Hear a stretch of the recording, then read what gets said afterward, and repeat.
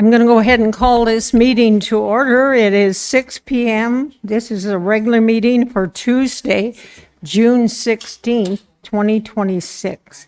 Madam Clerk.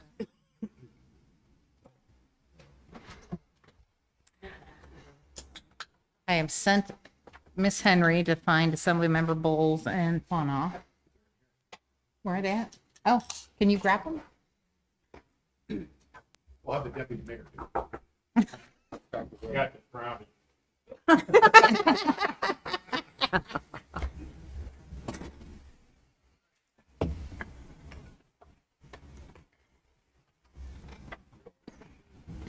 Assemblymember Bowles. Here. Assemblymember Nowers. Here. Assemblymember McKee. Yep. Assemblymember Sumner. Present. Assemblymember Gamble. Here. Assemblymember Fauna. Here. Assemblymember Bernier. Present. Madam Mayor, you have a quorum. Thank you. Is there anything the members would like to pull from the consent agenda? Is that a yes? Assemblyperson McKee, did I hear a yes from you? Okay, I'll give you a minute. Anybody else have anything to pull? Will you put your mic on, please? AM 26-083. 083? Yep. And, wait a minute, I'll get there. Which is the one about the, wait a second, I got it. Wait a minute.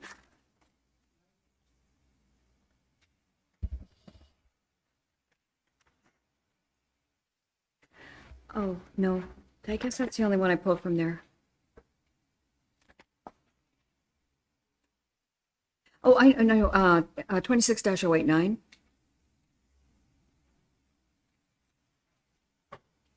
Yeah. I heard some questions from the audience. Madam Clerk, would you repeat what she asked to pull? Assemblymember McKee pulled from the consent agenda to address separately AM 26083 and AM 26089. Okay, is everybody here? Okay. Okay.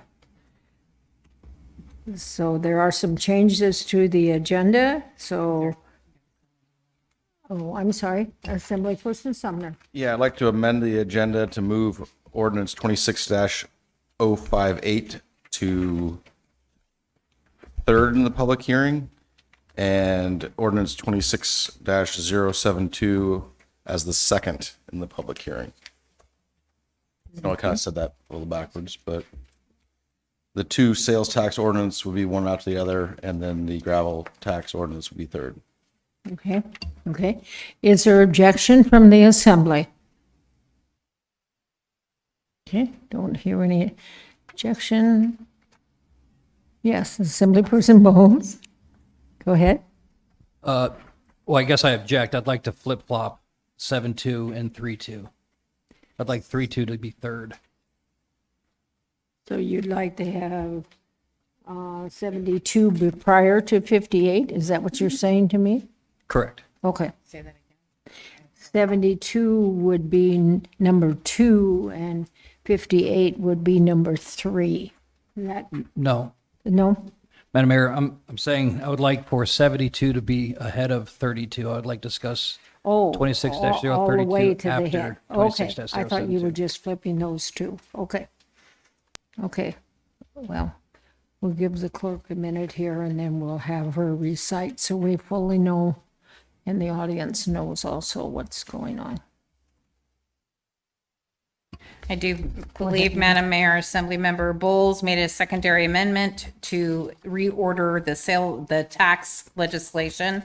072 as the second public hearing, 058 as the third, and 058 as the first, and 032 as the third. Correct. Yep. Okay, Correct. Assemblyperson Nowers, go ahead. Assemblymember Bowles could explain why you're doing that for the audience that wants to give us their input. Yes, absolutely. Yep. So there was an updated financial sheet. And so I think it's important to discuss that financial sheet with your ordinance and carry that discussion to my ordinance, since my financial sheet is a few weeks, if not a month older. So for the people watching and potentially testifying, we take up the 1.5% sales tax proposal first and then discuss the 6.5% sales tax proposal. Is that correct? With the repeal of area-wide, yes. Okay. Okay, further discussion, is there objection to making the changes on the agenda? Secondary amendment. Okay. I don't see any objections, Madam Clerk. Okay. Got it. You got it?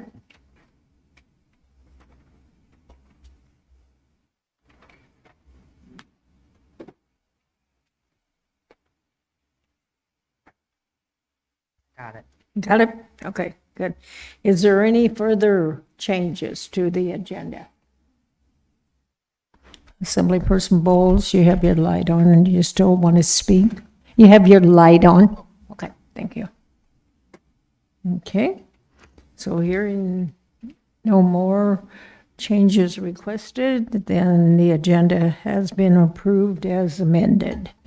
If you all stand, and Madam Clerk, would you lead us in the pledge? Yeah.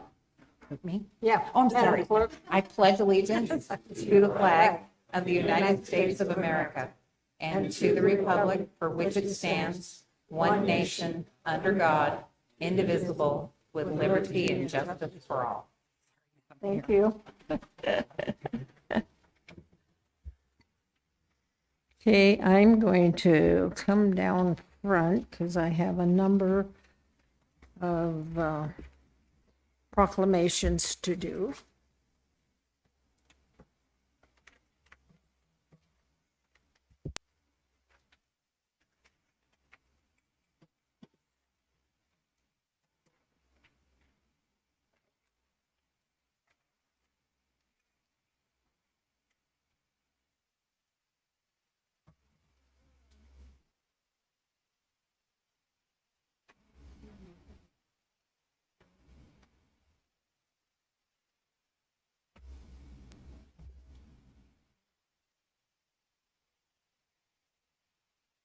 You want to turn on the mic, Madam Mayor?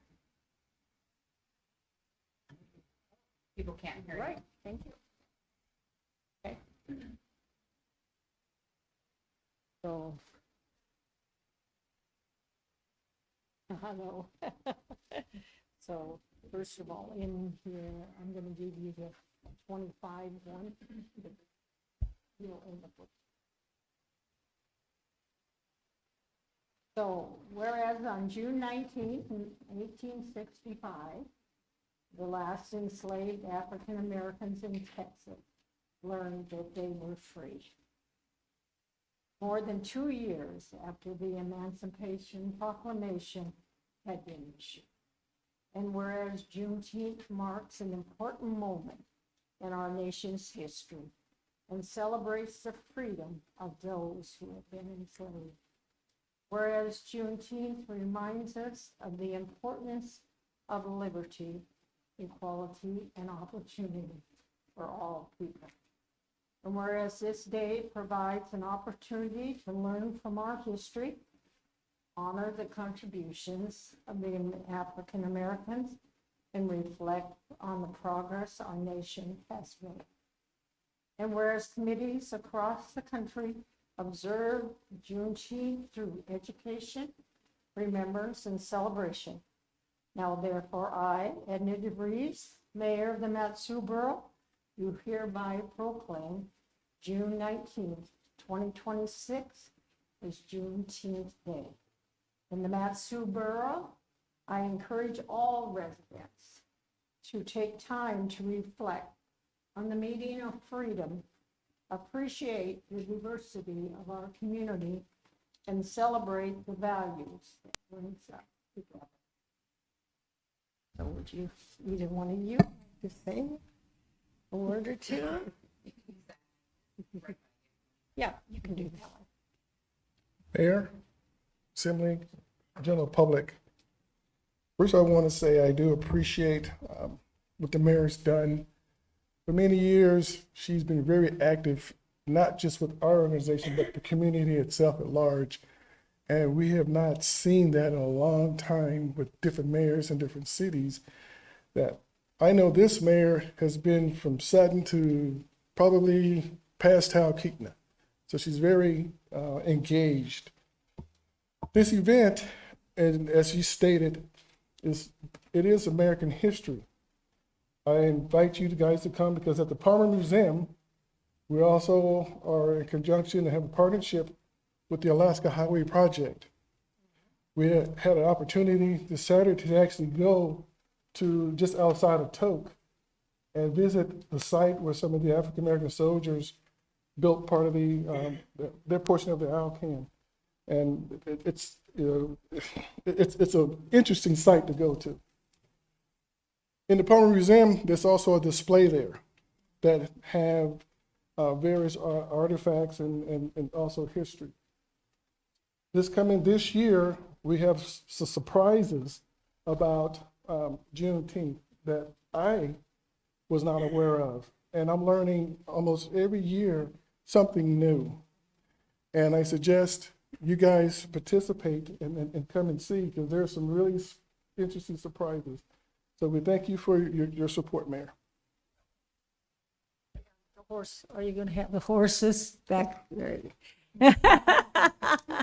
Yes, there'll be a horse reenactment.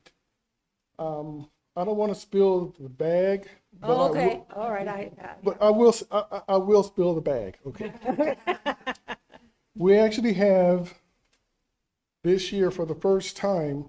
There's a 9th and 10th Horse Cavalry Association oh, wow. that are Okay. across the United States, and we have one locally in Anchorage that are going to be dressed in the actual attire. Oh. And so that'll be part of the reenactment. If everything goes well tomorrow on my horse ride, I may be there Friday. I can't guarantee it, but I'm gonna try to recover by Friday to be on top of one. So the whole idea is to create a healing. Is not to say, white people, you're bad. It's to say that we have come so far, we still have a long way to go.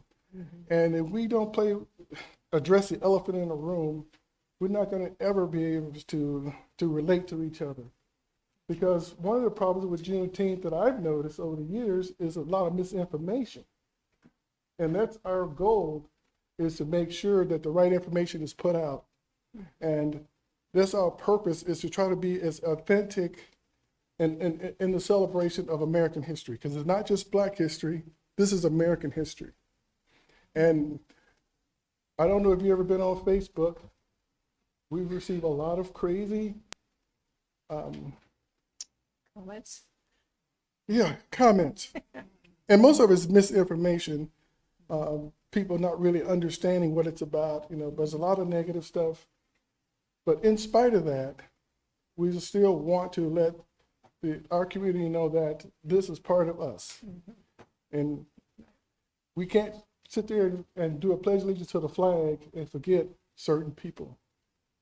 Because, when we repeat that, we mean all of us. And it takes all of us to be able to fight some of this stuff that's going on, locally and nationally and globally. And yes, we want to toss in the hat. I know me personally, because I take it personal, but I got a higher calling. God has been my help. These are just only a few other individuals that have created the organization and give us a good foundation to go on. Other than that, I hope to see you guys. Thank you.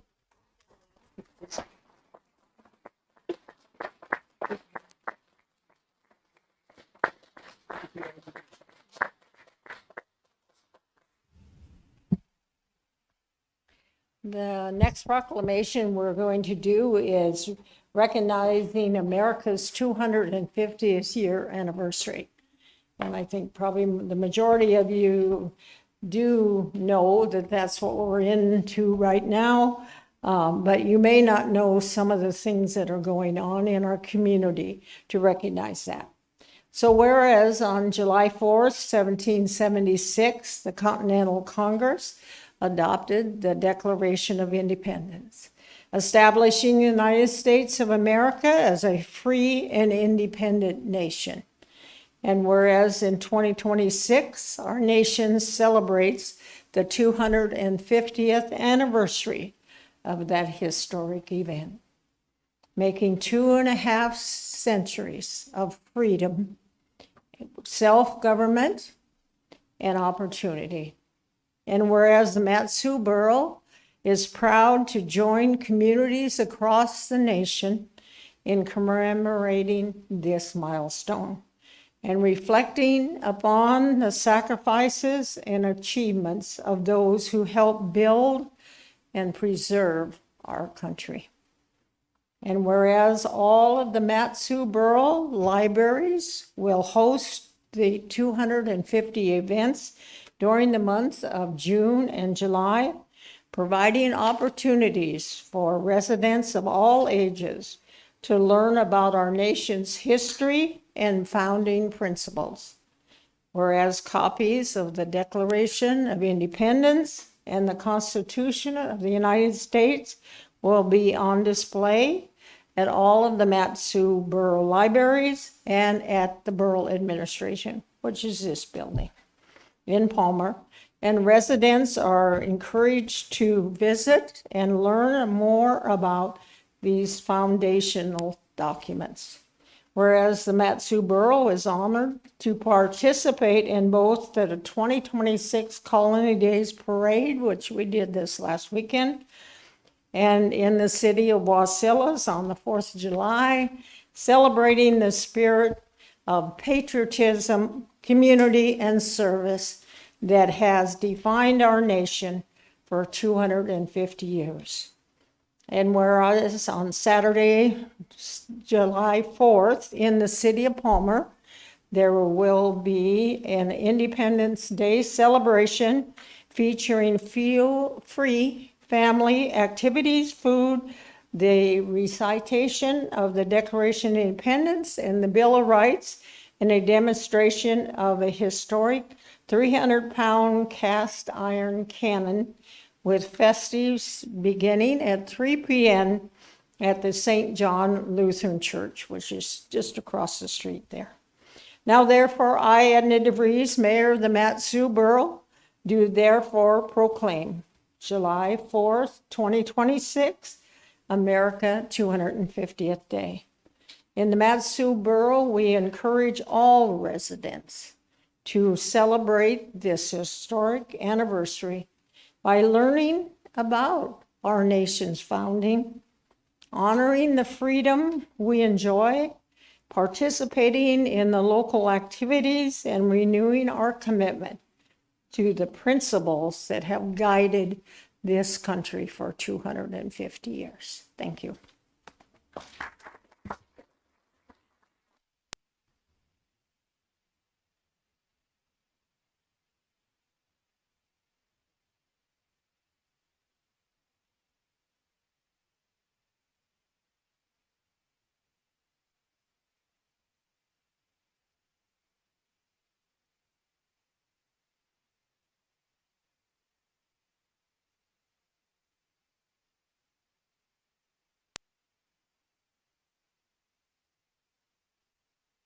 Information. Okay. Whereas individuals with Down syndrome are valued members of our community, they contribute their talents, their abilities, their kindness, and demonstrate to the Mat-Su Borough and beyond. Whereas the Alaska Down Syndrome Network has worked to provide support, education, advocacy, resources for individuals with Down syndrome and their families throughout Alaska. And whereas the Alaska Down Syndrome Network provides inclusion, acceptance, opportunity, and withstanding while helping other individuals with Down syndrome reach their full potential. Whereas through community outreach, family support, education, and public awareness efforts, the organization has made a meaningful and lasting impact on countless lives throughout the nation. Whereas the Matsu Borough recognizes the importance of building communities where every individual is valued, respected, and given opportunities to thrive. Now therefore, I, Edna DeVries, Mayor of the Matsu Borough, do hereby recognize and honor the Alaska Down Syndrome Network for its dedication, advocacy, and service to individuals with Down syndrome and their families throughout Alaska, and extend appreciation for the organization's continued efforts to foster inclusion, support, and awareness within our communities. Would you like to say something, Roger? Hi, my name's Roger Baird. I'm the president of the Alaska Down Syndrome Network. And in 2011, my wife and I were blessed with a baby boy with Down syndrome. His name is Ezra. Mayor Edna, you know Ezra. To know Ezra is to know that he loves you and to know that that he is loved. And as his dad, I just love every aspect of him. He's a blessing to my life. He's a blessing to everybody that's around him. And our goal as a network is, well, first of all, when we first found out he had Down syndrome, my wife and I, Charlie, we were scared.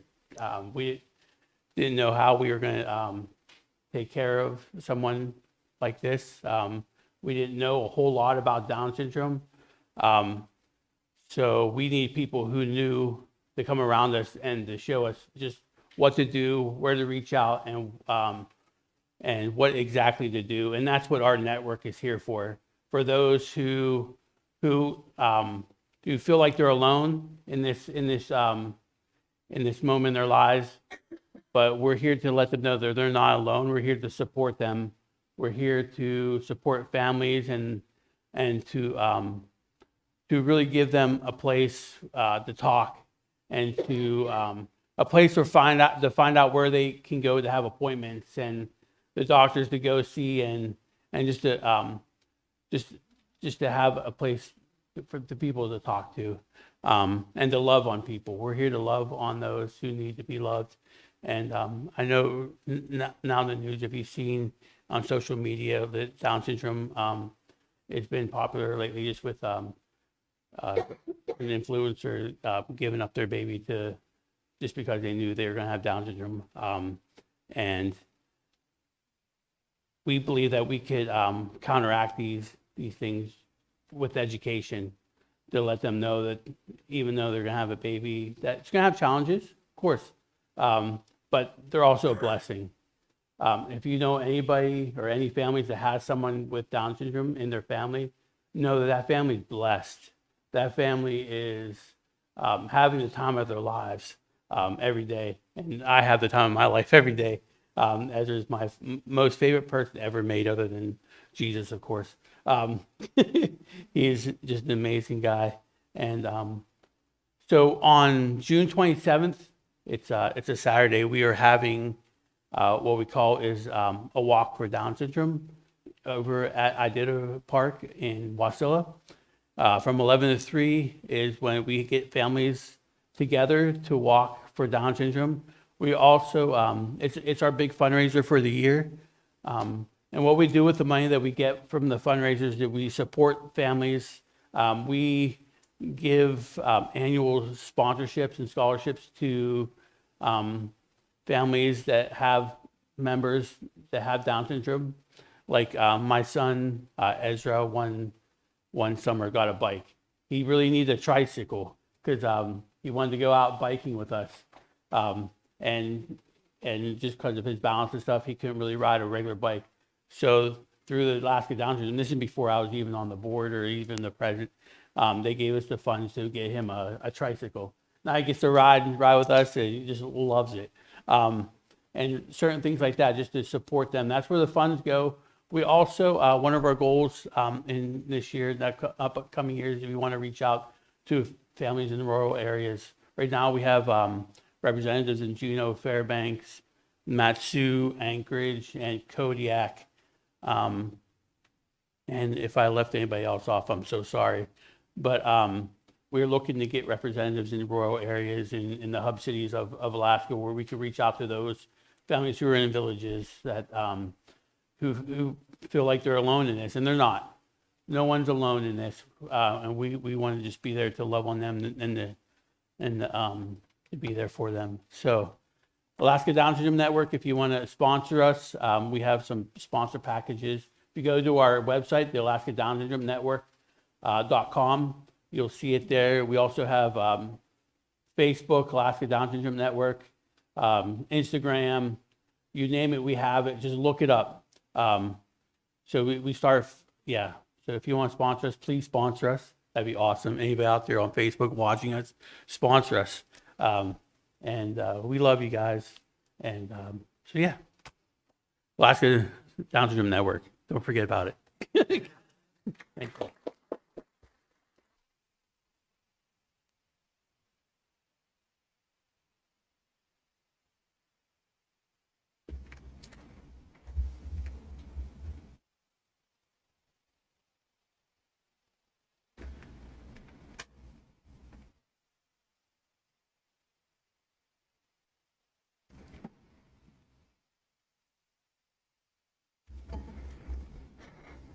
The next item on our agenda is the minutes from preceding meetings. We have the Assembly special meeting from May 5th, 2026, and the Assembly budget deliberation minutes from the 7th of May of 2026. Let's see, I missed the special meeting of May 5th, 2026. Okay, are there any changes that any of the Assembly would like to make to those minutes? Okay, seeing none, then they have been presented. And well, next online, or next in person, is the Assembly's reports from the city. You can do it now, or you want to do it now? Okay, good. Crystal, you'll have to turn the mic on and you can just leave it on. I can leave it on? Yep. Okay. Good evening, Assembly. Crystal Nygaard, Deputy Administrator for the City of Wasilla. And I just want to thank you for your continued support. We're doing a lot of things on a regional level, and we're out there telling the story for the entire region, so we appreciate your partnership. I was going to update you on everything we're doing on the city, including the 4th of July parade, but then the sales tax trumped it all. So I'm here representing the city in strong opposition to the ordinance 26032. And I just want to read our resolution into your record. City of Wasilla Resolution serial number 2633. Whereas pursuant to Wasilla Municipal Code 516-030, the City of Wasilla levies a 2.5% sales tax on all non-exempt sales, rentals, and services. And whereas the city's sales tax is the city's primary revenue source and supports essential city operations, services, facilities, and capital projects relied on by Wasilla residents, businesses, and visitors like yourself. And whereas the borough's ordinance serial number 26032 would impose a 6.5% area-wide sales tax in addition to the city's existing sales tax, resulting in a combined sales tax of 9% within the city of Wasilla. And whereas the proposed borough sales tax would substantially increase the tax burden on purchases made within the city and may negatively affect local businesses, residents, nonprofits, and consumers. And whereas a combined 9% sales tax rate may discourage retail activity within the city, place Wasilla businesses at a competitive disadvantage, and encourage consumers and businesses to shop, conduct business, and relocate outside the city and the borough. And whereas the proposed borough sales tax may affect other communities within the borough that also impose a local sales tax, including Palmer, Houston, and Talkeetna. And whereas the city of Palmer adopted a resolution 26013 on May 12th, 2026, opposing Matsu Borough's ordinance serial number 26032. And whereas when both a borough and a city impose a sales tax, Alaska statute 2945-700 may require the borough to administer, collect, and enforce the tax. And whereas the city currently employs trained and experienced personnel who administer, collect, and enforce the city sales tax, and whereas transferring administration, collection, enforcement, audit, and remittance of the city's primary revenue source to the borough could create operational uncertainty and financial risk to our city. And whereas it is in the city's best interest to retain local control and oversight over the administration and enforcement of its primary revenue source. And whereas the proposed borough sales tax may limit the city's ability to independently determine and administer lawful sources of local taxation, unless the borough expressly authorizes cities to do so. And whereas the city supports the financial health and economic stability of all communities in the Matsu Borough. Now therefore be it resolved that the Wasilla City Council opposes Matsu Borough Ordinance Serial Number 26032, adopted by the Wasilla City Council on June 8th. I also want to add that based on the information that we've reviewed that came from your finance department, the impact on our city is a decreased gross sales of 9.75%. Consumers will shop outside the region, they'll go online, and they will buy less. It also threatens local control. We are in Juneau all the time talking about local control, how important it is to have local control. Wasilla sales tax is our primary revenue source. We fund police and roads and parks. This is a transfer of administration to the borough. And with an estimated $360,000 for 2 full-time employees to manage this, what I would say a very complex tax system, we literally chase people around for $12.50. It's quite amazing. This is very optimistic. But last and most importantly, we urge you to reject this ordinance. Our regional partnership is very important. Over the last 12 months, we have permitted almost 850,000 square feet of new construction that's coming online in the city. That means the borough is going to collect property tax, bed tax, alcohol tax. There's a variety of tax you're going to get from the development of the businesses located in Wasilla. So I urge you, listen to your cities, protect the local economies, and let local control be your priority. Thank you. I don't see anybody else from any of the other cities. Do we have a report from the school district? Okay. Report from the state, sir.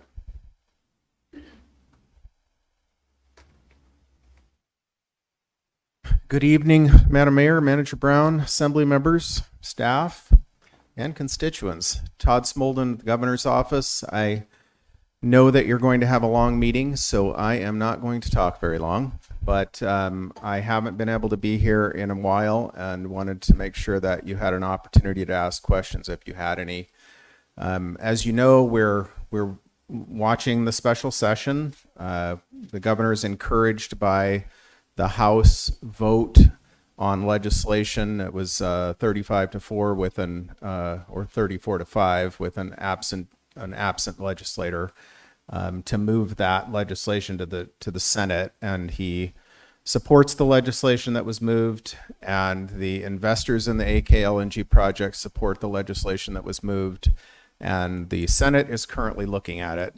And I know there was a question before the meeting started about more special sessions. What happens if they don't finish on the 19th, on Friday? I did a little research. I guess the governor could call another special session before this one ends, or the legislature could, with a 2/3 vote, call another special session before this one ended, which would then result in another special session if they were not able to finish their legislation. But my understanding is that legislators don't want to be in Juneau the rest of the summer. So we're anticipating that something's going to happen by the end of the week, and I think most people are hopeful that it will be legislation that does not harm the advancement of the gas line project. So the only other thing I would mention real quickly is that there was a lot of legislation that was passed. Some of it's been transmitted to the governor. Some of it has not been transmitted to the governor.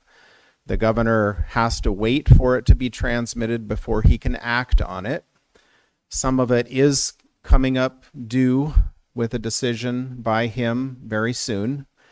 On the 18th will be some of that legislation that he has to act on. There's some education funding, the omnibus crime legislation, and some other maybe big or important pieces of legislation that he'll have to act on by the 18th, by Thursday. So should be looking for that. And then, yes, I don't know if anybody has any questions, but I'm happy to try to answer them if you do.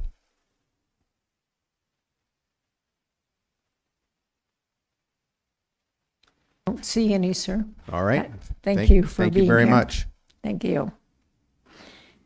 And I understand there has not been a joint assembly school board meeting, so no report. And are there any public relations from the assembly? Okay. Mr. Brown, no report. Okay. Mr. Attorney, no report. Madam Clerk? The clerk's report with the upcoming meetings, important election due dates, and quasi-judicial report is in your red folders. Also, a while back, before the budget started, the assembly wanted to schedule another water body setback meeting. And I wanted to give you suggested meeting dates, probably before the regular meetings, either September 1st or September 15th at 4 p.m. I'm not sure if one day works better or the other for the assembly. Assembly Person Sumner, go ahead. I will be moose hunting September 15th. For both dates. September 1st was fine. Assembly Person McKee. And how close to Labor Day is the first? I'm not looking at a calendar. I don't know when Labor Day is, but I can look for you.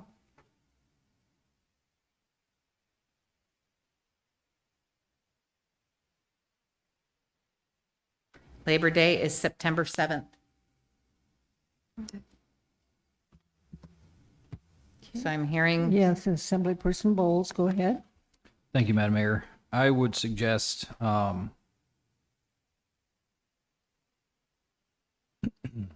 25th, if that's friendly with everybody.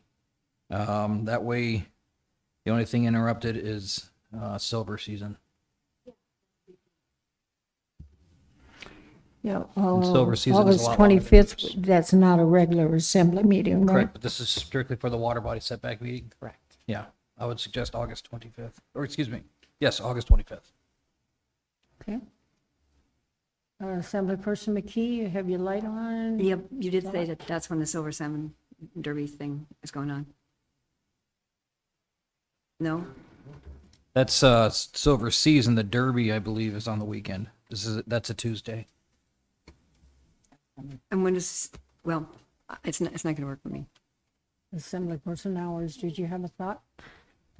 Between fishing and hunting, I just wonder if there's a reason we can't maybe pick a date in October for this. Sure, we could do that.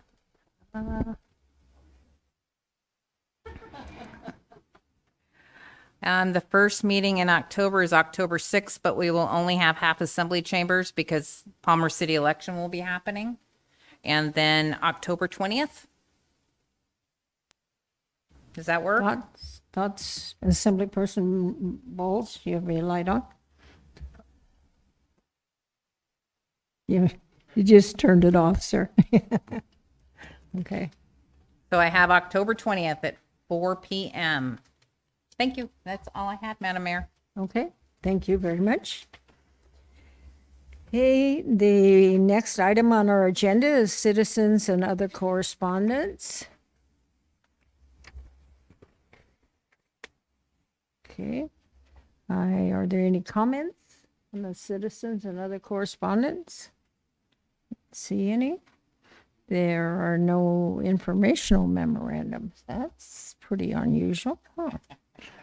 And we have now audience participation. We do have a sign-up sheet where some people have signed up to testify. We will do theirs first, and then we will open it up to anybody that didn't sign up. And we'll also check online to see if there is anybody. So, Mary, you're first.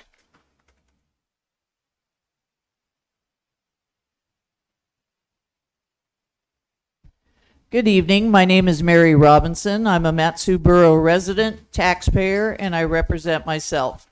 I appear before you on a regular basis to speak in support of intellectual freedom, library staff, libraries. I believe that libraries provide free and equal access to information for everyone, which is the bedrock of democracy. Before I launch into my book report, and I brought some books with me, I do want to thank, I attended the Matsu Health Foundation annual meeting, saw Mayor DeVries there and a few other political people, and I just want to remind everyone how much the Matsu Health Foundation does for us. Last year, they provided over $12 million in grants and scholarships. 561 students received scholarships to pursue careers in healthcare and health services. The Matsu Health Foundation jumped into the breach when inexplicably the Matsu Borough School Board decided to delete school nurses, and the Health Foundation pledged $1 million for school nurses for the 26-27 school year, which I think is amazing, and they deserve kudos for that, among the other things they do. They have pledged over $4 million to the My House operation with the Carson Cottle building, which is gorgeous. If you're ever on Fishhook across from the police department, I recommend that you look at it. They, on a regular basis, I think even this evening, that the spinoff, the Parks and Trails Foundation, is granting $100,000 to the Matsu Borough. So I just wish everyone would appreciate and acknowledge how much the Matsu Health Foundation does for us, the community members. So, in honor of Juneteenth, a couple of books that I would recommend that are available at the library, and if they're not available at your local library, they can always get it for you from another location. One is the story of Ruby Bridges. As the first Black child to attend an all-white elementary school, Ruby Bridges showed how brave and how forgiving a 6-year-old child can be. She was brought to school every day by U.S. Marshals. She faced angry white people screaming at her that she had no business for an education. Second book that's available, The Rope, a true story of murder, heroism, and the dawn of the NAACP. It talks a little bit about how, occurring exactly halfway between the end of the Civil War in 1865 and the formal beginning of the Civil Rights Movement in 1954, the brutal murder and a highly covered investigation at the historic intersection of sweeping national forces, class struggle, the infancy of criminal forensics, and the racial violence of Jim Crow America. One last one, I have to say, the Reverend Martin Luther King Jr., Why order. We Can't Wait, Letters from the Birmingham Jail. Thank you. Okay, yeah, Daniel Potter.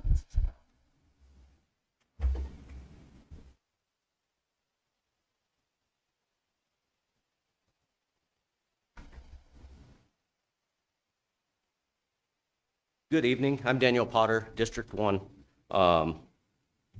First and foremost, to Miss Tiffany Richards. I don't know her face. It's simply a name on an email. She's amazing at her job. She handles the public records requests. She is awesome. Instead of just being angry, I'm going to try a little bit of humor. I want to apologize as a taxpayer. I'm no longer and haven't been able to support a $200 a month tobacco tax for buying Copenhagen, because it's $25 a log that comes to the borough in tobacco tax per log. I couldn't afford that, so I had to switch to a cheaper brand. But that's okay, because in the past 3 years, you doubled my house's property assessment. So I think that kind of evens out. According to this administrative memo, which should be obvious the reason that I'm here, you're paying contractors more than the average household incomes of Alaskan families.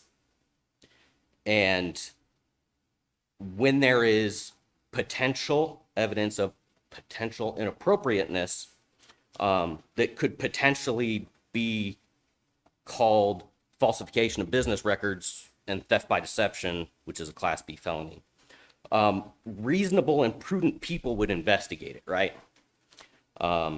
So we've currently given this contractor a $1.2 million contract. Now we want to give him another $600,000 contract.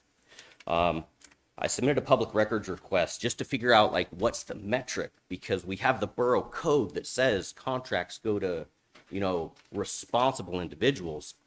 And I was like, hey, you know, what's the rubric, metric, checklist? What's the determination?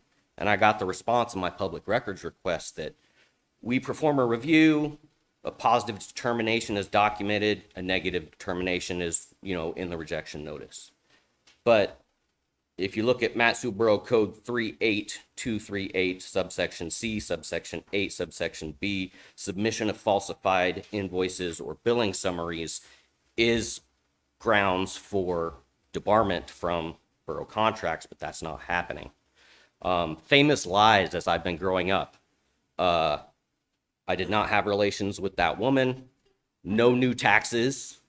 There's weapons of mass destruction in Iraq. And the most recent one, this contractor is the responsible bidder. I'll take my 3 minutes and I abide by the laws. I think our contractors and our assembly people should too. Okay. Andre, did you still want to speak? Yeah.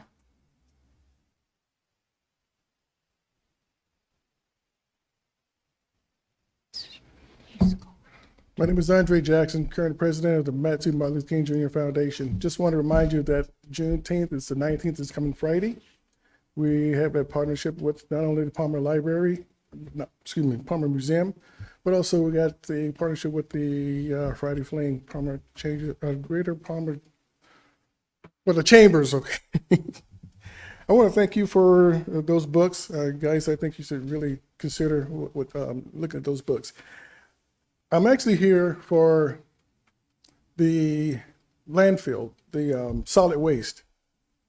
I spoke last week at the Palmer City Council, and I'm hoping that the Works Department for the barrel and work with the state or the city of Palmer to find a way that when you exit the solid waste and make a left turn on the Palmer-Wasilla Highway, that you install a left-hand turn signal, because there's not one there. And if you're on that road trying to get out Monday through Friday between 1 and 3 o'clock, it's usually very difficult to make a left-hand turn.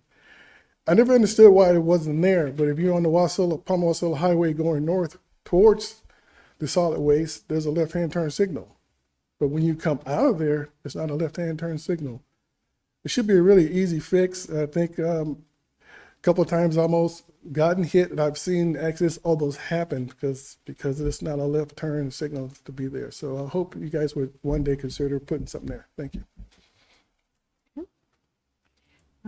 Sarah, what would you say that her last name? Laura. Okay. Can I please approach the clerk of funds? You can, yes, give something to the clerk. Uh-huh.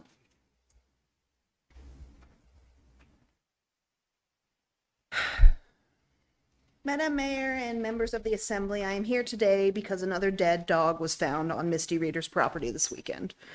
Zoe was not one of the sled dogs. She was Misty's senior house pet.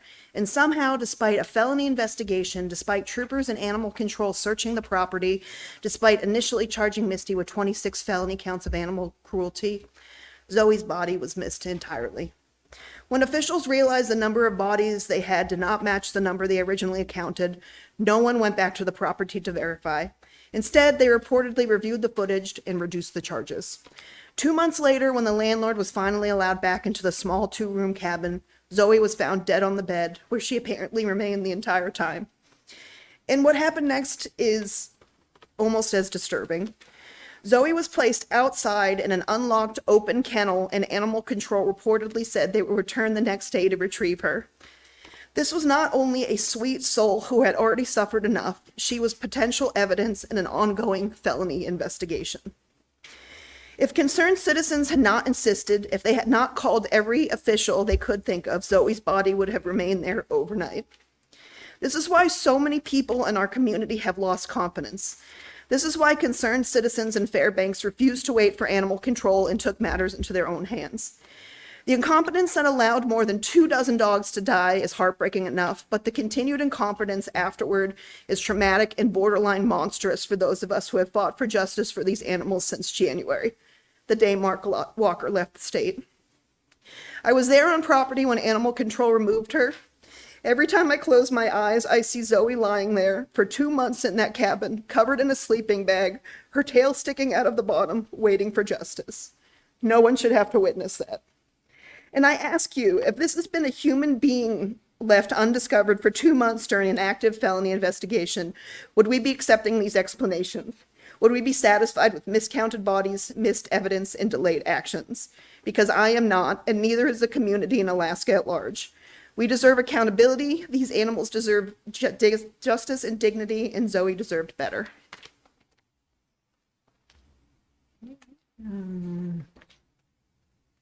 Mary Ann Cockburn?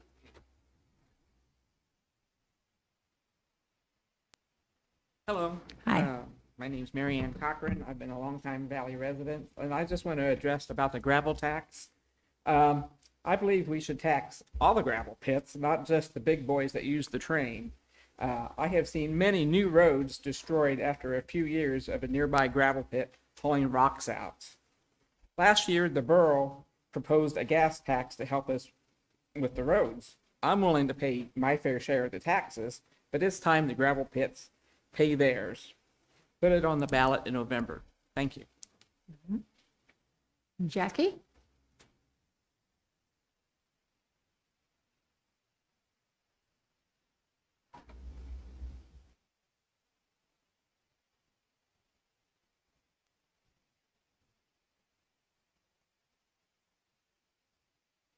Good evening, Mayor and Assembly. My name is Jackie Goforth. You know, one would think if you contact a public service that you have an issue with, you wouldn't face a coordinated wall of nonstop attacks that ridicule, call you names, question your intelligence, your sanity, your integrity. They engage in character assassination and career destruction, and all of it is flavored with condescending self-virtue. Oh, and let's not forget the latest, vandalism. You heard me right. My car is now getting vandalized. You know, the front license plate was wrenched and bent at a library board meeting. I know that, I saw it. I won't name the library, the date, or the person I parked next to. But now, I have a fellow repairing one of my cars, and he has seen a whole bunch of key marks now on the back door of my vehicle. Why would this be happening? Well, maybe it's because entities, the American Library Association comes to mind, are determined to sexually groom other people's children using obscene library books. And nobody is allowed to interfere with that objective. You know, the harassment isn't just aimed at me. Anyone who speaks up receives it. The library board's getting set up right and left now with a barrage of complaint letters that will allege that the board members are uneducated, unqualified, untaught, ignoramuses, etc. How does the setup work? The borough policy keeps changing without anyone noticing.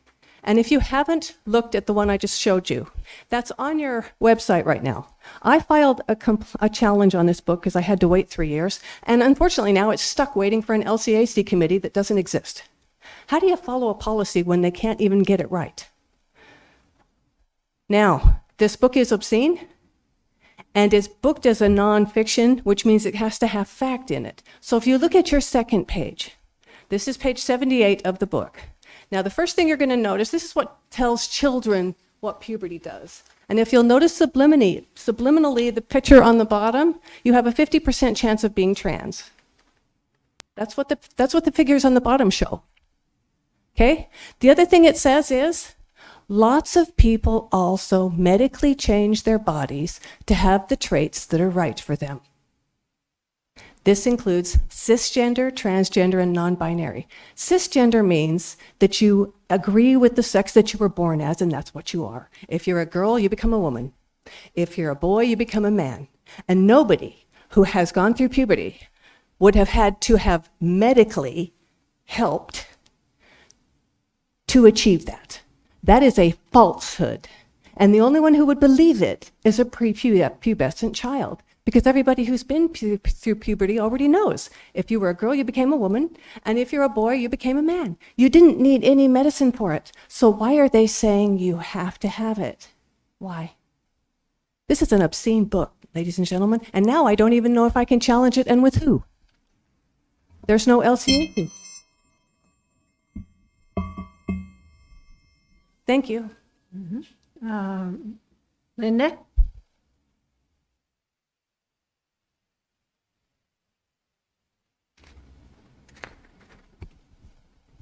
Hello, my name is Linda Spohn. As you know, the obscene book, Let's Talk About It, has been challenged for removal from our taxpayer-funded borough libraries. The final decision on this vulgar, perverted, obscene material is this assembly's responsibility. You are our elected leaders. The borough employees work for this assembly and we the people. You give them direction. This moral responsibility is on your shoulders. Your final ruling on this decision will tell us exactly where our elected assembly stands morally and for the people of this borough. We the people deserve to know, and we hold you accountable. There are no laws against removing books from the libraries. In fact, several statewide libraries have been systematically removing good books for over 20 years. And replacing what's on the shelves with darkness, obscenity, and a whole lot of complete nonsense. At the same time, they want bigger, more modern, and beautiful buildings. There's something dreadfully wrong here. Exactly. Who benefits from this addictive material? We must raise our standards. Are you going to stop this moral decay? Or will you continue forcing our communities down this slippery slope of debauchery? It is with your authority what the final decision will be on this filthy, addictive book, lawsuit or no lawsuit. Come what may, this is now in your hands. The possible cost to protect children, minors, and adults of our communities from this vile, addictive, obscene filth would be worth fighting for. The borough department heads, borough manager, and borough attorney are not our elected leaders. They are hired employees who may not have the best interests of the people. We are fighting for truth here. We are fighting for what's right and moral for all people. Where do you stand? You must decide and take action. I implore you, do the right thing. Remove the obscene book, Let's Talk About It, from our taxpayer-funded libraries. I quote lyrics, a song written by Irving Berlin. God bless America, land that I love. Stand beside her and guide her through the night with the light from above. From the mountains to the prairies to the oceans white with foam. God bless America, my home, sweet home. Unquote. May God bless and protect America, my home, sweet home, through Christ Jesus, our Savior. Thank you. I have handouts if anybody wants some. Okay. Alrighty, that concludes the people that had signed up, but now we will open it to anyone that would like to testify or give input to the assembly on any subject, whether it's on the agenda or not. And the items that are under the public hearing, there will be an opportunity to testify at that time also. So, anyone?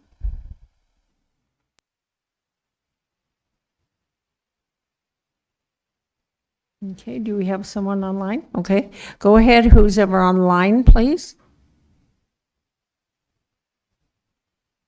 Yes, my name is Samuel Schilling, property owner of up here in the Caswell area. I'm also president of the Alaska Outdoor Access Alliance. I'm calling in to speak on behalf of the proposed clarification change plan ordinance for OR 26-071. Proposed change to reclassify the lands over to watershed. We're calling into this because we've seen this time and time again that we want to reclassify lands, not really for specific solutions. We claim that there's a problem, but we know there's a problem, but the solution that we're proposing doesn't actually fix the problem. And what we do see is that we want to reclassify lands so we can change the policies and the regulations pertaining around to how we can change things within it without actually going through the public. So I'm here to call in to testify and oppose against it, that I don't think we need to reclassify land, especially when we don't have a clear outline in the data what we're proposing is going to fix.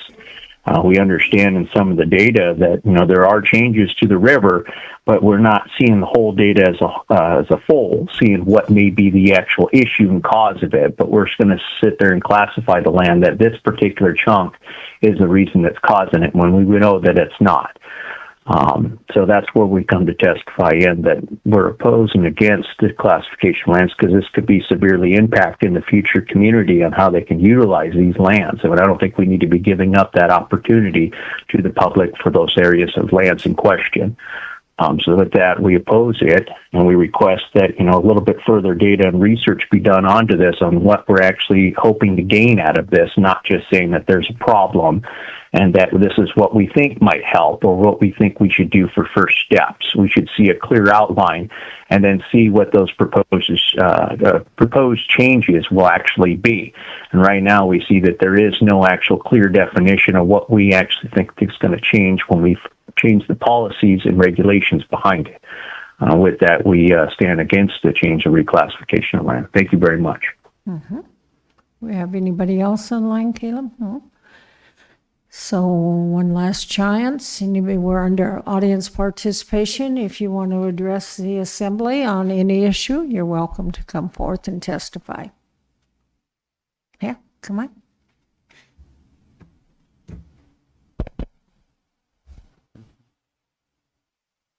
Go ahead and state your name. Mm-hmm. Okay, just make sure it works. Sorry. Yeah. Good evening, Assembly, and everybody here. My name is Sam Tanksley, and my background is I've worked as a boilermaker, and I've also worked inside of the mine. And so in the state of Alaska, I know we have a lot of natural resources, and I've spoken on it a couple of times before, but I wanted to bring it up again. And I don't claim to know everything, and I'm willing to have anybody who knows better educate me on something that I don't know. But one thing that has always been curious to me is the state of Alaska has a lot of natural resources, especially as far as oil goes. Yet at the same time, we also have some of the most expensive gas prices that I've seen in any of the states. And I'm confused by that. Now, I can't speak for how companies run from top to bottom, but I can speak personally on how energy is produced. I worked at the Four Corners Power Plant in New Mexico, and I worked at the Healy Power Plant here in Alaska, and I worked at the Kinross Gold Mine. And up there, it was, relatively a simple process. We took at the Healy Power Plant and at the Four Corners, we were taking coal and we were basically turning it to electricity. And we also had smaller ones at Four Corners where we used gas and turned that to electricity as well. So the process with which we take a resource and we produce energy with it is understood. And there are people in Alaska who are more than capable of doing that, as well as teaching it. And personally, I think that should be a mandatory part of education. So people in, at high school age, even junior high age, could actually learn how the resources of Alaska are used. So if they want to go into those fields like engineering, they can get that education much sooner. And they're not confused about how things work. Because a lot of people might ask, why is something so expensive? But they have no idea why it's expensive or how it's even got, especially as far as a natural resource goes. But the resources are there within the state for it to be taught, and they're also here to be used for the citizens. And personally, I know I spoke to Ms. Snowers and even Mr. Brown before, and I said, I don't know why Alaska doesn't have its own refineries and its own state-run, with taxpayer money, engineers, why it doesn't have its own refinery, why it doesn't have its own gas stations, and we're using our resources for our own state. And so if anybody's willing to educate me further on that or give me any reference, I'll be glad to listen to you guys, educate me on something I don't understand. But really and truly, I do think that is essential, because every time something goes on in a different country where we're getting resources from, it impacts us at home. But if we're using our own resources ourselves and we're basically set up to be more self-reliant, I don't see how that would be a problem in the future. Thank you. Thank you. Anyone else? Anybody else come online, sir? No? Okay. So I'll close the audience participation. And Madam Clerk, whenever you're ready. Just a reminder, we are on ordinance 26072 on page 5. An ordinance adopting MSB 3.15036, 75,000 owner occupied residential real property exemption, and MSB 1.10170, 1.5% area-wide sales tax with exemptions for sales within cities, and submitting the proposition to the voters at the November 3rd, 2026 regular borough election. If you're on the phone and would like to speak to this, press star 3. Okay, so we'll go ahead and Brenda, would you change the will you change the agenda, please? I'm going to open up the public hearing, and do we have a sign-up sheet on? We do not have a sign-up sheet. So at this time, your testimony is welcome, but it needs to pertain to ordinance 26-072. We do not have a sign-up sheet. Yes, come. Thank you. My name's Christian Shabetta. Just quick few words about this ordinance. I just feel it hits the poorest in our community the hardest. You're taxing their rental income. You're taxing the services that they're buying. Meanwhile, we're giving exemptions to landowners. We should be avoiding any kind of taxation and making our borough more lean and able to facilitate the services in the most effective way possible. Looking over the actual ordinance, the definition of a seller states a person, nitpicking a little bit, corporate entities such as Amazon may use something like that in order to fight paying the tax at a later date. On top of that, with sales on Amazon, a lot of times Amazon is not the seller. I myself own a company and I sell on Amazon, so I would be the seller. I don't hit $100,000 a year in sales, so how do we make sure that tax is being collected properly from Amazon? Once again, I'm just thinking of big corporate entities and try to find a way to fight it one way or another, paying when the bill is due. Same goes with eBay. They facilitate the sale. Could they be considered an agent under that seller definition? I don't know. I'm not the lawyer, but just food for thought with that. Thank you. Mm-hmm. Anyone else that would like to? Yeah. Thank you, Madam Mayor, Mr. Manager, members of the Assembly and staff. I come in opposition to this ordinance here. I find it appalling, actually. For one, you're adding another tax which didn't exist before and keeping the old one. There is another ordinance coming up, and you guys know what it is. Mike Bowles is presenting it. And, it gets rid of one of the taxes.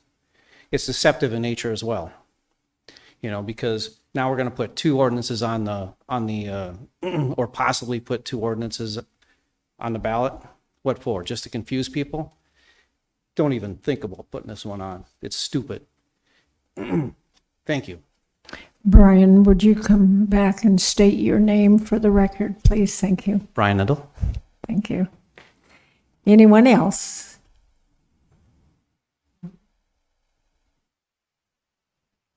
Okay, do we have anybody online? Okay, go ahead. Whoever's online, please.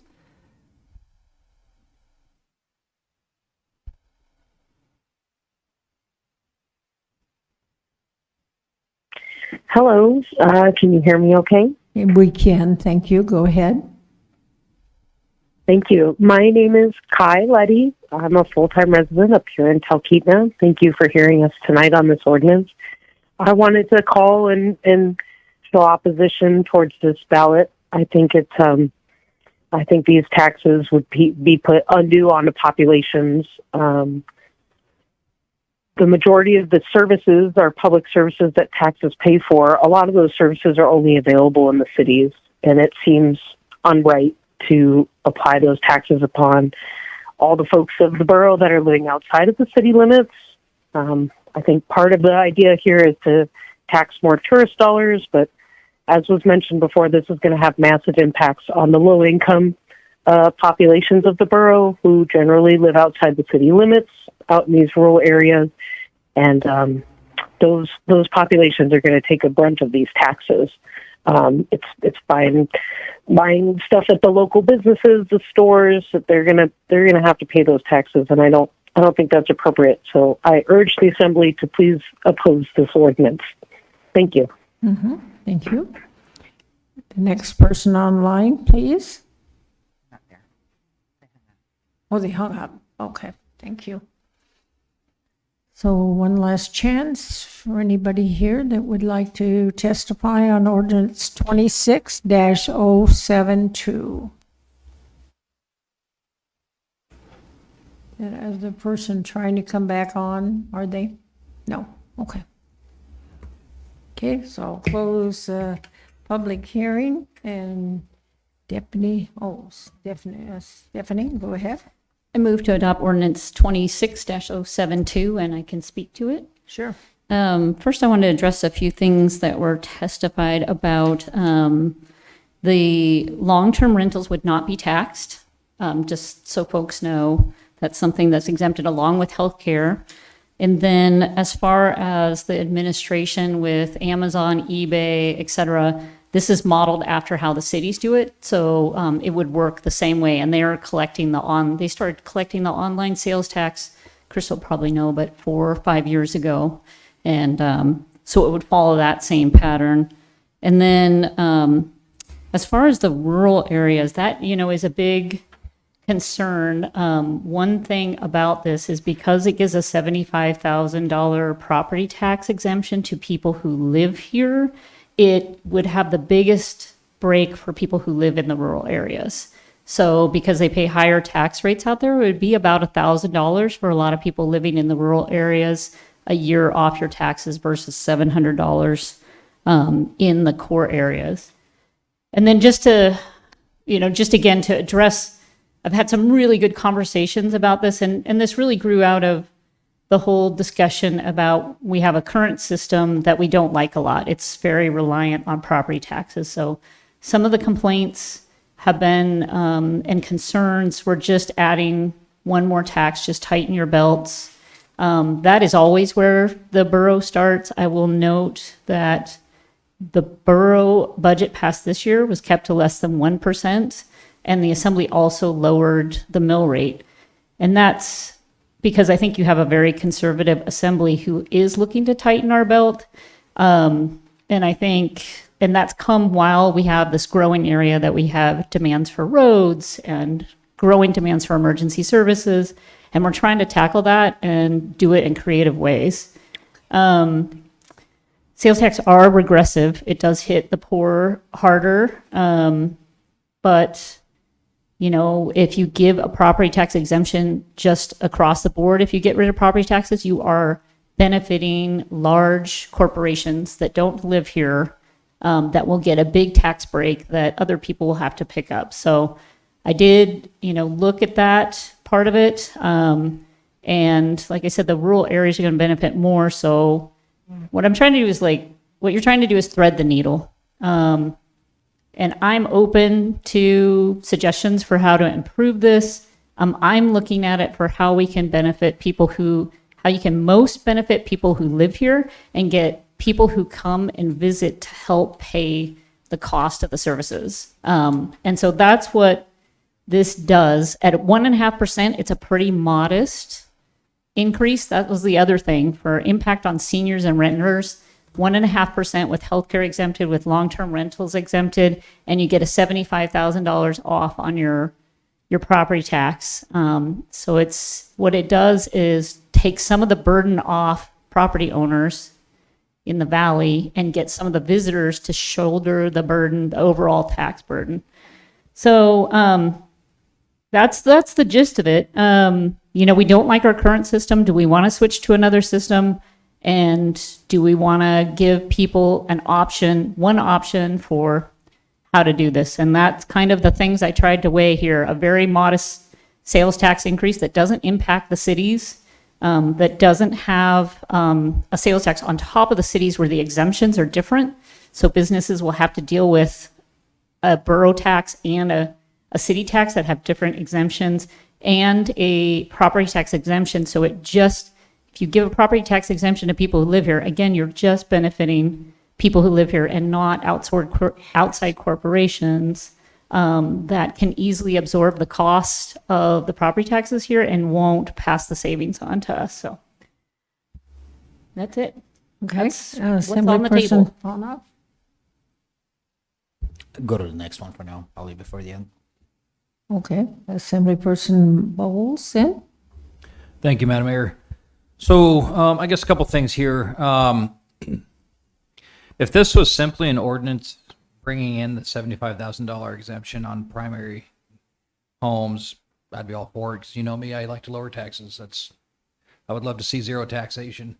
However, this ordinance does bring in another tax. It just brings in a sales tax on top of every other tax we already have. So the reality of that exemption is a future assembly who may not be as conservative can just raise the mill rate, and then, yeah, that $75,000 exemption is still there, but as our property assessments increase and the mill rate increases in, let's say, 4 or 5 years, that really isn't going to matter. And then we have a sales tax. And then also that now that we have a sales tax, maybe that future assembly decides, well, let's go ahead and put it to the ballot to raise that percentage. So bringing in a sales tax on top of all of these taxes that we already have is, I just don't think it's the right way to go about this. I think that we really need to consider what's going on in the world. We're paying $5 a gallon gas. We just voted to decrease, the proposed alcohol tax from 10 to 5. So the appetite's not there to bring in more taxes. The appetite's there to lower taxes. And I feel like having multiple, and I will also agree with Mr. Endel that having multiple similar ordinances on the ballot are just going to cause confusion. And I don't think that that's a good route to take. So if somebody wants to amend this ordinance to remove all of the sales tax language and just exempt primary homes at $75,000, I'll be a yes vote right now. But the rest of it, I can't vote no on this, or I can't vote yes on this. I'll be a no. Okay, Assemblyperson Sumner? Oh, I was just going to comment on something that was said, that we don't like our current system, but, folks can not like property taxes and also still not like other taxes. Both the things can be true at the same time. So just pointing that out. Okay. Is anyone else? Okay, all right. Assemblyperson Hours? I'll just respond to a couple of things, because that is definitely, having additional taxes is a big concern. And then how much leeway does a future assembly have to change those taxes? So as Mr. Bowles noted, the 1.5% sales tax would have to go back to the voters. There's no way to implement this and then kind of have a switch and have the assembly raise it. So that would have, any attempt to increase that would have to go back out to the voters. As far as just giving a property tax exemption, the cost of that is $8 to $16 million. So the way that the assembly would make up that difference is to raise the mill rate on everybody else. And that is kind of, when you talk about the senior and disabled veteran exemption, those folks already get about a $300,000 a year exemption. The cost of that to every other taxpayer in the borough is about $600 extra in taxes a year on an average home. So we do that because we honor seniors and disabled veterans and what they've contributed to our community, but there's a cost to that. So I can't just blindly give an exemption and not know that that exemption is going to be passed on to other people. What this tries to do is give the exemption and get the people who come visit the valley to help pay more of that cost, because they will be paying some of that 1.5% sales tax where they're not paying property tax. So that just kind of bleeds into, do we not like property taxes enough to have a separate system where we get other people to help pay that cost? So I think the fundamental benefit of a 1.5% sales tax, and also Mr. Bowles' sales tax, is that you are getting people from outside the borough to help pay the costs here, and that means a lower tax burden for everyone because you've got a bigger group. So I don't think it's any different than the other proposal is also a tax on a tax, because you're stacking a borough tax on top of a city tax. I mean, it's all taxes. It's all how we want to fund this community, and being as smart as we possibly can with the public's dollar and benefiting the people who live here.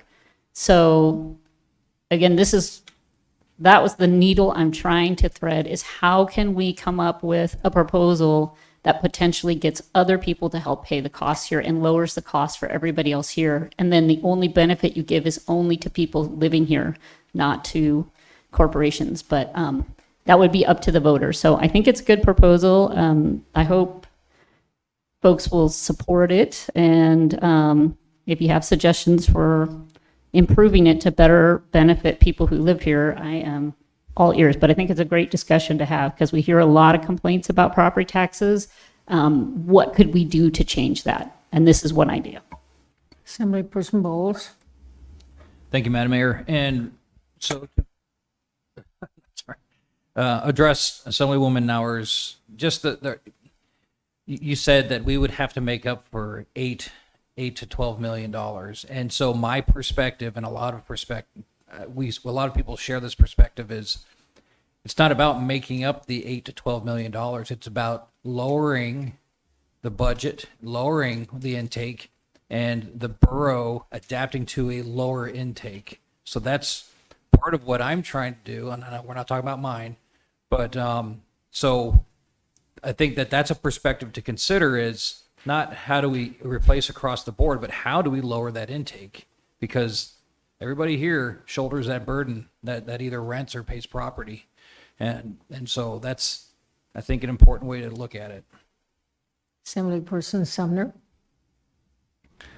Yeah, actually, I was going to say something else, but then you got me thinking about that, Mr. Bowles. But we just went through the budget process, and there wasn't a single budget amendment from anyone on this table, yourself included, that cut it anywhere close to $8 to $12 million. I mean, I wish there was. I wish we could cut spending, but if you look at where the money goes, primarily to schools and then to road and maintaining our roads and then fire and EMS. There's not a lot of fat left on the bone to cut, which is why there weren't tons of budget amendments cutting $8 to $12 million from our budget. But the conversation about property taxes, a lot of people have a problem with property taxes, and maybe it's an unpopular thing to say, but property taxes are economically efficient. They don't cause a lot of economic harm in the community. And I would argue that a tax that's in your face that you are offended by is one that means that you are going to watch your government like a hawk and demand that they,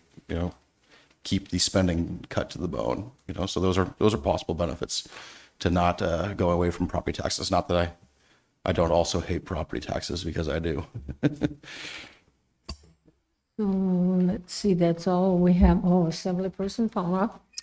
Question is, what are the provisions in place? Because we can't really speak for the future assembly, just like the previous assembly who was here. That's what we ran for sometimes, and changed something the previous assembly done. So there's, no really provisions in place that we can put that the future assembly can't really just undo what we're doing. My only question is specifically when it comes to, is there any guardrails in place that if the assembly, a future assembly, or this for that matter, decides to take away the exemption, does this automatically voids the 1.5% tax, or that stays and the exemption, the $75,000 exemption goes away? I guess a question maybe to attorney, is this how it's written? Does it have that in place or not? So the Supreme Court of Alaska has not ruled on whether or not that would be the mechanism. That would be my advice to this assembly and to any future assembly. But like you said, the assembly could change, the lawyer could change too. But just like with the other sales tax ordinance that Assemblymember Bowles is proposing, you know, it ties together the sales tax with another proposal. And so my advice would be not to do it because they're presented to the voters as being tied together. If some assembly decided to disregard that advice, it would take a lawsuit to figure it out, because our Supreme Court did have the issue in front of them one time, but they ruled on a different way. They didn't have to reach the issue, so they didn't. So it's an unanswered question in Alaska law. But it would be my advice that they are tied together, and you would not redact one without redacting the other. So what you're saying is, although it could be written, it doesn't mean that it needs to be followed, right? By future people. Well, what I'm saying is the Supreme Court hasn't ruled on it, right? I guess a question would be to the sponsor, is there like a intent for to make sure that the exemption is applied to those primary residents? If not, how does the you know, how could make sure that, you know, there's not a new tax established, but the exemptions now kind of went under the rug, so to speak? Right. Yeah. It's a really good question, right? Because you want to lock things in. And so I looked at kind of both sides of the equation. So the 1.5% sales tax cannot be increased without going back to the voters. And then the 75,000 exemption, the assembly theoretically could reduce that, but practically, I mean, maybe the people who sit at this table, like, that has never occurred in terms of giving an exemption and then an assembly saying, oh, you know what, we're going to take that exemption back from the seniors, from the disabled veterans. So, sorry, I'll let the attorney. That's actually true too. I don't remember, and I don't know if Cheyenne remembers at all. I don't remember a tax exemption ever being revoked by the Matanuska-Susitna Borough once it's been granted at all, ever, for anything. But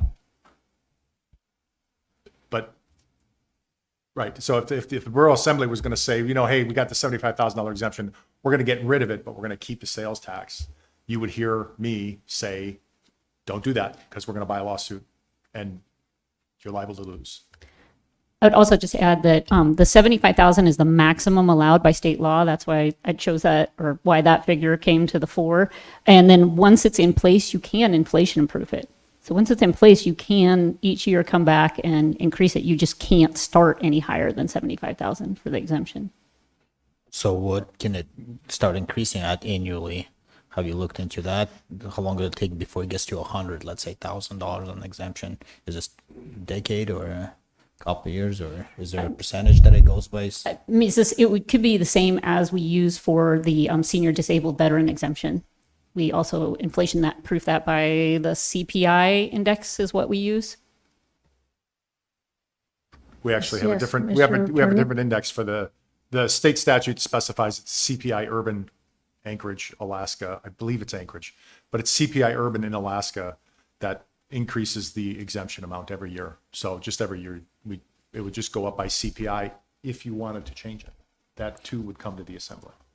Is the Anchorage currently the only place that's has the primary residence exemption statewide, or is there more places that you know of?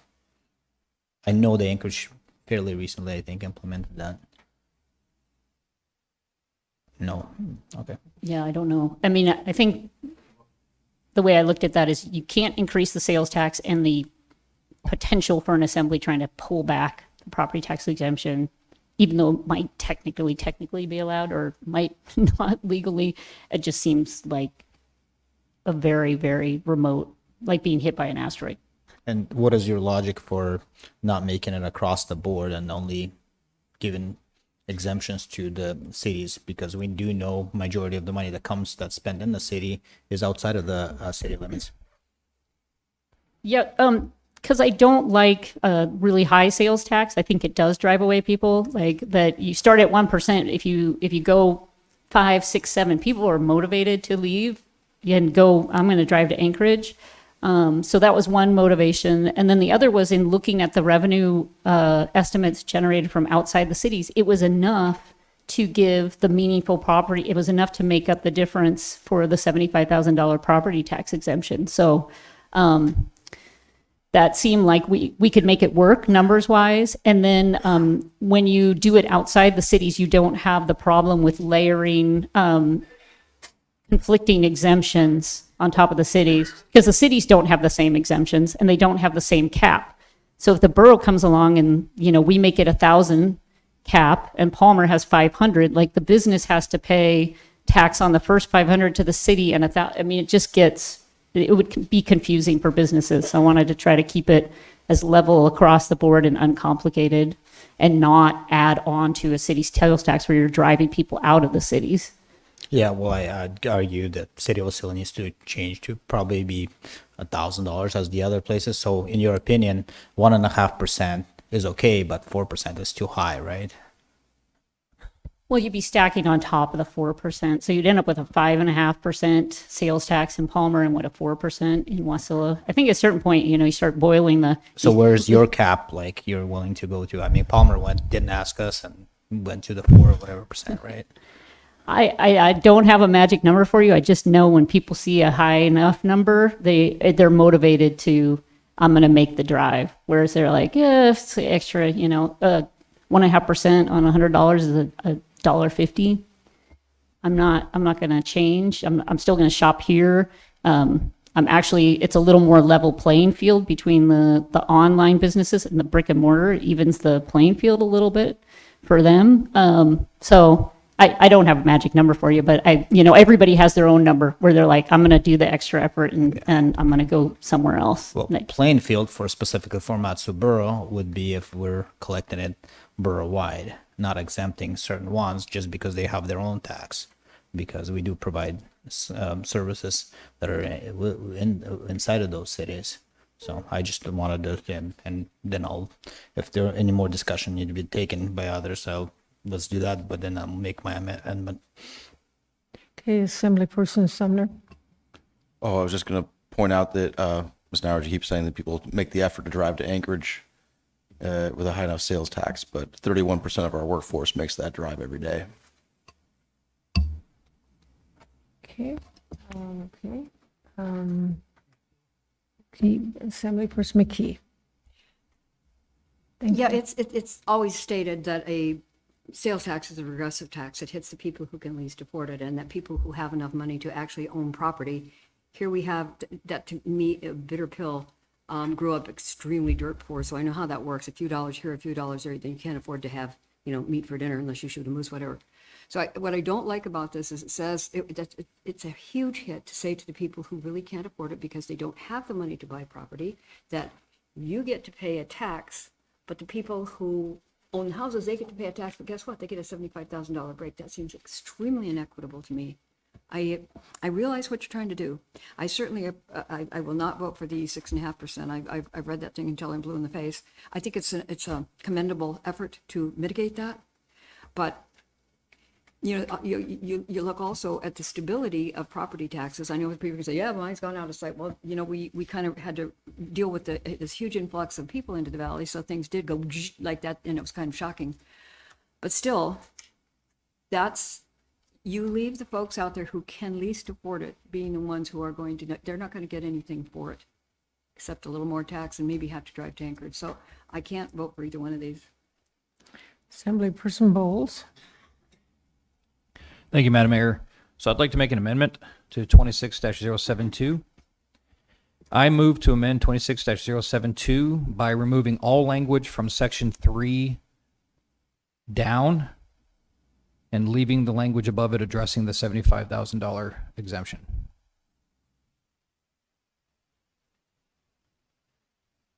Madam Mayor, Okay. if I could just make a comment that this does not need to go to the ballot to just do a 75K exemption. So you would be putting this on the ballot if you made that amendment. So if your goal is to make the 75K exemption, then I would say just get a different ordinance written, because we're just gonna be, putting something that's unnecessary on the ballot. But Can we get an opinion? Yes, Mr. Attorney, go ahead. I just need to jump in and clarify, the $75,000 residential real property exemption has to be approved by voters. Never mind, I'm wrong. Okay, Assemblyperson Bonoff, did you?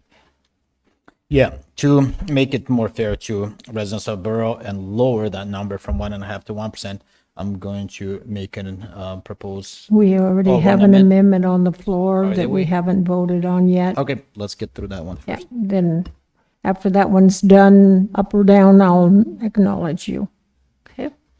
So any further discussion on the amendment that's on the floor? Assemblyperson Sumner. Yeah, if you make the 75K primary residence property tax exemption without any offset, you're, as Ms. Nauers pointed out before, unless you cut, which we've proven that we're incapable of cutting, we just went through a budget cycle and we didn't do it, then you're going to make a transfer. That means that you're going to have to raise the mill rate on everyone else to pay for that 75K residential property tax exemption. Now, everyone else that's not a primary residence is commercial buildings and vacant land and landlords. So landlords are going to pass on that cost and increase rents. Commercial buildings are going to pass on, commercial tenants are going to pass on that cost and increase prices for goods. And then, I guess the vacant landholders just get left holding the bag. But it's more nuanced than just, hey, it's a tax break for people that own a house. Someone else is going to pick up the bag. For instance, if you own a vacation property, like a cabin, remote cabin, those taxes will go up too. Assemblyperson Bowles, did you have a comment? Thank you, Madam Mayor. So yes, to address that, so then we have to ask ourselves then, do we want to bring in a sales tax? Or do, like I've heard in some conversations from some assembly members and some members of the public, do we want to pass a little bit more of a tax onto corporate entities? This would achieve that. This would pass some of the greater burden onto corporate entities. I'm not saying I'm for that. I'm saying that that's a reality of passing this amendment, is it passes some of that burden to, as I believe Ms. Nauer stated earlier, some that can afford a little bit more, or I'm generalizing that statement. I don't necessarily agree with that. Again, I'd like to have minimal taxes, but what I don't want is to bring in a... No. We're on the amendment. Yes, Madam Mayor. What I don't want is to have a sales tax on top of everything else. I would rather have an exemption, pass the burden to other entities, and no sales tax. That's what I'd like to achieve with this. I'm sorry, Assemblyperson Bowles, I thought you started to say amend, and so that's why I was... So anyway, Deputy Mayor. So if everybody got a $75,000 tax exemption, what's that come out to? How are we going to make that up? Okay, just a minute. The clerk would like to clarify the amendment, okay? Just want to clarify the amendment with you, Assemblymember Bowles. It looks like if you're wanting to get rid of the sales tax in the legislation, it would be Section 3 and Section 4. Plus, we would need to get rid of the sales tax language in Section 5 for the proposition language. So I just want to clarify that that's what you're wanting to do. Correct. My amendment removes everything from Section 3 down in this ordinance. If I could clarify with the attorney, does it not have to go to the vote for 75,000? But then this getting rid of Section 5 deletes the ballot language. I know. Okay, so leaving the ballot language in. So, And with the changes of getting rid of the sales tax. I just want to make sure that Yes. that's clear to everybody. Yes. Thank you. Yep. That's the intent. Okay. Now, Assemblyperson McKee? It's kind of confusing. You're putting forth some things the amendments to Ms. Nauer's proposal, but then you're saying getting rid of the sales tax if we do her proposal. Is that right? Yeah? Am I allowed to? Okay, so So yes, what my amendment proposes is to remove the sales tax portion of this ordinance, leave the $75,000 exemption on primary homes in place. And the concern, some of the, I don't know if it's concern, but some of the outcome of that would be that to match what we are bringing in right now, the $130 million, that taxes would still have to increase in other areas, which would be corporate entities, vacant land, and other entities that aren't primary residences.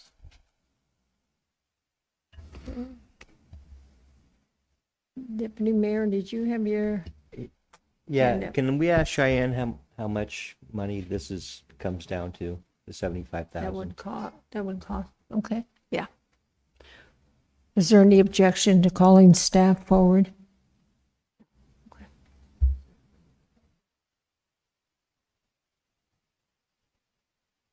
Go ahead, ma'am.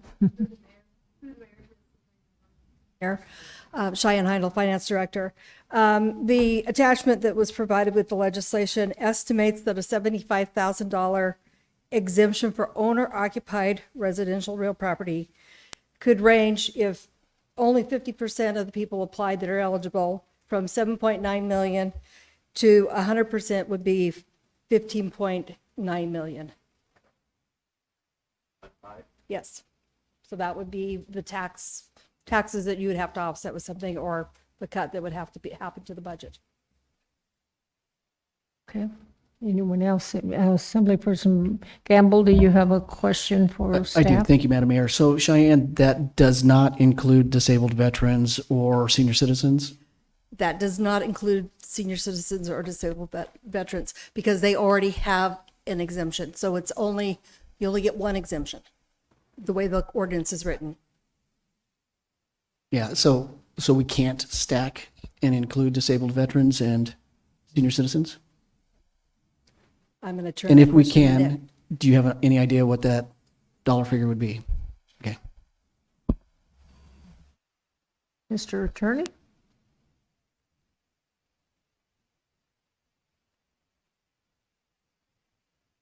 If I can have one moment to scroll up the ordinance here, I believe, sorry, it's been a long time since I wrote it.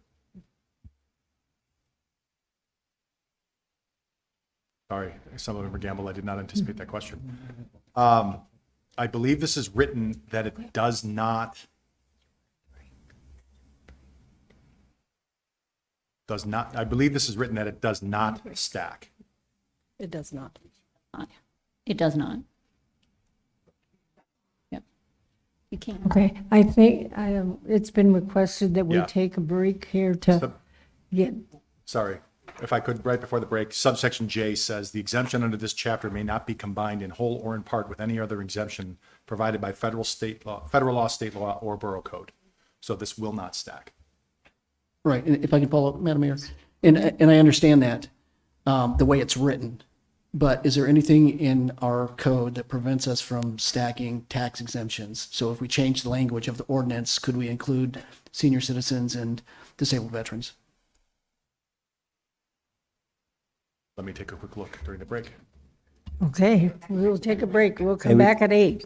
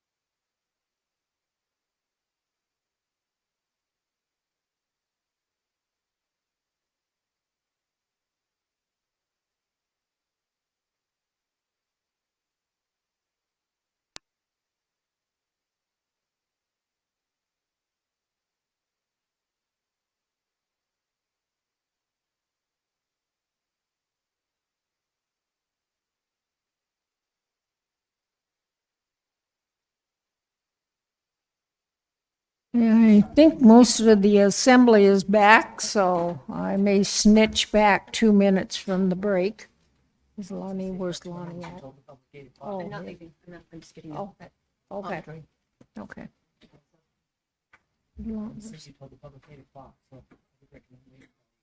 Oh, so we wait till another minute? Okay, so sorry. If the public, if they're on the phone and they're thinking, oh, 8 o'clock.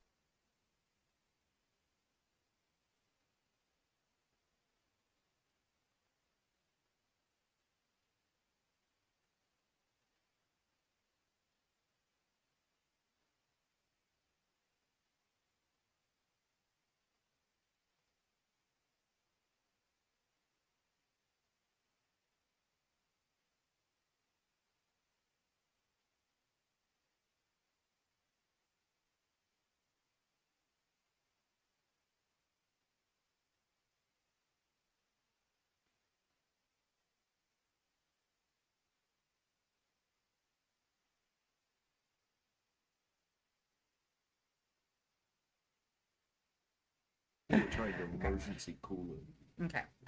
All righty, I'm going to go ahead and call the meeting back to order. And let's see, yeah, we're still on the amendment, right? And so, Assembly Person Hours, go ahead. So a couple of questions. So one is, if we were to just give the property tax exemption and it costs $16 million in revenue that's not collected, that's the equivalent of like a mill on everybody else's taxes? Like a mill brings in about 16 million? Through the mayor to assembly member hours. Under the current budget, the FY27 budget, 1 mil is equal to $16,288,000. Okay, so 16. So just, I mean, this is a really good discussion because this is the whole like how we fund the borough and again, accountability is number one, but you know, I think when you look at a budget last year that increased by 1% despite all the inflation, you see an assembly that's doing and a management that's doing a lot to tighten the belt. Like Assemblymember Sumner said, if there was an extra 12 or 16 million sitting around to use, we would do it. So I think the reason I would not support this is because what would happen is to be able to pay for all the services out here, everybody else would pay an additional mill which is an additional $400 a year on their property taxes. And I can't support that because it's just shifting the cost burden from some taxpayers to the ones who are still paying. Okay, are we ready to vote on the amendment? Okay, do we have an objection to the amendment?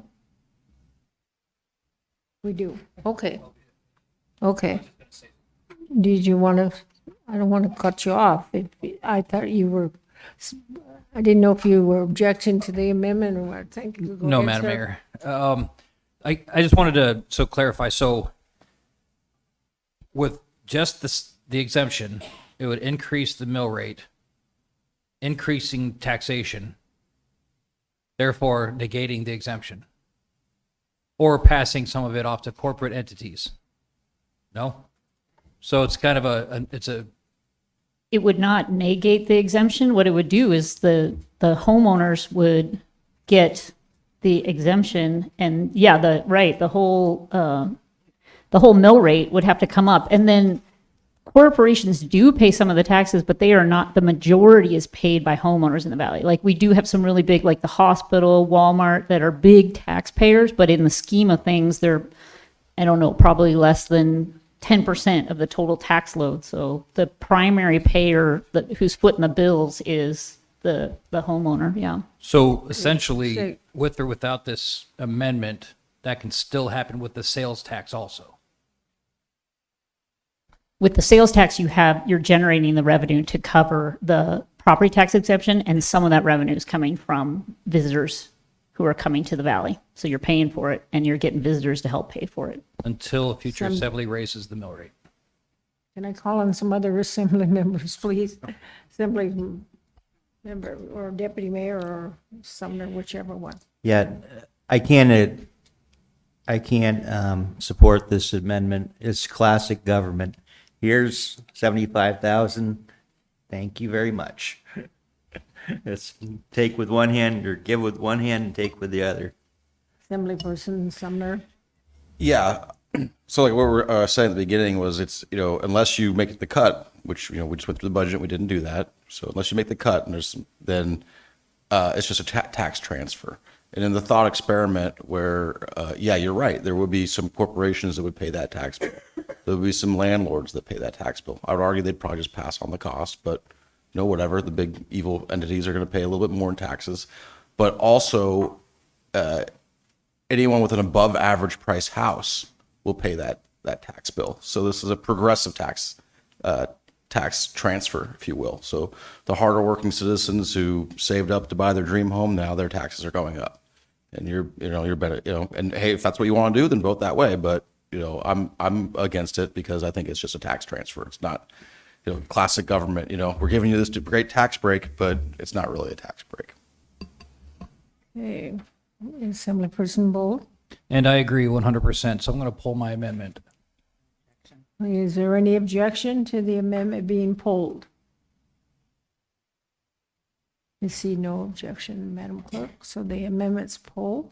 So we're back to ordinance 26-072. Do we have Assemblyperson Fauna? Yeah, I'd like to make an amendment, and Lonnie, I'll have you read it for me, please.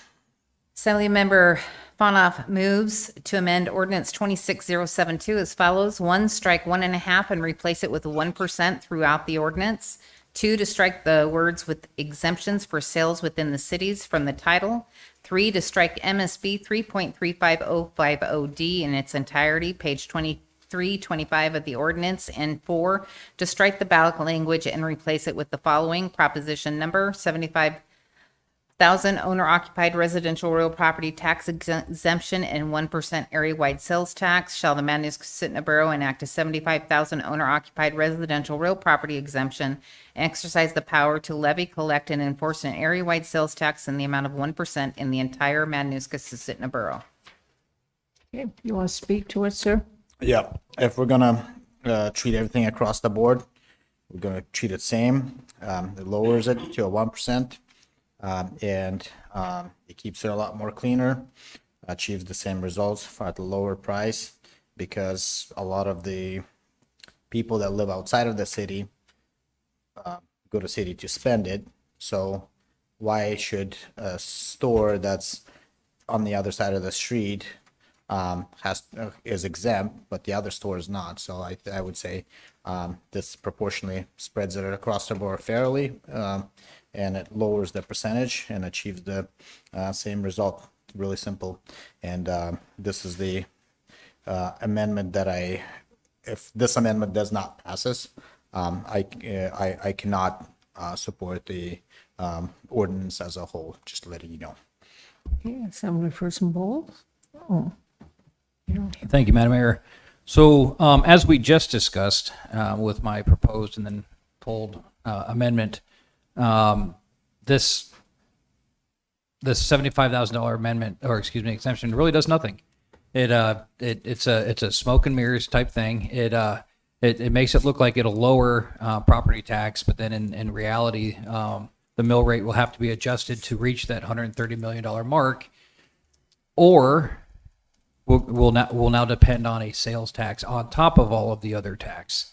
So I think that it's important to note that this now brings in a sales tax on top of every other tax. So I would strongly urge a no vote on this. Okay, Deputy Mayor. Question for staff. What would 1% sales tax look like?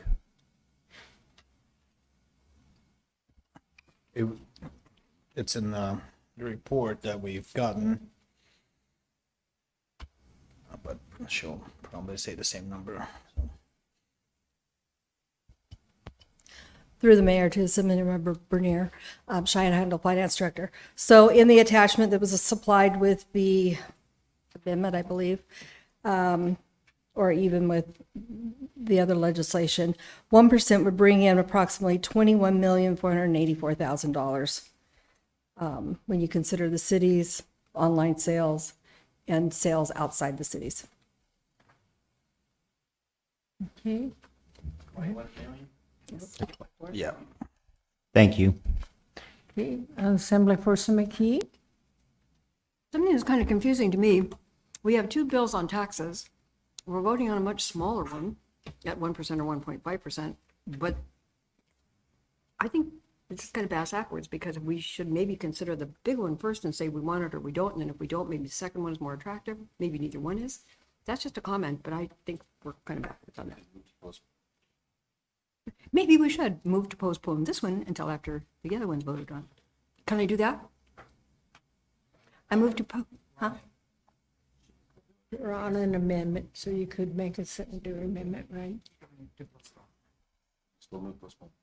I'm sorry, what? You can still move to postpone until after. I want to move to postpone this until after the other one's been heard. Just to clarify, Assemblymember McKee, you're moving to postpone this ordinance until after the discussion of ordinance 26032 tonight. Yep. Okay. Okay. Is there objection to that amendment? I would like to not object. I'd like to get through amendment, and then I'll agree with that. Would that be okay with the Ms. McKee for you to go through the amendment and then leave it? Because in the middle of an amendment, just pausing it and going to the next one, I feel like maybe not the best time. Okay, so there is an objection, Deputy Mayor. I just wanted to thank Cheyenne, and that this way people in Facebook world and stuff like that, they can follow along with us in 1%. We've got this in front of us, but they don't. Thank you. Uh-huh. Okay. Assemblyperson Gamble? Yeah, I actually agree with Ms. McKee that we should postpone it now before we get through your amendment. I think your amendment is good, but I'd rather get through the other sales tax thing and then come back to this. Because there's no way I could, I'm just gonna leave it on the postponement. Yeah. Okay, so we're ready to vote then. Oh, there's a couple lights down here. Assemblyperson Just so you know, Gamble, I'm you're not, generally, I'm not objecting swapping them around. I was just trying to say if we could get that through, but if there's not that, I'm okay with that. Okay, so the question be, go ahead, ma'am. Oh, I'm sorry. I thought you wanted to say something. Okay, alrighty. So the question before you is the moving of this item on the agenda, right? Does anybody have any questions? Okay, do we have any objection? No, we don't have any. I guess, no, I thought we had one down there, but no. Okay, so then, Madam Clerk, we're ready for the Next one. public hearing. Ordinance 26058, an ordinance establishing a tax on certain natural resources whenever the natural resource is severed and removed from property within the Matanuska-Susitna Borough and providing for the penalties for failure to pay taxes due by adopting MSB 3.55 natural resource severance. If you're on the phone and would like to speak to this, press *3. Okay, I'm going to open a public hearing on ordinance 26-058. Do we have a sign-up sheet? We do not? Okay.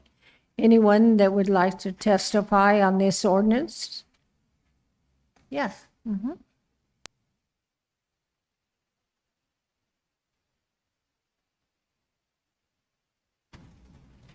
Hello, my name is Jade Laughlin, owner of Central Gravel Products. I'm not opposed to this. I'm opposed to parts of this. There's been some misinformation that we need to tax all the gravel pits in the valley because of the damage they're doing to the roads. The gravel industry, the entire trucking industry pays an FET tax, federal excise tax. It's a heavy use tax that you guys all benefit from when you guys are building your roads. that we're paying for every aspect of a dump truck. It's 12% on everything: fuel, tires, maintenance, the purchase of a truck, all of those items. And that money funnels back to local and state road projects. So we are paying our fair share and then some to use our roads. In this deal, the only things that I don't like about it is, one, how are you going to enforce it? We've called in on gravel pits that are operating without a gravel extraction permit, and nothing's changing. So we would like to see, I'd like to know what you guys are going to do to enforce this. The other thing is the burden of surveys on the smaller operators. What's stopping the borough from walking in and asking, how many yards did you sell? I sold 20,000 yards. Well, I think you sold 30. So now you have a $200 an hour surveyor or a $6,000 drone pilot to come out there and fly your property and determine how much gravel you did or did not use. So I'd like to see that, some more conversation about that, how that would be done. There's a lot of gravel pits in the valley that don't have scales. I have scales at 2 gravel pits, our old pit and our new pit, and I very rarely use them. They're a waste of time, paper, and money. And so I'd rather just sell by the yard, but are you going to force me to use the scales? Which is, like I said, is going to fall back on you guys. When you guys' borough jobs are coming through there, it's going to slow your guys' process down, which means your truck time goes up. And then the final thing on it that I really don't like is access to my books.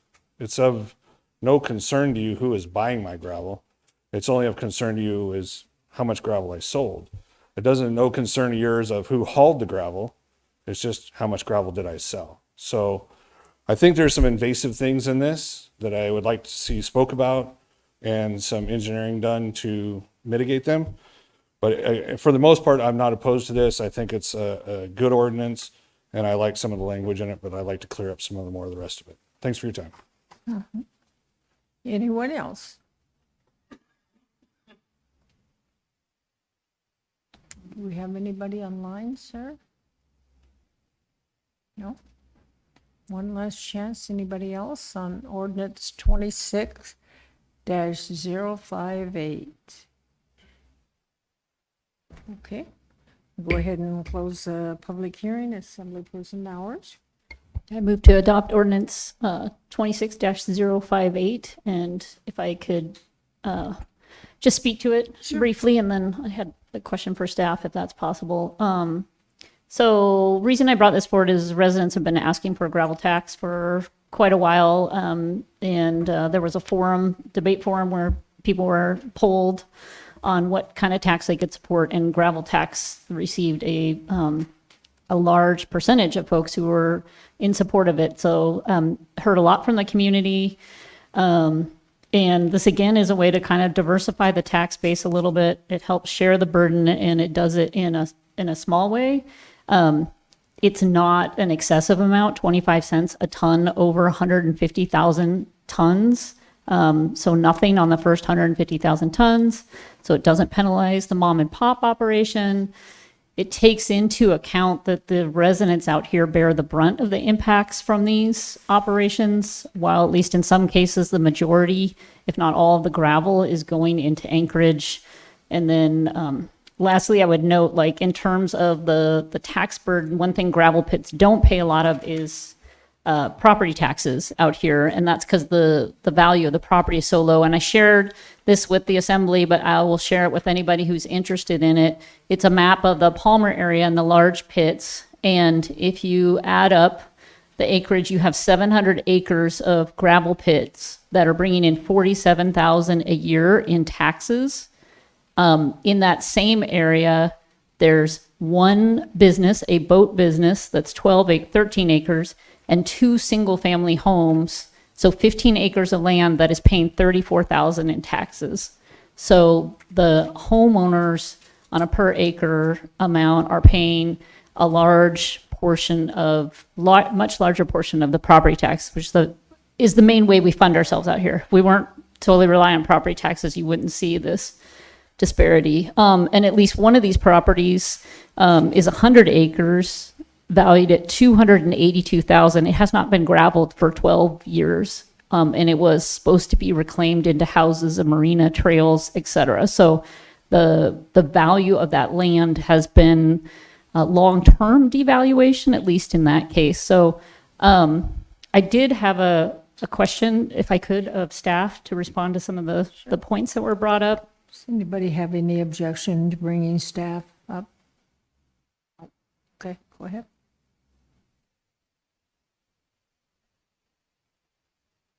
Just wondered if we could address those concerns that were brought up. Like, how do we deal with, the tons versus cubic yards? How will we enforce?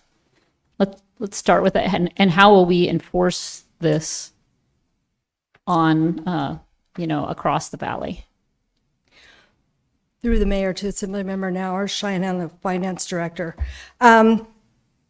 There are conversion factors for tons to cubic yards, which is what we would use. As to enforcement, this ordinance is anticipating one full-time staff needed to do this.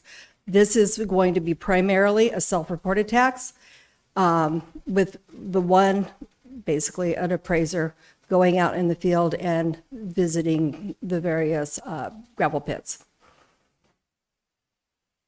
I'm sorry, one other question that came up, and not sure who can answer it, but maybe somebody on staff can. Are we not, what was mentioned was that we are getting notified of pits that are operating without permits. Can anybody speak to how we are enforcing that, or? So through the mayor, Caleb, is Alex online? If you could allow him to chime in, since we weren't sure where this conversation will go. And I'm sorry, that was. I was going to chime in now because we do have somebody that was trying to participate in the public hearing and wasn't able to get through. Okay. So we might have to. He may have made it in. Alex or Mr. Colligan. Okay. Yeah, this is Alex Strong. I'm online. So do we have Steve on there?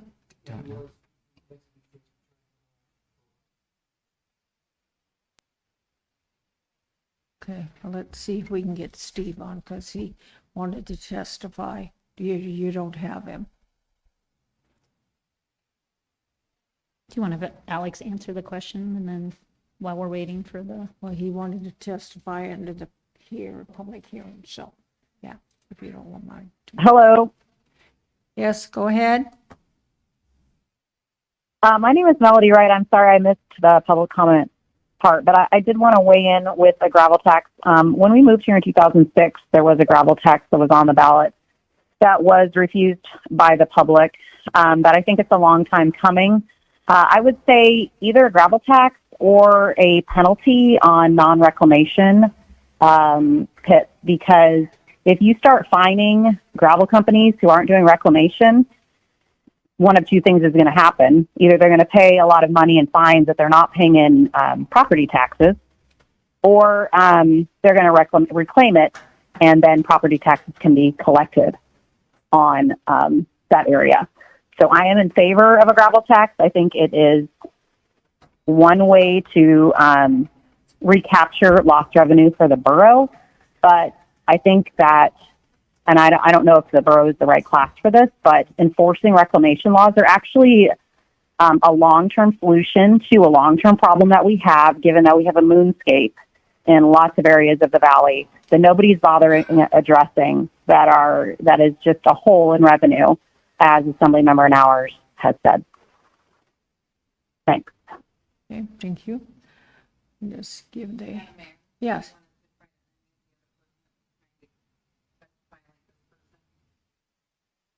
Yes, yeah. Please. Steve Culligan. Go ahead. Go ahead. I've been trying to get online here for a bit, as this is kind of lathered on. Steve Culligan of Wasilla, represent Alaska Rock Products, a professional organization that represents the aggregate industry. We sent a letter of talking points in earlier, emailed to assembly for consideration. First and foremost, though, is the fiscal note that was attached and published yesterday, a day before the meeting, claiming that there's almost $1 million of revenue from this. I haven't heard exactly how that is, but from industry, from the main people that are affected by this, that's overstated by a factor of 3. And I believe your enforcement is understated by probably half. You need more than just an accountant to take money. You're already not enforcing the small operators that have been causing trouble and maligning the entire industry. There's plenty of things, and the state decided, I included information from 2012 when the state got rid of their gravel tax for the same reasons. You're taking money out of one pocket of government and putting it in the other pocket of government. You're driving up uncertainty in construction cost. Much of the large operators provide the bulk of materials for large construction projects, public works projects. That uncertainty provides for risk, which comes out in higher bids from the contractors. There's many other reasons for discussion, but first and foremost, I'd like to understand how you come up with almost $1 million of revenue. That is from knowing the internal numbers and talking to the vendors and private companies, that's overstated by a factor of 3. And ultimately, again, this just gets passed on to the public one way or another. The vendors you're talking about all have more than 60% of their employees live in the valley, pay taxes, are your coaches and other people involved in the community, buy stuff in the valley and the lake. The borough has been down this road of discussion of gravel taxes many times. If Assemblyman Nowers has an issue with a particular pit, rather than taking out an entire industry, we're not speaking for them, they're not one of our members, but she should address them directly. Thank you very much for your time. Thank you. Now, do we have anybody else that, as far as we know, we don't have anybody? Okay, alrighty, so we.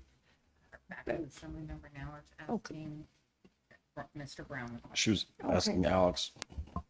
Oh, Alex. Alex. Okay.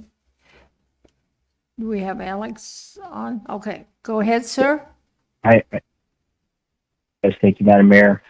So I believe the question was, how do we enforce extraction permits? And the answer is, if we get notified or it comes to our attention that there's an illegal gravel pit that has started operating, there's several different things we can do. One is to kind of watch the entrance and count vehicles that are going in and out. And we have to count essentially 2,000 cubic yards. If they're over that, it requires a permit. That's one way to do it. The other way is if they have road projects that deal with the state or the borough, we can track those numbers and see how much is being extracted. The other, if over time we have different sets of LiDAR, then we can do sort of a cut fill analysis based on topography, but our LiDAR data is spotty, where we have one in 2011 or 2019. We can, if we get more LiDAR data, then we can tell how much has been extracted. So those are the ways. We have a question. Just a follow-up. So we just had 2 entities that work in the gravel industry tell us we're not enforcing, or testify that we're not enforcing when we're getting notified. So I don't know if you can respond to that. Like, I understand how we enforce it, but are we having a problem with actually doing enforcement? Because we have both the Rock Products Association and a gravel pit operator who I respect and knows a lot about the industry, saying that we're not taking action. So we are enforcing the gravel code. There are some times where a project will occur between private entities that they get away with extracting more than 2,000 cubic yards, and we're not able to easily prove that they did that. So yeah, there are times where people get away with it, but if we learn about an illegal gravel pit and we have the ability to sort of demonstrate that they have extracted over 2,000 cubic yards in a calendar year, we will take enforcement action. Okay, thank you. Okay. Assembly person, oh, let's see, who do you have? Yeah, Alex, this is Bill Gamble. Can you explain to the rest of the assembly what happened with the small gravel pit on West Lakes Boulevard, and how the owner of that property tried to circumvent our code, and how long it took your department to stop the more than 2,000 cubic yards of extraction of gravel from that property? Yeah, so you're talking about West Lakes and Bellardi, that one? That is correct. Okay. Yeah, that was many years ago. There was definitely a lot of extraction occurring. There are some weaknesses in our code that some of them ours actually pointed out at the last meeting. If somebody claims it's not for sale, that is a potential loophole. If we're having a difficult time proving it, there are ways we can prove that as well. But if we're not able to get receipts somehow and somebody claims that they're not selling the gravel, that does make it difficult. In that particular case, there are some issues with it. You had a bus stop right there where they're pulling out. They're driving right by little houses, right next to little houses in their development plan. They actually said that they were going to subdivide the property as 40 acres. They were going to subdivide into small lots and extract 2,000 cubic yards from each individual lot. After that, we did change the law to sort of close that loophole. That person did apply for a permit, ultimately withdrew the permit, and then followed up years later with an administrative permit. Okay. Actually, Alex, this one was the one that was just resolved, to my understanding, was that the owner of the property leased the property to another entity who was extracting the gravel. And then when he was, I guess best word to use is confronted about the amount of gravel that was being taken off his property, he said it wasn't his responsibility because the property was leased to somebody else. And it has taken months and months and months to resolve this. Are you familiar with that? That does not ring a bell for me. Generally speaking, we can go after, the way our code is written, we can write a citation to the landowner as well as the operator, or either one or both. But I'm not aware of that particular circumstance. Okay, thank you. Okay, Assemblyperson Bowles. Thank you, Madam Mayor. So I cannot support this. So obviously, it's another tax on top of all of our other taxes on the surface. But what this actually does is much worse, or could be much worse. I've spoken with people in Anchorage municipality, our neighbors, and kind of gotten their take on this. And if we impose a gravel tax on gravel going to Anchorage, it's not a guarantee, but it's likely that they will start taxing our sewage. All of our sewage and septic tanks go to Anchorage. And as we have seen for years and years, the Anchorage municipality has no problem increasing taxes, even if it hurts their residents. So I am going to be a no vote on this, because if we bring in a gravel tax, it's highly likely that Anchorage will create a sewage tax, and then we will be in a tax war that we don't want to get into. That's just going to hurt residents. Thanks. Okay, Assemblyperson Sumner. Yeah, I was going to say that I just Googled it and I confirmed it. Anchorage Waste and Wastewater Utility, who handles the septage from the valley, is a regulated utility for the RCA, so they can't just arbitrarily raise their rates, and they definitely can't raise their rates for just trucks coming from the valley. So that probably wouldn't happen. I don't think that there would be a tax war. Assemblyperson Paula. I guess questions response, sir. I guess what are you actually trying to accomplish with this? Because most of them are exempt, with a just exception of just a couple of them. And I kind of want to understand your way of thinking. I know we've disagreed plenty of time on the gravel side of things, but I'm trying to understand your essence and what you're trying to achieve with this. Yeah, I spoke to that a little bit, right? You know, that the residents are bearing the brunt of the impacts, and it's just a way to diversify the tax base a little bit and recognize that.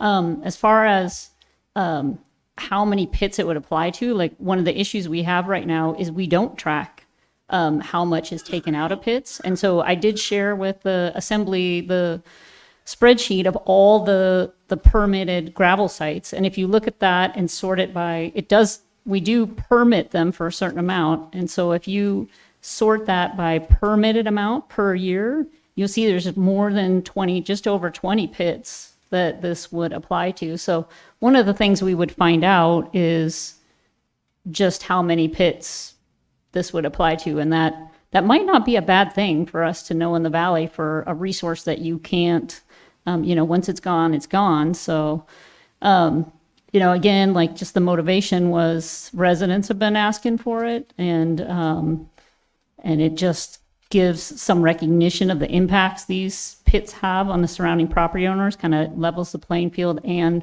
a fair amount of the gravel is going into Anchorage. And so we're bearing the impacts, but the benefits are going to Anchorage. Are you not concerned that there's going to be a lot of 120, 149 tax cubic yard, thousands of gravel pits now?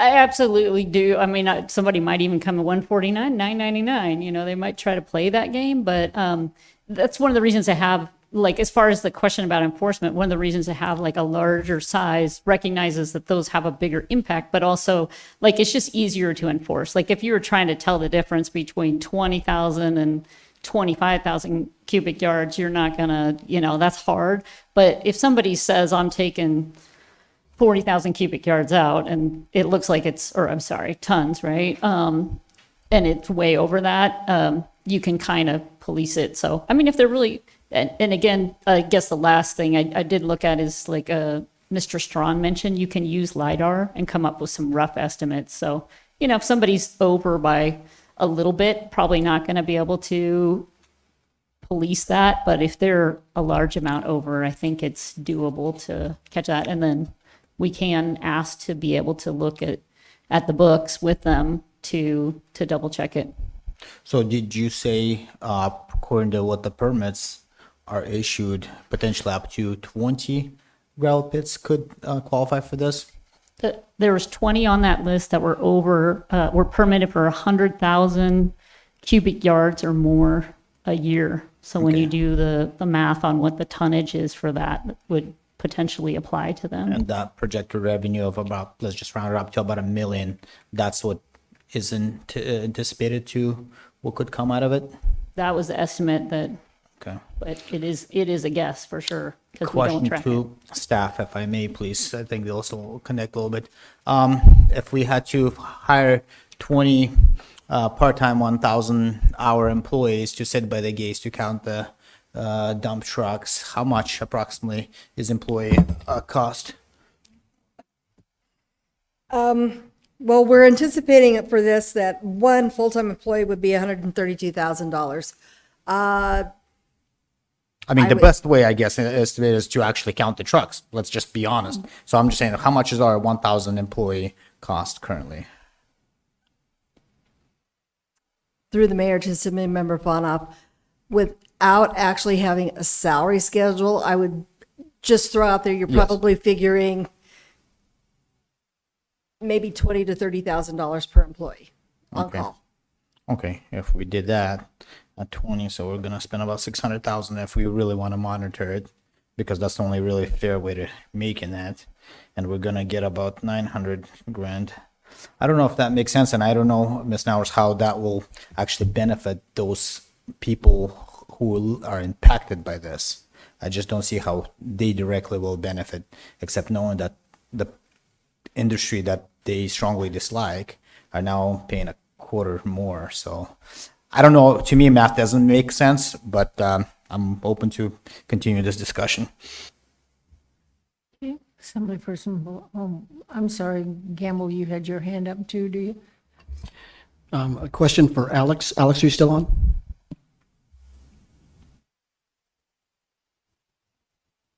Yes, I'm still on. All right. Do you know the number of permitted gravel pits in the Matsu Borough right now, and do you know how many of them are actually producing? I do not have those numbers. Okay. So I guess that's why I'm wondering, we got to $1 million revenue figure, but we don't even know how many pits are actually producing compared to those that are permitted. And I would like to comment that I've had a lot of people tell me that they don't want any more gravel pits, but I haven't had a lot of people tell me that they want the gravel pits taxed. Thank you. Assemblyperson Bowles. Thank you, Madam Mayor. So as far as the reclamation aspect, I'm looking here. I understand there's concern as far as enforcement for the borough, but there's state statute that addresses reclamation, and it falls under DNR. So I think that if that's a portion of this, that maybe the borough can reach out to DNR and see if they can up their enforcement efforts, in the Matsu borough, if that's really part of the intent of this is reclamation. But again, the last thing I want to see us do is get into a situation where we're taxing something going to Anchorage, and then they decide to somehow tax something that's coming to us, and then it just blows up from there. So.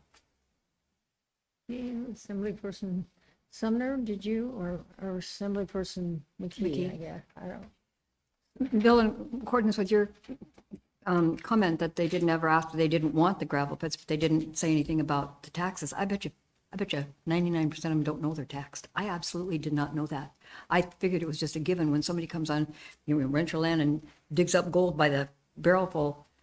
I would assume that if they're taking that off my property, somehow or another, something's got to be paid. Several years ago, about 4 years ago, when we had a bunch of gravel people appear before us, and they said, I asked, my final question to them was, well, what's your net profit? They wouldn't tell me. I mean, they really hemmed and hawed and double spoke and all that kind of thing. But there must be making a buck out there. And when we say, okay, you're making a buck out of something that you just dug out of our ground, I just think taxing is a good idea. Assemblyperson Sumner? Yeah, a question. When does this ordinance take effect? Mr.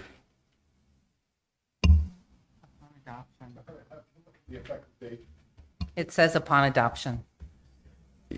Yeah, so I don't know, that's what I thought, because that's what I was reading. But a couple things. We have a responsible or respected gravel pit operator who's here tonight who said, "I'm not totally opposed to this." I bet you he would be opposed to it in the middle of the season. Especially when he hasn't collected the revenue required to cover this tax for all the sales he's already made. But B, he brought to you real genuine concerns and said, these are the things that must be addressed before you foist this upon our industry. So I would just ask everyone to vote this down with the sponsor, take your time, work with gravel pit operators, bring back something that addresses these concerns that is not enacted in the middle of the season. Deputy Mayor? I actually would like to postpone this and do a committee and come back in a month with some fine tune this, because we got something here. And, by all means, any gravel heading to Anchorage, I want to see it taxed. You got my support on that. But I don't want to mess with the mom and pops or digging in people's back pocket and looking in their underwear and stuff, just trying to dig. This is kind of invasive. But I think if we took 3 people and literally went down this and refined it, and either you or the mayor appointed people on there, and then come back in a month. Okay, so there's a motion on the floor to postpone in a month. I guess that's what, July 21st, right? Yeah, that would, July 21st, which is just a little bit over a month, but it's the next meeting. So is there objection to this postponement? Discussion. Okay. I think it does make sense to tune those things. I do think month might not quite get us enough time, especially if there's more than one assembly person is involved. However, I'm all excited to see Ms. Nowers working with the gravel operators and trying to figure something out. That'll be a new one for me. So just for that reason, I'll support you in that. Thank you. Okay, Assemblyperson Sumner, and then. Yeah, McKee. comment on the postponement. I don't think there's a rush, since I would definitely vote against anything that's enacted in the middle of the season, because, these are small businesses that must collect the revenue to cover this tax, and they haven't had that opportunity. So I share Mr. Fauno's sentiments that maybe there's no rush. We should postpone a couple months. Assemblyperson McKee. Wouldn't it just be a little bit easier to set a postponement date? I mean, God bless the gentleman in the orange sweater. I mean, I really like everything that you said. What? Jay. Okay. I just think, I mean, that's taking the whole thing and going through all the stuff again and all the testimony that we've heard, when maybe we could just say, we pretty much, maybe we like what we got. Why not just say, okay, it's going to be at the end of the season or whenever that is. I mean, set a date certain if you need to postpone it to, because I don't know what else there is to say about it.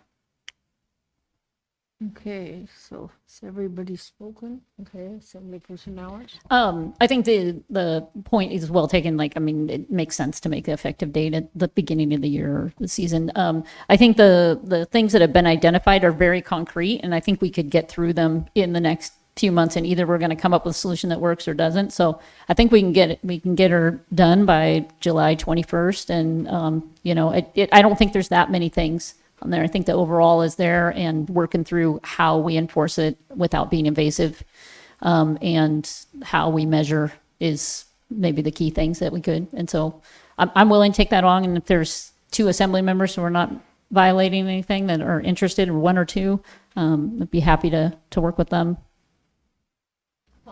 I would support postponement to July 21st. Okay, is there objection until July 21st? Not really an objection, but would Alex Strawn be part of this group that you're talking about? Okay. Okay. I don't see any objection. Now, you had I think part of that motion was for the committee, right? Part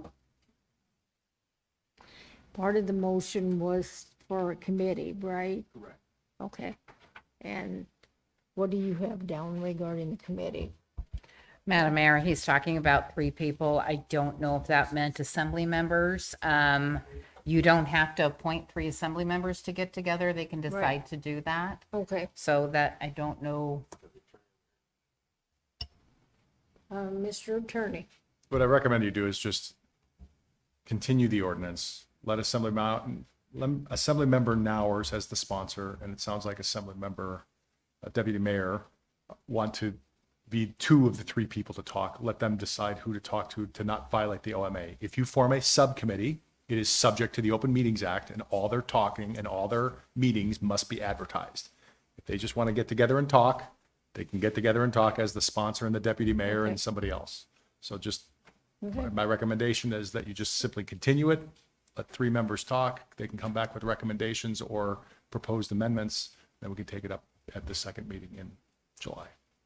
Anybody have any objection to the attorneys? You do, or did you want to talk? Okay, so we have an objection then. We don't have a motion though, wait. No. Yeah, There's nothing on the floor to object to, Madam Mayor. Well, I object to postponing. Oh, I thought she already called for that. I'm sorry. I have no objection for yeah, I postponement. thought there was no objection for postponing. I'm The sorry. conversation was going, and I didn't want to interrupt. Well, but you yes, have to I if object you want to postponing. I object, want to sir. vote this down tonight.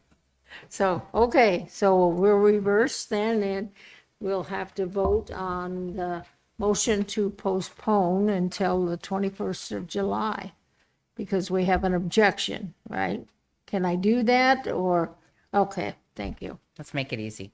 Yeah, right. So- Okay, Some of you guys, I did reset your voting because I didn't know what you had voted on. So Assemblymember Fanoff and Gamble, if I can get you to vote, please. And we're voting Postponement to July 21st. Okay.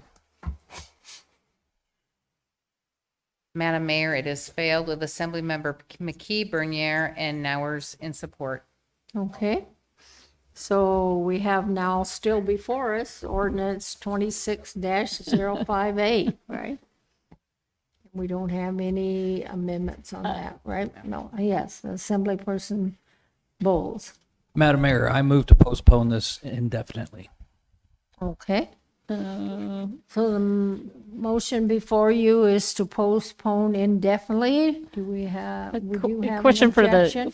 the clerk, can we make the amendment to postpone indefinitely to a date certain and make it, no, we'd have to take that up separately. So we have to vote this down and then we could bring a motion to postpone till Mr. Sumner's preferred time. Correct. Okay. So I think there is an objection to postponing indefinitely. Is that correct? Yeah.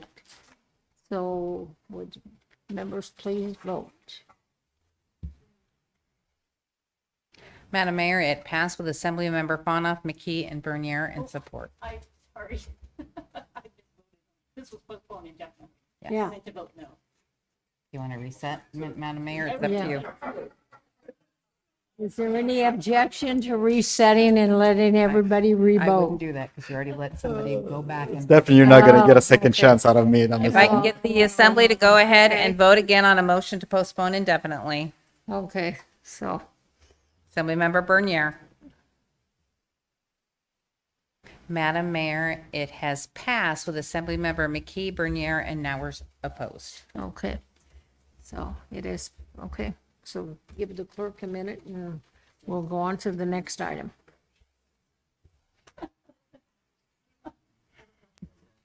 I have a question. Am I okay to ask?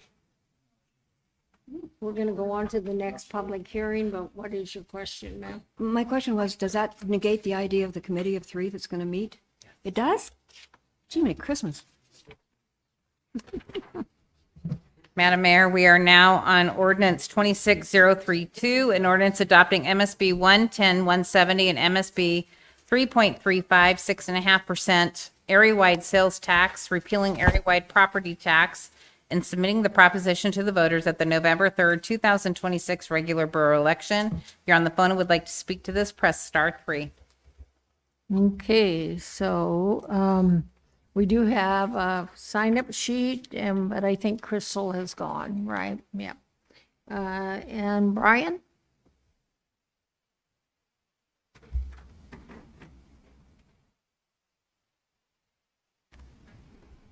Thanks again. Brian Undle. I want to talk about a few scriptures on this one.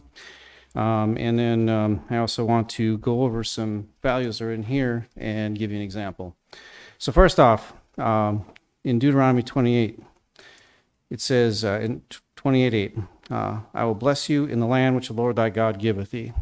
So God blesses me in the land that he gives me.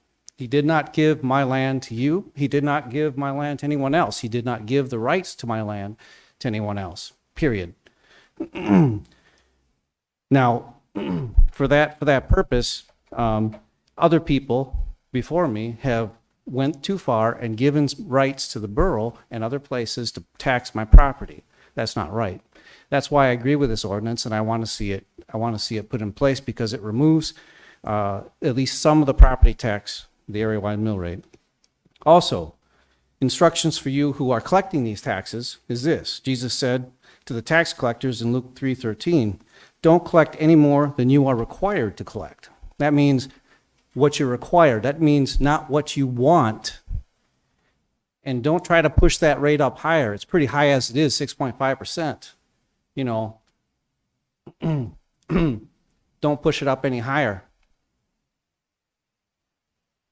So, I'm going to go over an example right here real quick. And I'm going to be real quick about it. So, in the 2025 assessed values listed here, 388,087 is your average value. Mill rate area-wide, 848.5. So, the total tax paid would be 3292. If you take 6.5% into that, you find out that you have to spend about $50,646 to meet the same tax you would pay for the property. So in other words, the tax is spread out over more people, and the property owners are relieved from some of these taxes. So your average average assessed value that you list in here and on the borough website, 388,087 with an 8.48 area-wide mill rate, you have to spend a lot of money. The homeowner has to spend a lot of money to make that happen. And so it's going to be a benefit to the average well, the average assessed value people and those above. And the lower that rate gets, the more people it benefits. Thank you. Mark?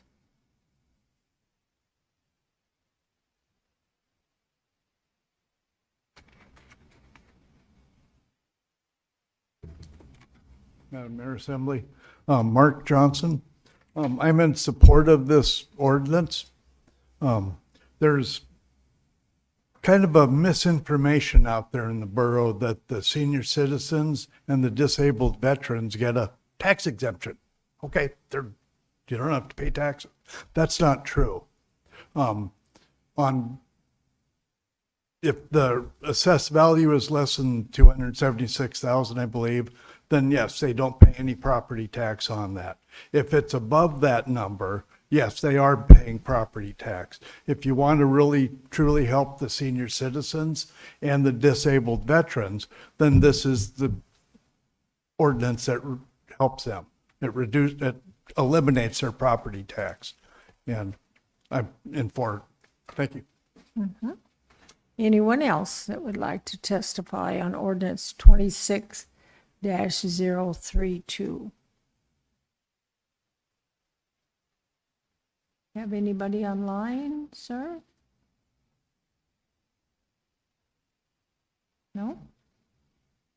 No? Okay. One last chance. Anybody else want to say something?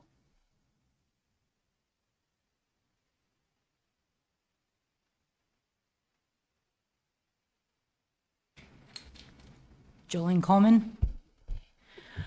I work in the school district at a very impoverished school.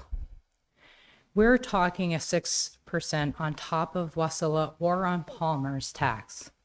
We're talking $65 every $1,000 less of food or other things that families can buy for their kids. They're already hungry, starving, and this is also going to be on medical. Not everybody has good insurance.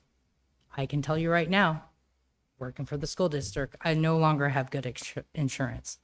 So another $65 there, another this, another that. I do own a property, and yes, it does sound really, really good to have my property tax to be a lot lower, but I cannot do that in the thought that more children will be even more hungry than they are right now. Thank you. Anyone else?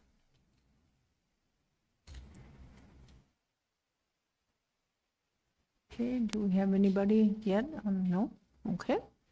I'll go ahead and close the public hearing and Assemblyperson Bowles. Thank you, Madam Mayor.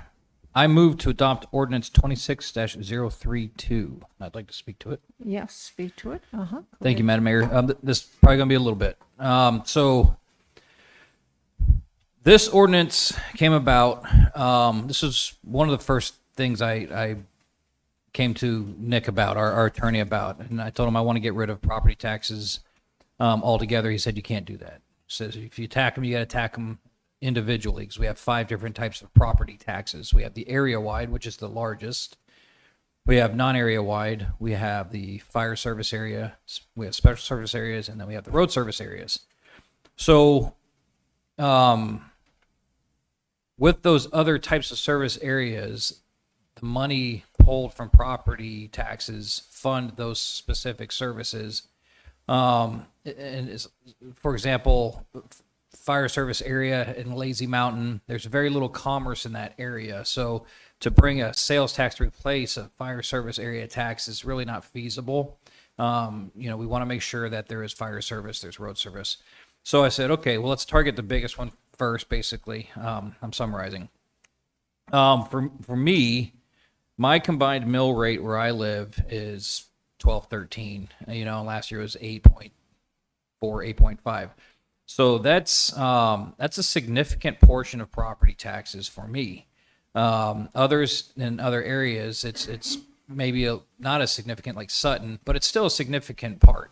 Other areas where the RSA and FSA is lower, it's going to be a larger removal, the area wide. So like Mr. Endel said, with at 6.5% to achieve the same taxation as you would removing your area wide, you're gonna have to spend $50,000 to $55,000 a year in the borough. That's a lot of money. That's a heck of a lot of money. To address the health services, we talked about this in our meetings, and I wanted to leave that in. That's on me. That's not on any other staffer or any other assembly member. I own that. And the reason is most people have health insurance. So right now, the Matsu Regional, their property is being taxed at approximately $2 million. That's how much the borough pulls in for property taxes. Last year, they had 190,000 patient encounters. That means they had appointments, ER visits, whatever. So if you take half of those at 95, I think my math is right, 95,000 patient encounters, it's capped at $1,000, so $65 is attached to their medical bill. That's going to bring in $6 million. So this idea where it's removing a corporate tax is not exactly accurate. It does remove the property tax from something like Matsu Regional, but it passes it on to the insurance company 90 to 95% of the time. Yes, there's private pay people out there. There's people with not as great insurance. There's people with copays that aren't the same. But once you reach your max annual or your copay, all of the rest of the bill is going to be taxed unless it's Medicaid or government funded. And please correct me if I'm incorrect on that, Nick. So this, as far as so it does not tax pharmaceuticals, any kind of products, medical products, and those sorts of things. Just the actual care you receive at a for-profit healthcare facility. So that's going to be a huge reduction. We don't know exactly what that looks like because we haven't done this, but that has the potential to be huge. The other big thing is, this idea of stacking taxes. I had a problem with that in our meetings. I wanted 5%. I actually wanted very little tax, but the numbers that we were provided by Cheyenne basically show that we would need about a 6.5% to 7% sales tax to reach the same $130 million. The latest information that I saw in Ms. Nauer's ordinance at 1% equates to about $22 million, actually lowers that number to 6%, 5.5%, 6%. So before I move further, I'd like to amend my ordinance. Everywhere it says 6.5%, I'd like to change to 5%. So everywhere in my ordinance where it says 6.5% sales tax, I would like to change that to 5%. Okay. All right, there's an amendment on the floor. Yep, and I'll stop there for now. Okay. You want it? Assemblyperson Summer, go ahead. I mean, I think we just had this discussion in the last ordinance where we just went through the budget cycle. We didn't cut $20 million off the budget, but now you're proposing to cut $20 million off of revenue. And I mean, that's bonkers to me because, if you were head of your household and you came home excitedly and told your wife that you just got a job for 20% less than what we made last year and we're hand to mouth and we don't have any savings, I mean, it'd be pretty ignorant. You're not gonna be able to run your household that way. So, I mean, I definitely would not support reducing the revenue and creating a situation where we can't function and and fund our government. So, yeah, I think that based on the conjecture that I've seen for the tax analysis, we need to be closer to 7% to bring in enough revenue to actually run the government. I really wish we could run our government on tens of millions of dollars less, but I don't see how that's happened. Okay, further discussion. Assemblyperson Bowles, go ahead. Thank you, Madam Mayor. So I understand. I understand that concern. The reason I'm aiming for lower is I'm confident that a couple of things. We've discussed elasticity, right? The higher the tax, the more it's going to push revenue out. If we lower the sales tax, it could potentially push elasticity less out in the beginning and make it more favorable for people to just say, well, I'm not going to Costco. I'm going to shop at Three Bears.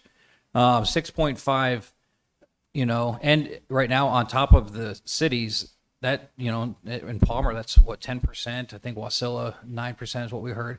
And I know there's places like Nashville, Tennessee, where you go there, you're paying 10% sales tax, but we're not Nashville, Tennessee. And yes, this also removes area-wide, and so that removes a big chunk of taxes. But I really think that if we start at 5%, we see how that first year goes, and if we need to increase, we can always put it back on the ballot. But in my mind, if we put it at 6.5 on the ballot and we pull in too much revenue, I don't trust that money is going to lower. I don't trust that we're going to lower. I just, not necessarily us, but a future assembly will lower that sales tax percentage. So that's where I'm at on that. Can I respond? I think it's incredibly irresponsible to try and run a government on I hope and I wish. And that's what you're saying right now, is that I hope we're going to make more money than the math says. And I wish that we had a lower sales tax rate that replaced area wide.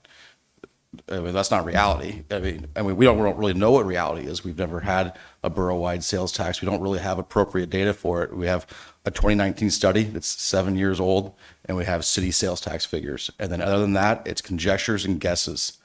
And if we repeal area-wide, which is all the money that comes in, and replace it with a sales tax, which we hope, I mean, the math, even the math you just showed means we'd be $30 million upside down, at 5%. I mean, I think it has a way better shot of passing the ballot at 5%, but we're lying to the people if we say we can provide all these services for you and we're only going to charge you 5% when we know we can't provide those services at 5%. Like, no way we should put this on the ballot at 5%. Deputy Mayor? Question for staff. Any objection for staff coming forward? Okay, go ahead. Cheyenne, do you know what we would be looking at 5%? And what kind of shortfall we would have in numbers? Through the mayor to Assemblymember Bernier, I do not have that calculation with me. I can go to my desk and look it up and see where it is, because as you know, we applied the elasticity from 1% all the way to the 6.5%. So the number for what the first ordinance that we looked at, the 22 million, that was at 1%, but Okay. there's 1.5% elasticity applied for each percentage increased. Could I just times that by 5 then? Yeah. Okay. So 105. But it, like I said, it's, you're not, if you times it by 5, if you take Stephanie's ordinance for 1% and times it by 5, you're not taking into effect elasticity and the loss of revenue because of elasticity, because of the increase. So if I could explain that real quick. So elasticity of demand means that as you increase the price of something, supply and demand, right? As you increase the price of something, then fewer people are going to make that purchase. So if you tack on a percentage cost to every good and service, fewer people are going to purchase that good or service. So as you raise the tax rate, you're going to reduce the total sales in the valley. And that's the elasticity of demand she's talking about. It's 1.5% for every 1% is based on a study we have from 2019 of increased tax. Assemblyperson McKee, did you have comment? I was thinking, when you said at 6.5%, how you said something about how many, $50,000 to $55,000 we would have to, per person, family, expend in the valley and spend in the borough in order to make up for the loss of revenue on the property taxes. Is that okay if I ask that now? We, through the mayor to Assemblymember McKee, when we looked at the calculation for sales tax, we did not look at individual spending per capita. We looked at, this is what the city of Wasilla, Palmer, Houston, Tucketon Sewer and Water brings in at 1%. And we worked those calculations based upon what they were bringing in and our best estimate as we increase the taxes further. So 50 to 55,000 that a person spend is not an unreasonable. That was not part of the calculation. I see. no. It just kind of bothers me, wherever that 55,000 or $50,000 came from. Some families don't make that to start out with. And if you can't even hit the most basic, the lowest level of things you'd have to spend on for food and other things, I don't know, what you give away one of your kids or something, I don't think you can, I just don't think you can afford that, so, anyway, yeah. Deputy Mayor, oh, I'm sorry, did you want to say something? So this $55,000 number that's been bouncing around, that's at 6.5? Or is that even a real number? That is not part of the calculation, the 55,000. I don't, no, we did not do anything with $55,000. So can I ask a question then? What, on average house or household, would we have to spend to meet the 5% budget?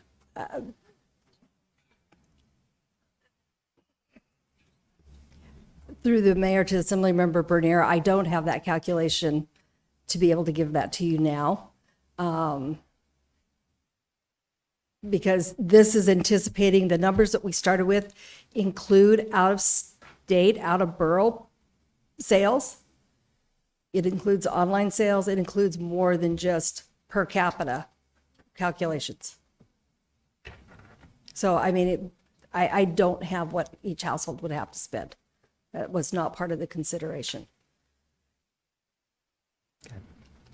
Okay, Mike, I'll go just ahead. through the mayor. So this is probably more for the benefit of the public than anyone else. So when these tax proposals started to come forward, Finance Department looked at what assumptions we have to make because we have no historical data for sales tax within the Matsu Borough, right? So we used city numbers because that's actual data. We had to make some assumptions around online spending, again, because we have no historical data. All of those steps and assumptions were documented in the memorandum and published for 032 back in February, and for the other ones as they've been introduced, so that the public has access. Like when you made a comment earlier, Deputy Mayor, about, well, we have these numbers the public doesn't have in front of them. You have no information available to you that is not available online for the public. They have all of these memorandums and they've been published as these ordinances have been introduced so that everyone sees the assumptions we're making. And if somebody disagrees with an assumption, that's fine. That's why we put it out there, because they're assumptions. And if we're wrong, we're in the uncomfortable position of undershooting on revenues. Right now, area-wide property taxes for fiscal year 26, I think it was just shy of $130 million. We didn't even run a 5% calculation with all the price elasticity of demand and all that because we never had this conversation. Like, we want to help you with these numbers, but some of this stuff is just happening right now. And there's been no analysis on 5% because no one mentioned 5%. We ran numbers on 6, 6.5, 7, and 8 to provide a range. We haven't even looked at 5. I think it's going to be close, but there's going to be a little bit of monkeying there. The memos document those assumptions and the steps for calculating. I know it's a little bit complicated, but when you have no historical data, that's what we're left to do.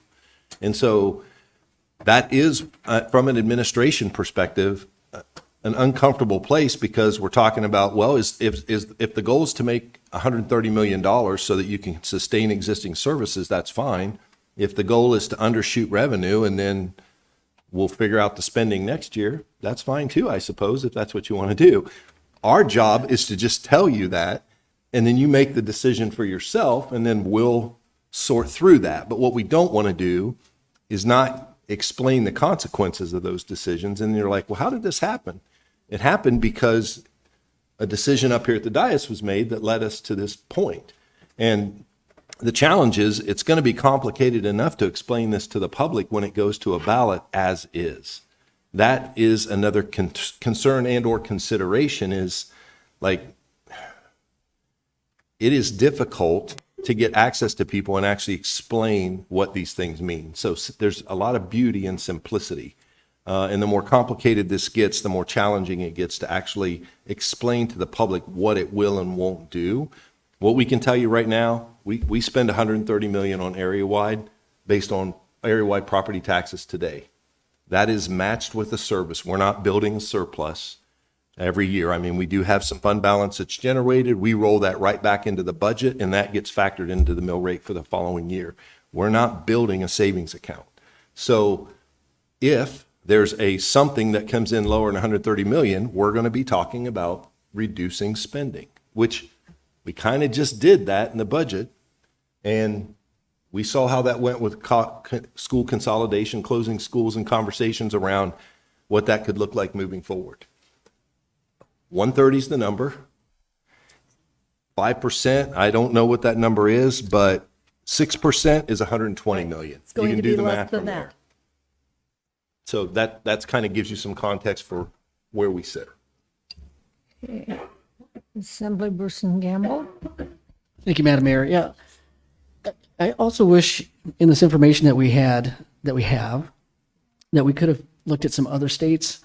I know I've traveled quite a bit in the past year down into mainly Tennessee, Mississippi, Alabama, and Louisiana. And I mean, they have sales taxes on everything. You have city tax, county tax, state tax, alcohol tax, tobacco tax, gas tax, and I'm sure there's more.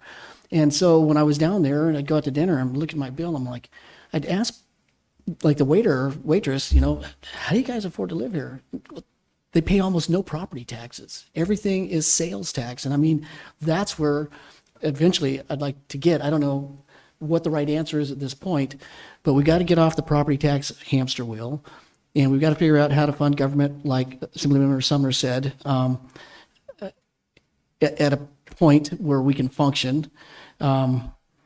I'm just not quite sure how to get there, and I think going down to 5 is not the answer. I think Max said it's got to be at least 7 to break even. Is that right, Max? That's a question for Cheyenne, but that's the analysis I saw was 7.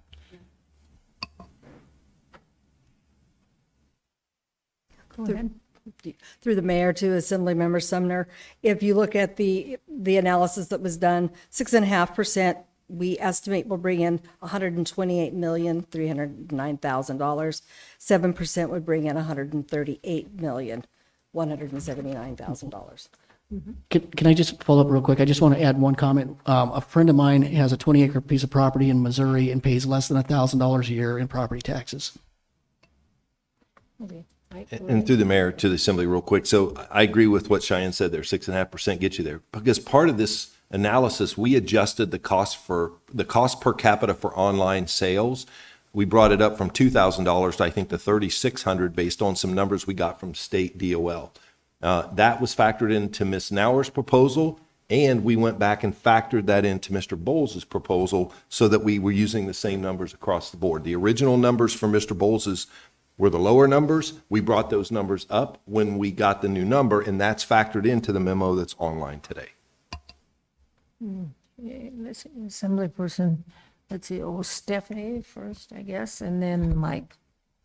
I'm just kind of speaking Deputy Mayor. to the amendment. Whether it's 5 or 6%, I think one of the things about this that you got to look at is just how it benefits people that are not people who live here in the borough. So I looked at the top 10 taxpayers, which are the hospital, NSTAR, Fred Meyer, Alaska Hotel Properties, which I think is probably Princess, Maple Springs, Cook Inlet, Region, Walmart, Target, and 2 folks, at least one of which does not live here. I don't know the other person. So that's $6 million in taxes those folks pay. If you get rid of the area-wide property tax, that's almost a 5, just assume it's 80% of the taxes they pay. So you take out the non-area-wide.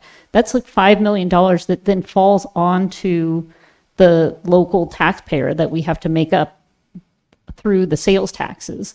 So I guess I can't support 6 or 5%. And then the flyer you're taking with the budget, it's a big flyer if you come up 20 million short. Mine is also a guesstimate, but it's in the range of 2 to 3 to 4 million. Like it's something you could budget for and manage. So I guess for those 2 reasons, I can't support a 5%, and I really can't support a 6% either, just given those 2 factors. Okay, Assemblyperson Bowles. Thank you, Madam Mayor. So I'm a realist. Obviously, there's no appetite for that. So I'm going to pull back that amendment. And to speak to that, like I said, though, as far as the 6.5% on health care bills, insurance companies are going to be paying just at half of those encounters, $6 million. So if 75% of those patient encounters, you're looking at $8 million. So, so I want to make sure that's very clear. This idea that that it's going to be, we're going to be pulling property taxes away from these corporate entities, but also something to think about is all of this growth, this economic growth that's happening, these restaurants that are opening, this alcohol tax that's going to be on the ballot now as well, which will go from, if this passes at 6.5%, it will go from, will it stay at 5% or will it stay at 6.5, or will it raise to 6.5, Nick? The alcohol tax. I was wanting that on the record as well. The alcohol tax is at 5%. If this ballot makes it, It will stay at 5%. okay. So that 5% in alcohol tax is going to increase revenue. Right now, alcohol is not being taxed in the borough. So that's going to add to this. So those are what I was thinking and why I wanted to lower the percentage rate, because I think that I really, all of this change, it's scary. Big change is scary.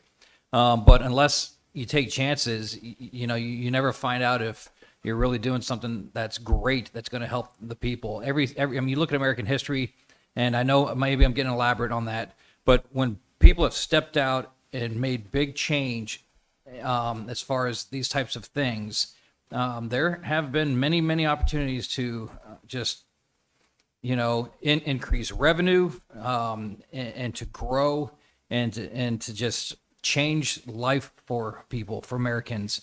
As far as this idea that a sales tax is regressive, that has been debunked by the Heritage Foundation. I would encourage anybody to go to the Heritage Foundation and do their own reading on sales taxes. That is a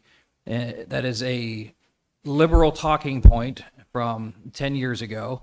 So the sales tax is not regressive. It's actually consumption taxes are the most, quote, fair type of tax there are in the United States of America. A property tax unfairly taxes people. It unfairly taxes people that have generational wealth, that have had property passed down to them, that have worked hard their entire lives and have built equity and have built up, things for their family that they can pass down. So I think it's very important that we consider that and look at it from that perspective as well. So this is an opportunity for us to fundamentally change the way that we tax our residents, our fellow residents, and this will absolutely, in my opinion, help the majority. It'll capture a broader tax from everybody that comes into the borough and spends money here. We have a large tourist industry. We have a large hospitality industry that we're not capturing any of this revenue from. Everybody that drinks beer across the street, that's a potential person that's going to pay into our tax revenue before hopefully they don't drive home before their designated driver drives them back to Anchorage. So so I'd ask that you consider this, that we can lower the tax burden on property owners throughout the borough and spread that whole burden to everybody that comes in here, steps foot in the borough, and spends money here. So, thank you. Mr. Attorney? Assemblymember Bowles, I apologize. I have to rephrase my answer. When you were asking the question, I thought you were asking whether or not the alcohol ballot question would change to 6.5. Okay. Because that's already on the ballot. It would not change. But I think your question, now that you've finished talking, I'm sorry, I maybe misunderstood you. I think what you're asking is, if this passes, would we then set that 5% aside and then everything gets taxed at 6.5? The answer is yes. And I apologize if I answered that wrong at first. I didn't quite understand. Okay, let's see, who do we have? Deputy Mayor, I guess. No? Pass, okay. Fall off. Yeah, I never heard that $55,000 thing, but I just did some math just to, in the perspective. If we are with a 6.5%, we're trying to attract about 128 million, and this is up on the report. So what I did, just from the earlier that we had eligible residents, and that's, I'm assuming that's eligible who is primary residents, right? 26,611 people. I divided that, which came out to be $4,821 is what that family or that residence would need to spend at 6.5%.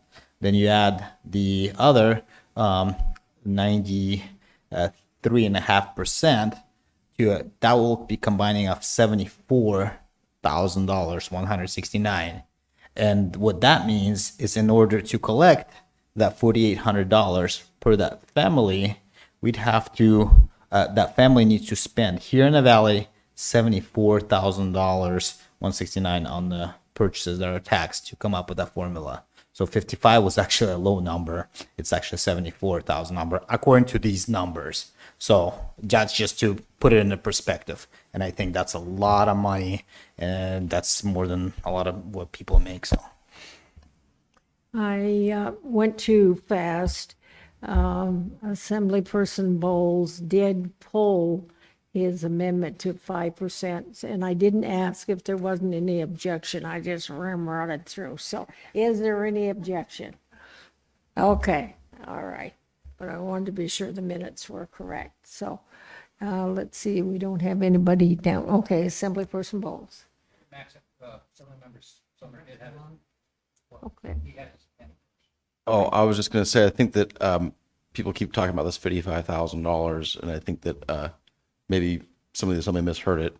The analysis was that the average, as I heard it from the audience, that the average home is worth $400,000, and in order to, for it to cost you more than what you would save as an average homeowner, you as a family would have to spend more than $55,000 a year, in purchases that are tax applicable, which would be, I think the cap is $1,000, so $55,000 a year in small, under $1,000 purchases. That's what I heard from the audience. So it's a little different than what everyone else is trying to interpret. Alrighty. Assemblyperson Bowles. Thank you, Madam Mayor. And then So yes, and that was just so the people listening can understand. That was something that has been discussed in various groups, and that discussion also does not take into account the however million, or not however million, excuse me, I got a million on the brain. However many people come into the borough that don't live here that spend money here that will be contributing to our tax base.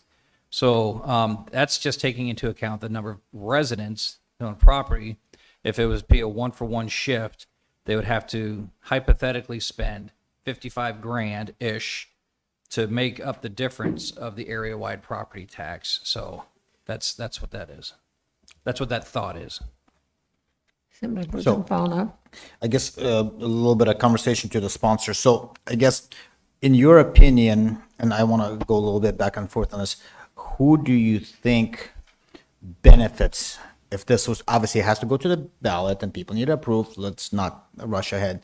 But if that was to happen, who kind of benefits at the top and the mid, and who benefits the least, in your opinion? And I want to have follow up on that. And who are you asking? I'm asking a sponsor specifically right now because I trying to, Mr. Bowles, yeah. Would you be okay answering that? Yeah, go ahead. Go ahead, sir. Thank you, Madam Mayor. So, my opinion, the discussions I've had is the overwhelming majority that will benefit from this are the 120 property owners. I have had one landlord reach out to me and say that they would lower their rent. I know that's not likely to happen from every landlord. I've been asked if that person would be willing to give their name and speak on the record, and I have not gotten that.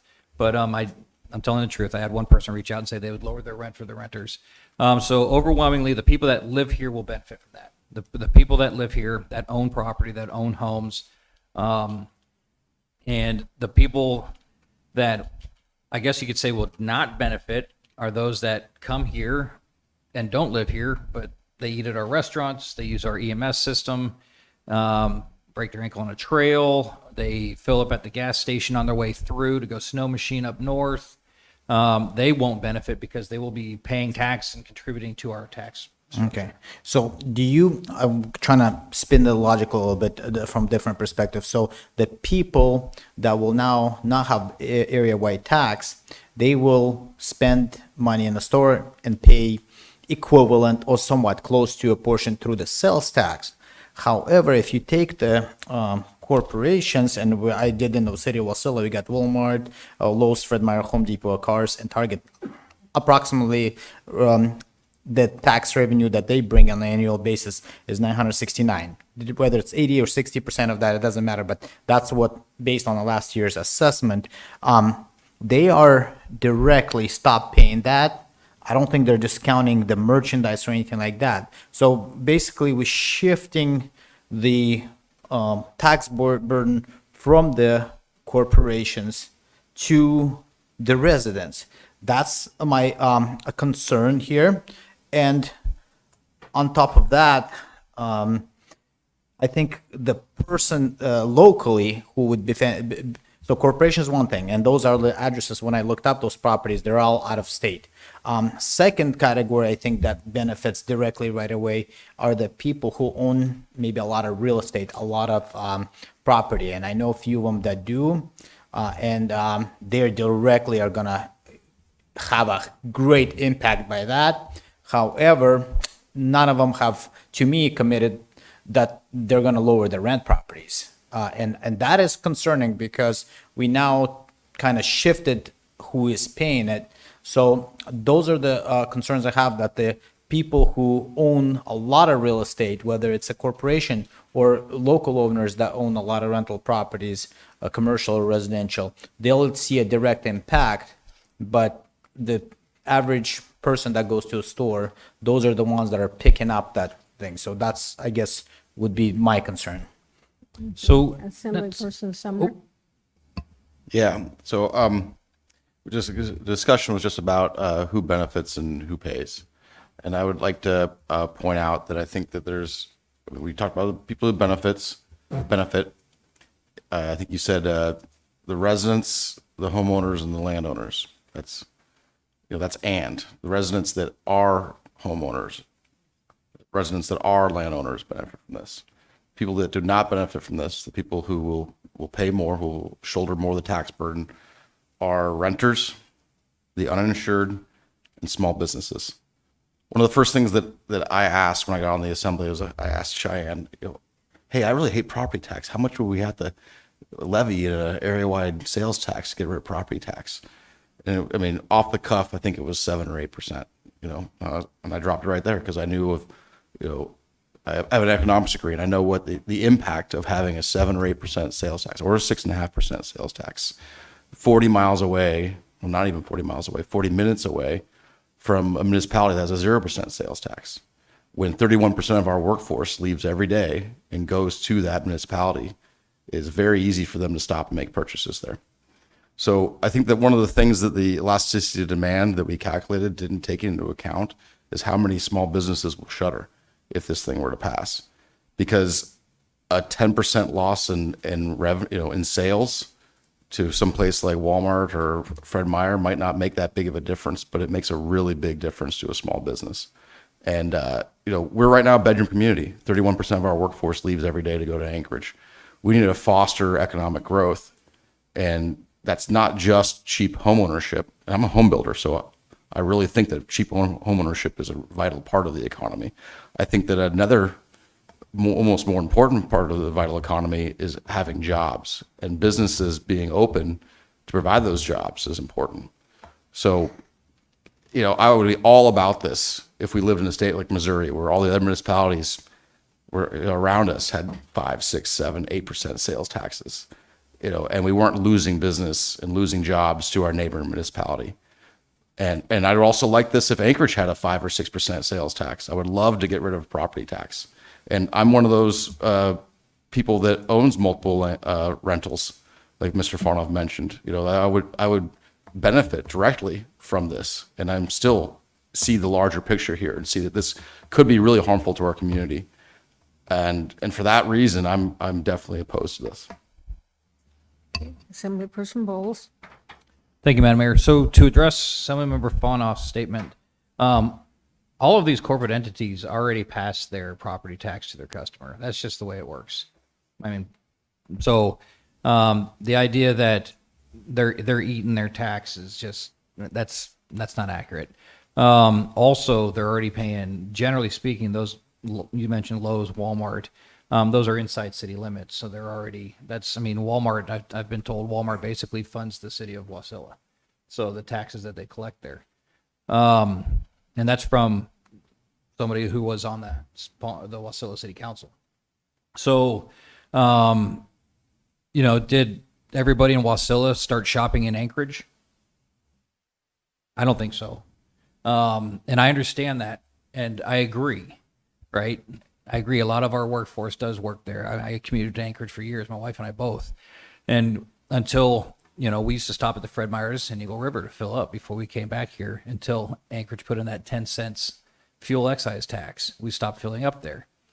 We also both stopped commuting. When we both stopped commuting, we don't go into Costco anymore. We just eat that $15 to $20 we're going to save at Three Bears because we don't want to go to Anchorage. We would rather pay a little bit more not to have to go to Anchorage.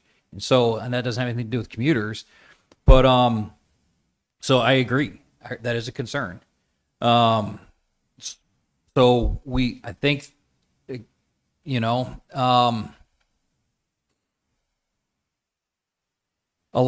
this really started when I was campaigning, and I've talked to you about this. I've known two people that have gone through the foreclosure process. One has since passed away. This person homesteaded, my neighbor homesteaded out down Connect River Road. And he was getting ready to lose his house that he never had to pay a mortgage on because of property taxes. This man lived there since the 70s. And he passed away before it was foreclosed on. And another member, another person we know also went through that, but they went through that in the Anchorage municipality. Ended up having to sell. So I never want to see that again. And we saw 2-3 months ago, 6 or 7 people, fellow residents here that were dealing with foreclosures because they fell on hard times. Nobody should ever fear losing their home because they fall on hard times. If you can't buy name brand Coca-Cola and you got to change to Shasta, well, you might have to change to Shasta if we have a sales tax. I was talking with somebody at a meeting and they said, well, what about a young couple that wants to buy that side-by-side, but they can't afford it? Well, then they can't afford it. When I was a private in the Army, I lived in the barracks and I ate at the dining facility as much as I could because I couldn't afford to go out to eat and, a lot of those things. So it's a sales tax, you have to decide what you're willing to spend money on and where you're willing to spend tax. And you make that conscious decision. Am I buying this tri-tip or am I buying ground beef? Well, ground beef's expensive now, but you know what I mean? You have to make those choices versus we don't get an option with property taxes. We don't get an option when the government says you owe me $5,000 and if you don't give it to me, I'm taking your property. And so I'm standing on this. I hope that others will vote to at least put this on the ballot. I understand if you don't fully agree with it, but please allow the people to vote on how they want to be taxed. Madam Mayor, if I could just respond to that real quick. I guess what I'm saying is you don't have to decide if you have to buy Shasta or Cola or Coke or get the tri-tip or the side-by-side. You can just stop on your way home in Eagle River or Anchorage and buy those things. Assemblyperson Nowers? I think that the other part of this equation that isn't in the loser column is the cities, right? Because if people stay away from their businesses, they're going to also lose income. So I would add that. And I think a lot of people are already down to the ground beef, so they don't really have a choice. And if you're doing a tax, a high sales tax, relative, right? And it has $1,000 cap on it, you are the people get hit the most are the people with the lower incomes. So I just think, and I think you kind of gave a perfect example of elasticity. There was a 10 cent a gallon tax and you decide to drive the extra and then you don't go into Anchorage because it's not worth your time on $20. So a 10 cent a gallon is, a 20 gallon tank or 15 gallon, that's $1.50. like that motivated you. So I think when people see that, Mr. Fauna was asking me the magic number. Sometimes a magic number can be really low. It's perception, and I would really worry about this driving businesses under, because that's also, that number is that for the same reason Mr. Sumner was saying. When you get to 7%, it's just kind of like, no, you don't. I don't even know how to say it, but it's like 6, 5. You know, if you're above 5%, you're starting to get into real high territory. So I get the motivation behind it, and that's a horrible story, the person losing their property, but you don't want to like create a solution to that and create a bunch of other problems in the process. Assemblyperson Paunoff and then Sumner. Yeah, I still am very concerned that the person that owns a lot of real estate is going to benefit the most, and the rental difference is not going to go to the actual tenant. That's my thing. I do have a question to sponsor, like if you're not here next year and we're $20 million short, where would you want us as decision makers who are still here? Which departments do we start cutting where? Like, where's the realistic then? We can't get it more than 6.5 because we're limited at that. We don't have a area wide. How do we handle that? Like, put yourself in my shoes when I'm here and making a decision. And this is a sincere question. If we're 20, let's say, or even 10, where do we start cutting so that we can still be functioning borough? So I pulled that amendment. At 6.5%, I still believe there's a decent amount of shortage, because the realistic number, when I talk to finance director and things like that, it should be anywhere from possibly from 7.5, possibly even to 8%. I still believe there's going to be the shortage, because some of the shopping that is projected is going to be leaving. Go ahead. So, as previously stated, the new alcohol tax is going to bring in revenue. The taxation on healthcare that the insurance companies are going to be paying. So, the borough's going to be able to take money that we pay to insurance companies, and that will pay taxes. Right now, again, $2 million is being paid. If you look at only half of the patient encounters, if they reach their cap, that's going to be $6 million. I'm confident that that'll be more than that.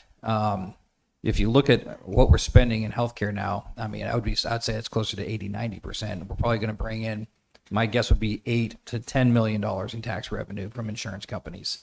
I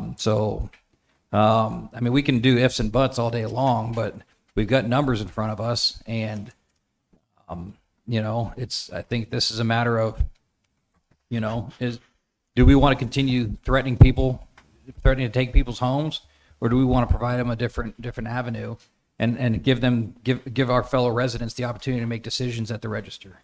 I do like to give more options. We did try that one last year with a few, and that overwhelmingly was voted down. This one, I would almost ask if we be honest with people, realistic, and ask for 7.5, because then we can lower it down, but we cannot go above than what people will approve. And if we're short, we have some serious problems. Okay, Deputy Mayor, would you move to extend this, please? I move to extend the meeting till 11 o'clock. Okay, is there any objection? Okay. Let's see, Assemblyperson Sumner and then Gamble. Go ahead, sir. Yeah, I have a question for Finance Director Cheyenne, if that's okay. Okay. Is there any objection? No, go ahead. Hey, Cheyenne, there's been conversations about foreclosures, and I was wondering how many homes we foreclose a year. Sell at auction and people can't get back. Because the foreclosure process is a long, drawn-out process, right? Yes. Through the mayor to Assemblymember Sumner, the foreclosure process starts in my department. We start with the delinquent taxes. We send out, as described in previous manager's posts, we send out courtesy notices to approximately 2,000 property owners. that starts the process. By the time we get down to where we have taken clerk's deed and transferred that property to land management for sale, we're talking probably less than 100 properties are left in the foreclosure process. By the time we actually sell properties, we're probably talking less than 30 properties that are sold. And in my recollections, not one of those has had a home on it or a owner-occupied home on it. For how long has that been that it hasn't been a home? I have been at the borough for 32 years. We mostly sell raw land as part of that foreclosure process. Thank you. Okay, let's see, Gamble and then Assemblyperson Gamble, go ahead. Thank you. Cheyenne, before you go, I don't know if you can answer this, but how would a sales tax affect WIC and SNAP participants? Would they pay sales tax? Do they pay sales tax, or would they? I'm on through those the mayor benefits? to Assemblymember Gamble. I'm going to throw this to Nick, but I don't think we can tax That's what I federal thought. benefits. Okay, because the last thing I'd want to do is harm the most vulnerable. And also, could you kind of explain to me how the transition would happen from property tax to sales tax? So would we Well- spend a year with people still paying property tax until we started collecting the sales tax? Through the mayor to Assemblymember Gamble. One, it only removes area-wide property taxes. So we would still keep a fully functioning assessment department because we still are levying taxes for road, fire, special service areas. I believe the ordinance, if it's adopted or passed by the voters, we start collecting in April. So we have 1 quarter before the end of the fiscal year to get an idea of what our tax collections would be, and to be able to build a budget upon that. Okay, so we would not be reducing any staff. In fact, we'd be adding We would staff. be adding at least 3 staff to start with, and that's probably low. Okay, thank you.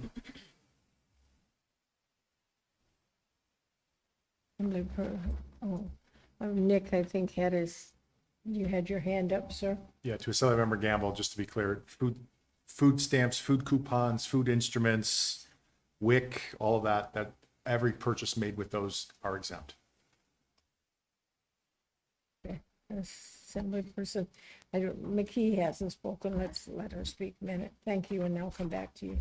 Yeah, we've been talking about 6.5 and then saying, well, and then where we just had the 6.5% with the taking away the property tax, and then when we had talked about the one that had the disabled veterans and seniors, and that particular one there, it says, however, if the reduced revenue is closer to the higher estimate, a sales tax would need to be about 9%, and that comes from, that was May 21st, I think, May 18th, and then the one for, huh? I didn't know that was an amendment. It doesn't say it's an amendment. It's a letter from, I think, Cheyenne's department saying it's from, Department of Finance. It says it at 6.5%, it would have to be at least a 7% area-wide tax. And then when you get to veterans and seniors, it said would need to be at least 9%. Am I reading something wrong there? Through the mayor to Assemblymember McKee, the handout for the seniors is an amendment that would need to be moved. I see. It has not been moved yet. I see. But you are reading it that if If it is. it is amended and introduced and approved, then you have an additional 12 to 26 million dollars that would have to be funded somehow. Yeah, and I'm also looking at the fact that it says that to administer this tax, it is estimated that 2 full-time employees would be needed to costing approximately $360,000 annually. That's on the same one we we're just talking about. And I would say that's a typo. That is actually 3 employees. I'm really hoping so because, Yes. and I don't think 3 could do it, but anyway, just No. wanted to point these out that they're in there. Assemblyperson Mowers? Just, I know we're talking about a lot, but I think it's a really good discussion to have to talk about, to think this through and think through things. And so one thing I just want to point out, when you talk about health insurance picking up the tab, the one thing I do know about health insurance is they do pass those costs along to us. So they might absorb them for 1 year, but those are going to show up in our premiums the following year. So I don't really see that as a cost savings. I think it's going to get passed right on to us. But if you give, if you give Walmart a $300,000 tax break and you give Target a $200,000 tax break, they're not going to change their prices. So I just, again, thinking about winners and losers and how it benefits. Like I like getting rid of the property tax, but you're benefiting some folks that are helping pay the bill now, and you're making it harder in some ways for people who live here. You are picking up visitors, but it just, I just wanted think about that. Like health insurance, it'll definitely get passed back on to us the next year in premiums. If the health insurers are paying it, they're going to pass it back to us. Ready, are we ready to vote then, or deputy? Mm-hmm.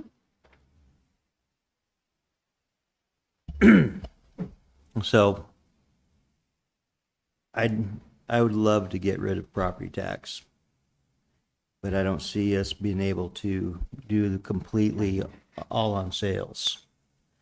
And I don't know if anybody's got an appetite for an amendment as far as doing a less percentage on our sales tax, like 4% and half on property tax, something like that, to where that way we're evening it out. People that are apartment owners and stuff like that and landlords, they're contributing still,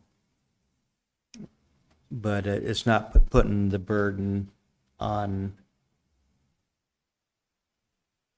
the average person and the small business as much as, the 6.5%. And this, if realistically, I think if you put 6.5% down and put it on the ballot, I don't think it'll pass, honestly. If you're actually trying to accomplish something, I think more people would go 3.5%, 4%, something like that. And if you cut your taxes, property taxes in half, I think you would get a more support overall. Got a motion? Discussion motion. An amendment. Oh. I know. On Nick's recommendation. Do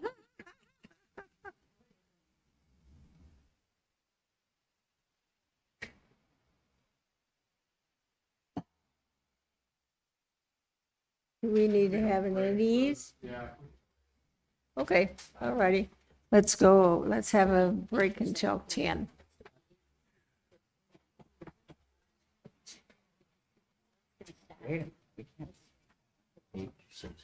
Sometimes you make that motion. There's a lot of things there.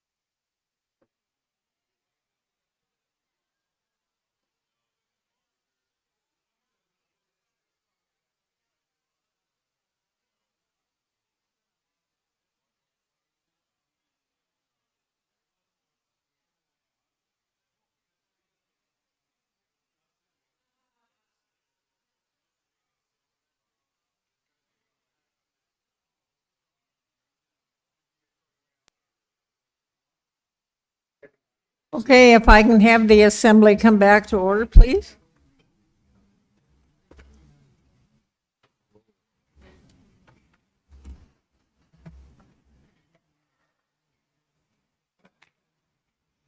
Okay, where's Cheyenne go? Good. We got what we need. You got what you need? Yep, we got. Okay, so Ready to who's So is deputy mayor gonna do it then, or attorney, or? Oh, the deputy mayor has the amendment? He is the motion. Okay, you have the, I move to amend. you have to, was the other statement an amendment? Do we need to withdraw that amendment? We don't. Okay, so go ahead, sir. So I'm going to read the amendment in for Assemblymember Bernier. This amendment will change the sales tax rate to 3% and enact a area-wide real property tax cap of 4 mills. Okay. So the first part of the amendment would be to amend the ordinance throughout to change the sales tax rate to 3%. Okay. The second part of the amendment would be to amend Section 3 of the ordinance to add the words above 4 mills so that it would read, the borough may assess, levy, and collect ad valorem property taxes, except that the borough may not levy an area-wide mill rate above 4 mills. Okay. Third would be to change the ballot language to read Proposition number 1, adoption of a 3% area-wide sales tax and enact an area-wide real property tax cap of 4 mills. That's the title. And then the ballot language itself would say, shall the Matanuska-Susitna Borough adopt and exercise the power to levy, collect, and enforce an area-wide sales tax of 3%, and then the 3% written out as a number, on all sales, services, and rentals within the Matanuska-Susitna Borough, and amend Borough Code to enact an area-wide real property tax cap of 4 mills. Yes, no. And then the final part of the amendment would be to change the title of the ordinance so that it reflects what I just read, and that would be an ordinance adopting MSB 110, 170, and MSB 335, 3% area-wide sales tax, and enacting an area-wide real property tax cap of 4 mills, and submitting the proposition to the voters at the November 3rd, 2026 regular borough election. That would be the amendment. So deputy mayor, I understand that's your amendment? That is my amendment, and I would like to postpone it until July 21st. Okay.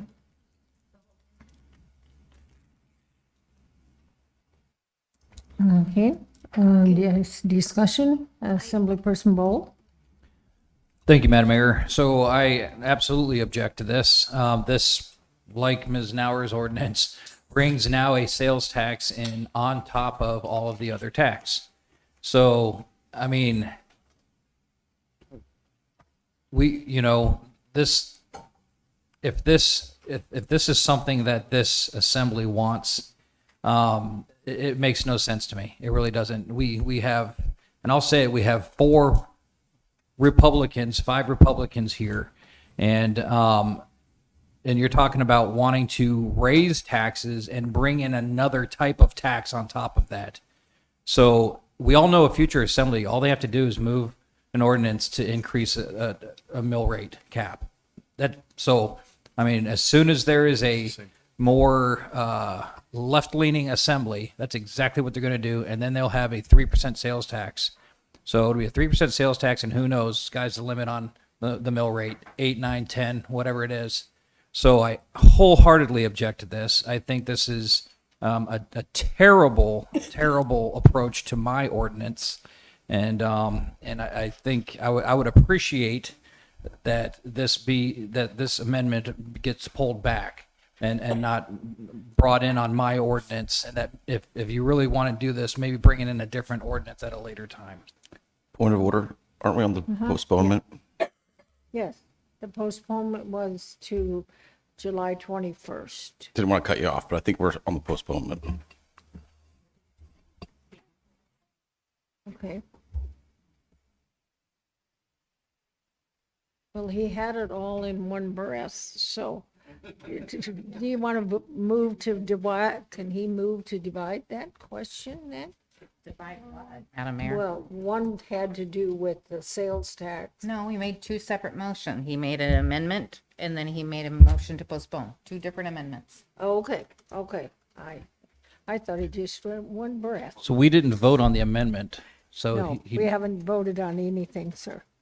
Yeah, If I can, Madam Mayor. yeah, go ahead. So motions can be made and they can be postponed. Yeah, correct. So Assemblyperson Nowers. So just to clarify, if we voted to postpone, that amendment would just stand and we would take it up on July 21st, but we might have some more information before us and then we can make the arguments on it. But it would not be passed, it would just be introduced. It would be the first item the assembly brings up if the assembly decides to postpone it on July 21st. Okay. Assemblyperson McKee. I have some questions about the 4%, what would you say, 4 mils or? Yeah, we're just on the Okay, so I motion can't to talk about that yet. postpone. Well, since it's all together in one piece, No, the clerk says it was two motions. so first we vote on postpone or not? Yes. And then we Yeah. vote on other things? No, Yeah. that's what. Yeah. So if you pass to postpone, then we will move on to the next item on the agenda. If that is defeated, then we will take up the other part of the amendment. Okay, Assemblyperson. Oh, you, okay, Mike, let me get to Assemblyperson Fauna first, since he hasn't spoken. Question to Mr. Bernier, the logic for postponement, because we're discussing postponement now. Where's your logic? I like to get in your head. I This guess. gives the public a month to mull it over. Okay, that answers my question. Okay, Assemblyperson Bowles. So as far as the postponement, speaking to it, I think that this is a disservice because this ordinance was introduced in March and the public has had plenty of time to mull over the language in my ordinance. And so I would ask that we do not postpone this and that if you would like to take up your amendment in a different ordinance, we do that. Because quite frankly, I don't want to be associated with this amendment. I don't want my name on this ordinance with this amendment. Assemblyperson Fauna.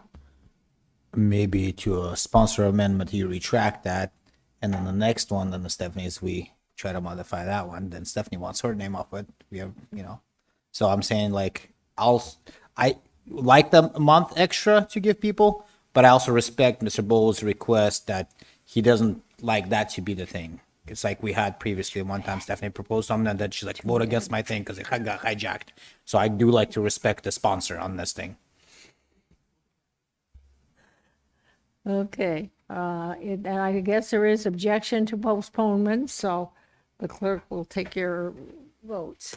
If you can go ahead and vote on postponement.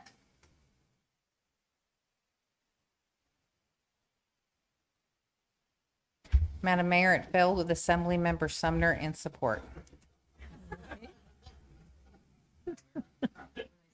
Okay, so now we're back to the other amendment you wanted to make? Deputy Mayor, then the other amendment that. I'm going to pull my amendment and bring it out next meeting as an ordinance. Okay, so is there objection to him pulling his amendment? Okay. Ready?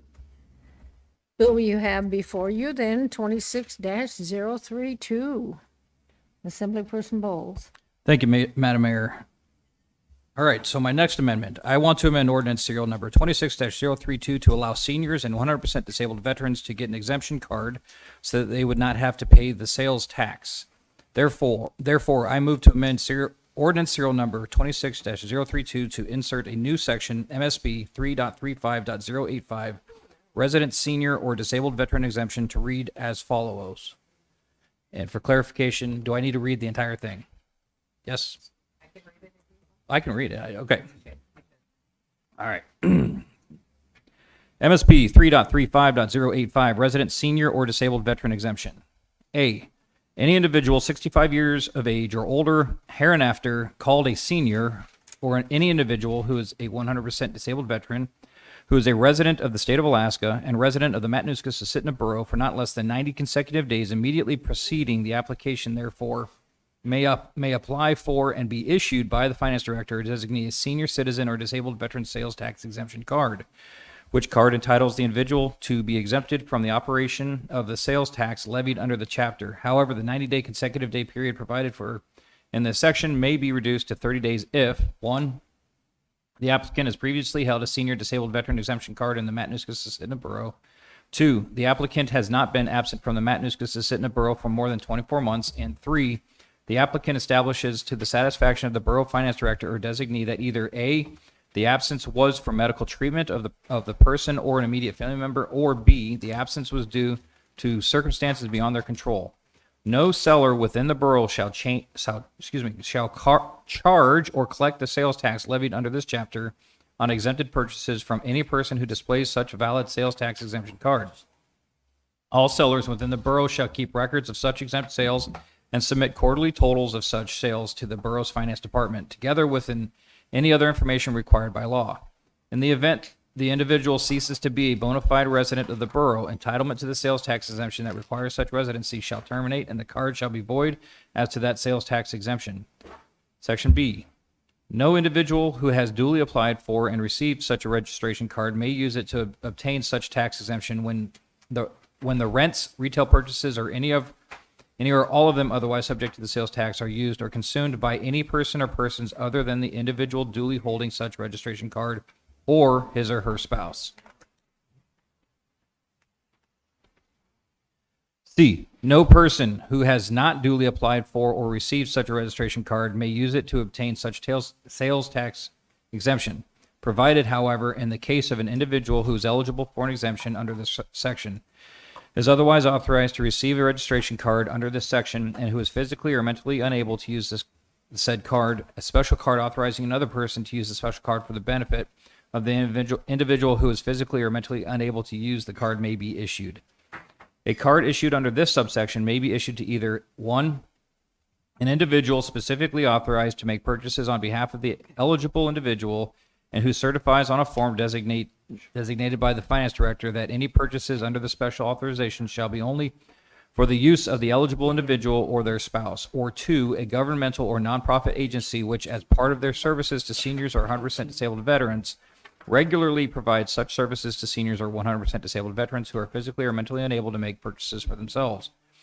In the case of a governmental or nonprofit agency, such cards shall be issued in the agency name, shall bear distinguishing markings, and any employee authorized to use such cards shall certify on a form designated by the finance director that any purchases under the special authorization shall be only for the use of an eligible individual or their spouse. Governmental or nonprofit agencies will accept full responsibility for the safekeeping of such cards and maintain an appropriate accountability of the use of each card. When making purchases using the authorization, the employee shall keep a log of the purchase, the amount, and the party for whom the purchase was made. The log shall be retained for at least 3 years by the agency and shall be subject to an audit by the borough. Section D. For the purposes of this section, resident of the state of Alaska means an individual who is physically present in the state with the intent to remain in the state indefinitely and to make a home in the state. An individual demonstrates the intent required under this subsection by maintaining a principal place of abode in the state for at least 90 consecutive days immediately preceding the date of application for the exemption card provided in this section. Notwithstanding the above, an individual who registers or is registered to vote outside of the state of Alaska cannot be a resident of the state of Alaska for the purpose of exemption card under this section. For purposes of this section, a resident of the borough is an individual who has established a residence in the Matanuska-Susitna Borough and has the intent to remain in the borough indefinitely and make their home in the borough. An individual demonstrates the intent required under this subsection by maintaining a principal place of abode in the borough for at least 90 consecutive days immediately preceding the date of application for the exemption card. Notwithstanding the above, an individual who registers or is registered to vote outside the Matanuska-Susitna Borough cannot be a resident of the borough for purposes of the exemption card under this section. E. Any individual who ceases to meet the definition of either resident of the state of Alaska or resident of the borough immediately forfeits the exemption granted in the subsection and must return the exemption card to the borough. F. The finance director shall periodically review the qualifications of holders of senior citizen exemption cards, may require proof, verification, or other information from card holders, and shall revoke the card of any person found not to meet the qualification. A written notice of the revocation, together with the basis therefor, shall be sent to the resident's address provided by the exemption card holder. A revocation decision is a final administrative decision and may be appealed to the Superior Court in accordance with the Alaska Rules of Court. G. Any person who violates any provision of this section is guilty of a violation, and upon conviction thereof shall be fined in an amount not to exceed $500. And such sales tax exemption card shall be surrendered to the court, which in turn shall return the card to the borough for cancellation and destruction. Lawful use of the card is a condition precedent to its validity, and any unlawful use thereof shall render the card void from the date of its inception. By applying for any such card, the applicant thereby agrees to be bound by such conditions. And H, use of an exemption card in violation of any provision of this section is prohibited. Each and every item or service purchased with an exemption card in violation of any provision of this section is a separate violation. The borough may seek injunctive relief and a civil penalty up to $1,000 per violation as provided by Alaska Statute 29.25.070B and pursue any other legal and equitable remedies provided by law. Okay, so Assemblyman Sumner and then McKee, or McKee and Sumner, who are more. I had my light on, you did not, so I know. What I'm thinking about when you just read that amendment, and that's the one that I talked with about Cheyenne before. If you read her note on that, it says that the proposed sales tax is projected to generate $121,398,669. The FY 2027 area-wide property taxes are projected to generate $129,576,700. And she goes on the next paragraph and she says, if the reduced revenue is, if the exemption is implemented, the amount of reduced revenue could range between $12,028,900 and $26,833,700. If the reduced revenue is $12,028,900, that's the first one. The Finance Department recommends at least an 8% area-wide sales tax to offset the reduced revenue. However, if the reduced revenue is closer to the higher estimate of 26 blah blah blah, the sales tax rate would need to be at least 9% to provide revenue. So we're not talking anymore about a 6.5%. If you introduce this amendment, we're talking about 7 to 9, 8 to 9. So, are you sure you want to go up to 8 to 9%? Mike, Assemblymember, whatever. Am I allowed to answer, Madam Mayor? Sure. So, again, these numbers are all speculation. If I had it my way, I'd have 5% or even less. I don't think we need 6.5% to meet the revenue that the borough needs. So, I've made it very clear, the lower the tax, the better, in my opinion. And we absolutely need to exempt seniors and vets. We can guess it'll be 12 million. We can guess it'll be 26. Maybe it's 2 million. I don't know. How much, until we have a year or two of this ordinance in place and we actually have data, we really don't know what we're going to collect.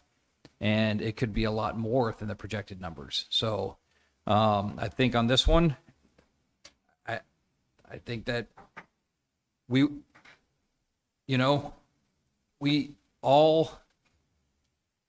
I think most everybody here wants to do away with property tax. Not me. Okay, most everybody here wants to do away with property tax.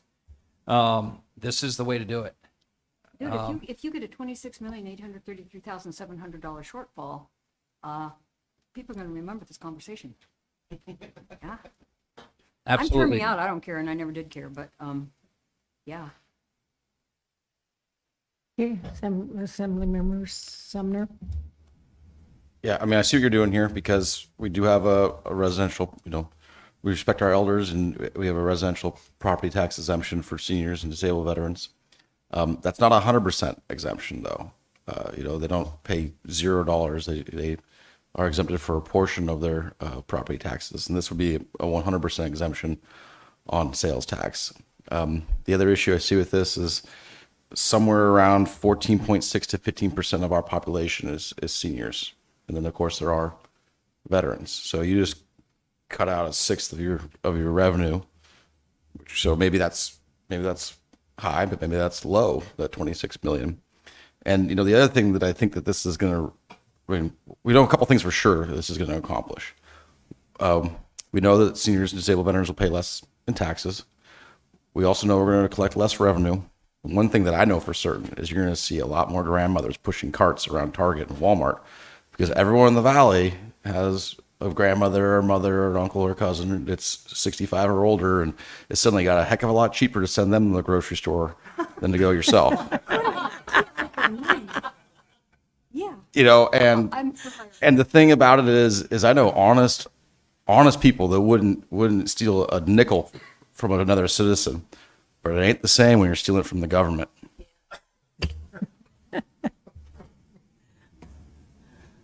Okay, further discussion on the amendment. Yes, Assemblyperson Allen. Oh, under this, so the seniors and disabled veterans right now get a 300,000, almost 280,000 a year property tax exemption. So they're losing the benefits. Like you get rid of the property tax, they're losing the benefits of that exemption and having to make it up in sales tax, right?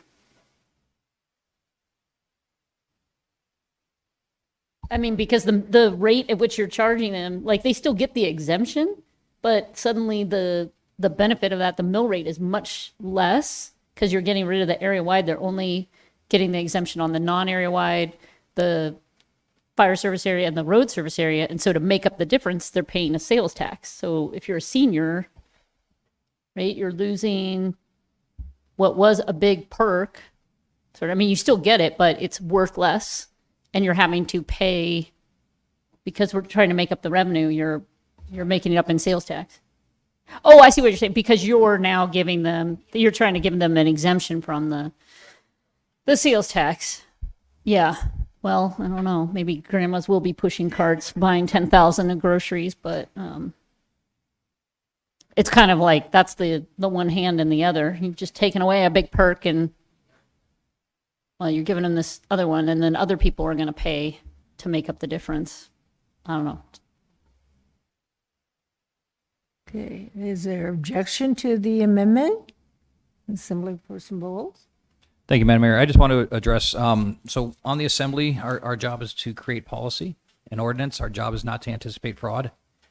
So it absolutely is. It absolutely is good policy to anticipate human nature. So when we talk, I mean, anything, anybody can take advantage of anything. We know that.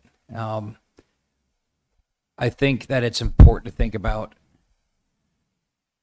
the larger benefit to the 122 residents in the borough. I mean, of course, we know fraud's going to happen. Fraud happens every day. We know that.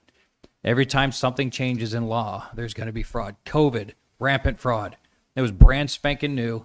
And then within, a month, we started seeing cases of fraud. So, I mean, I think that maybe that's not the correct way to say it, anticipating fraud. Of course, maybe we need to factor that in. But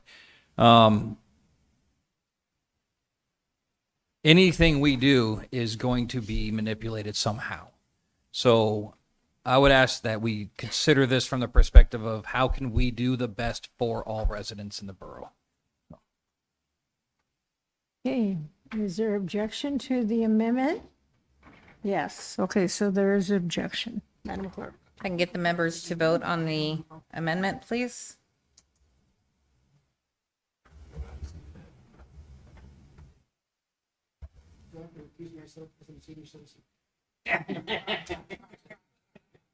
Yeah, me too. You and me, Bill. But I think it's important for these to vote. We're getting rummy already. Assemblymember McKee, can I get you to vote on the amendment, please? I don't know what, I have to ask you a question about it. Because of course I'm for an amendment like this, but I'm not for the main thing. So how do I vote? I don't know how to vote. If you're for the amendment, you'd vote yes. If you're against the amendment, you vote no. Okay. Madam Mayor, it failed with Assemblymember McKee, Gamble, and Bowles in support. Okay, so now we're back to ordinance 26-032. Are we ready to vote on the ordinance? Okay, is there objection to the ordinance? There is objection. Okay, so now go ahead and vote on the ordinance, please. Madam Mayor, it failed with Assemblymember Bernier, Assemblymember Gamble, and Assemblymember Bowles in support. Okay, ready? So we're ready to move on to the next item. No, we're going backwards. We are going back to ordinance 26072, and the amendment on the floor is Assemblymember Fonoff's that changed everything, the 1.5% to 1%. The handout is in front of you unless you want me to read it back into the record.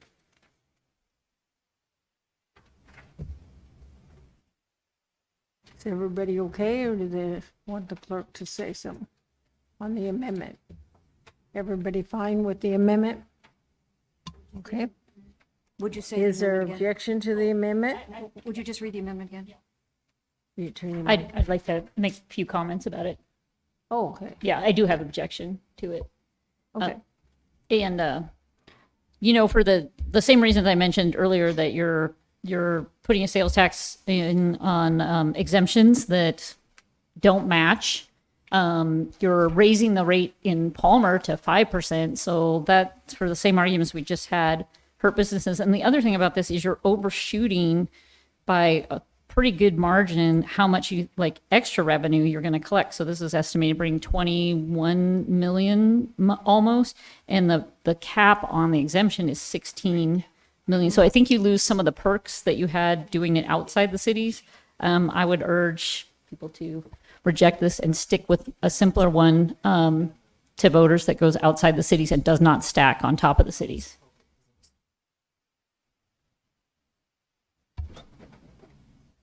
Okay, Assemblyperson Gamble, and then, Yes, Madam Mayor, I'd like to postpone this amendment until July 21st, when Assemblymember Bernier brings his tax ordinance forward. okay, so there's a motion for us to postpone. You look like you're trying to say something down there, sir? The other thing I was going to mention to Assemblymember Gamble is his ordinance will only be introduced on that day. It won't be heard on that day. Okay.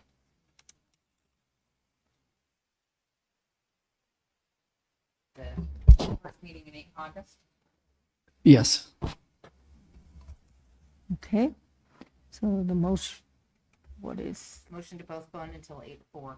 8/4? Okay, we're ready. Yeah, Assemblyperson Allen. What's the deadline for getting something on the ballot? 8/28. Oh, okay. Okay, Assemblyperson Bowles. Thank you, Madam Mayor. I'd like to amend that to postpone it indefinitely. Postpone, if I could verify, to postpone the amendment indefinitely? Are you talking about postponing the amendment and the main motion? Correct. Both.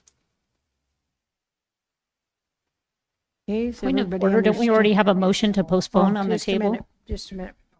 Okay, just a minute.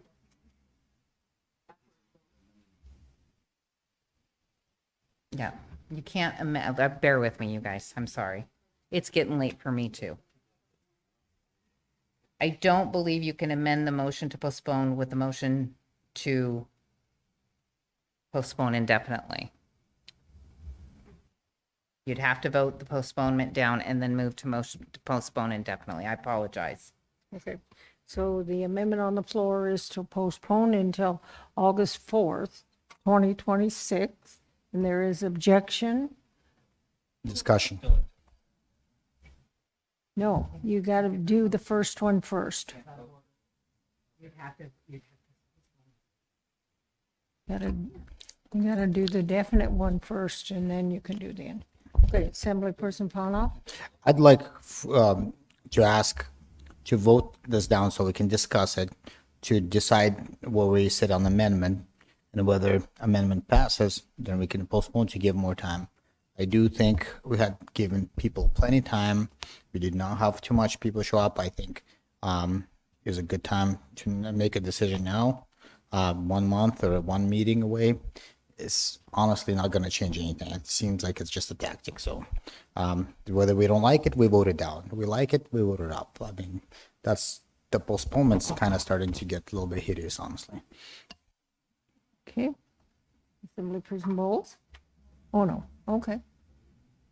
All righty.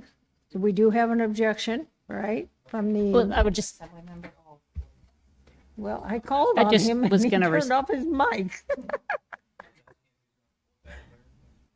Turn your Sorry. mic on, please. Sorry, Madam Mayor, I was asking Member Gamble if he was going to pull it back by request. Doesn't sound like you are. So I'd like to, secondary amendment to postpone that until the first meeting in September. You have the postponement for the meeting in August. Correct, I want to change that to the first meeting in September. Do what? I'd like to change the date of this postponement to the first meeting in September. So he's striking 8-4 and inserting 9-1. Okay. So that's different than the indefinite one. It is different. Has a different effect, but it is different. Simply person hours. I mean, the effect of that is you couldn't put it on the ballot because you'd be missing the deadline. So, from that perspective, I would say vote it up or vote it down. Don't do that because you're just then causing a meeting for no reason. I think I would advocate for having it on the 4th because if we're really serious, we want to put a proposal out there, the best proposal we can find for getting off property taxes, then let's discuss it. And Ron's going to bring his. And so, if we really want to do something about this, let's postpone it till August 4th, give the public a chance to weigh in. If we've just decided we're going to throw in the towel, then let's vote all these down and say the response is we're living with property taxes. And, we haven't found Point it. of We order. can't craft a solution. We're discussing the change of date to the September. I am discussing the date, changing it to September. Okay, guys, let's be a little bit civil there. I know it's getting late, but come on, be really respectful, okay? This is for September. So this like a secondary amendment to September. September 1st. Okay, initially like killing it is what we're doing. Yeah.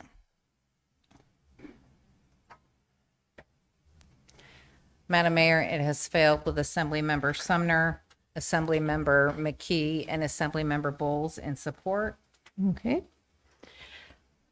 Alrighty, now we're back to the first meeting in August on the 4th.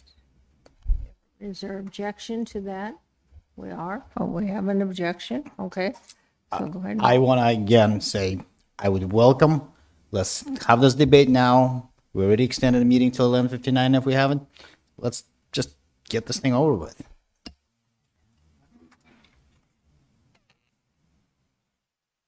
Okay, Ready to vote? yep, we have, I'm sorry, did you want to say something? I would. This is, we all try to come up with some answers as far as alleviating property tax. Mike had his at 6.5. Stephanie came up with an idea. I was silent until I listened to you guys go on and on tonight. But all in all, we're literally just trying to give our constituents a choice. So if they got a choice at 6.5 or the 1.5 or a little bit of both, I think the more you give them a choice on the ballot, then maybe we'll actually come up with an answer. And for the people that voted down Mike's, I'd reconsider. Thank you. Okay, Assemblyperson Powers? I would just say the one thing about your amendment, Mr. Fonoff, is that gives the cities time to weigh in as well. So that's an argument for allowing them to respond because that hasn't been on the table. Okay, we do have Assemblyperson Plana.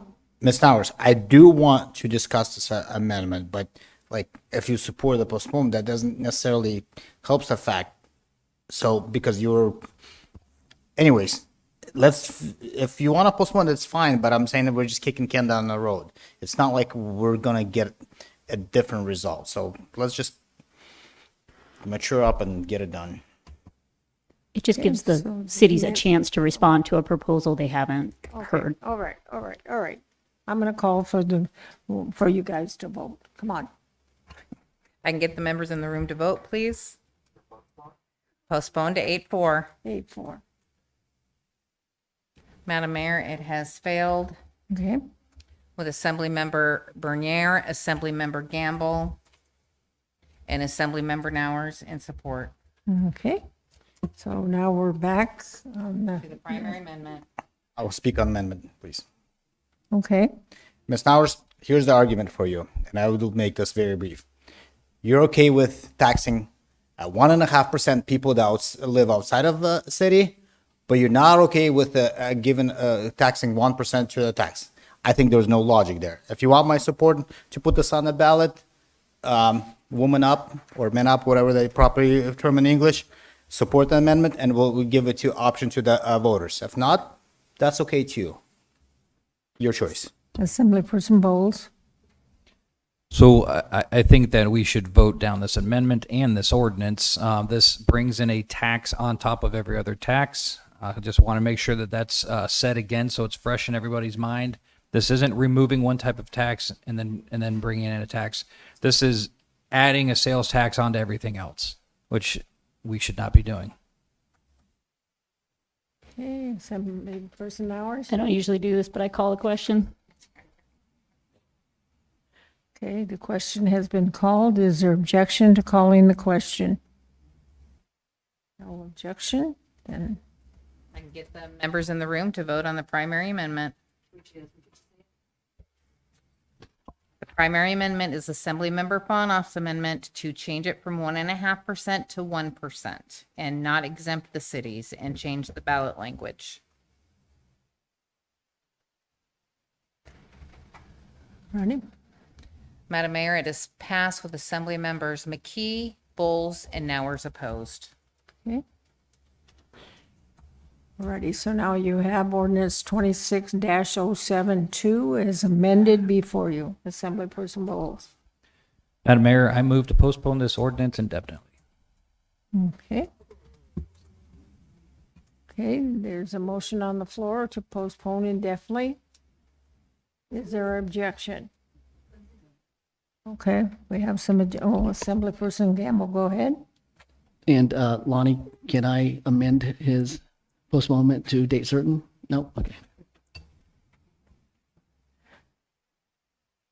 Okay, so we do have objection, then are you rejecting? Okay, so there is a rejection to postpone indefinitely. You can vote on postponing indefinitely. I would just, one comment. I also, for the same reason that Mr. Bowles stated, would not want my name on something that added to the cities, that I will support postponing indefinitely. And if we want to bring this back, we can always bring it back. So Remove your name out of it. Okay, Assemblymember Bernier.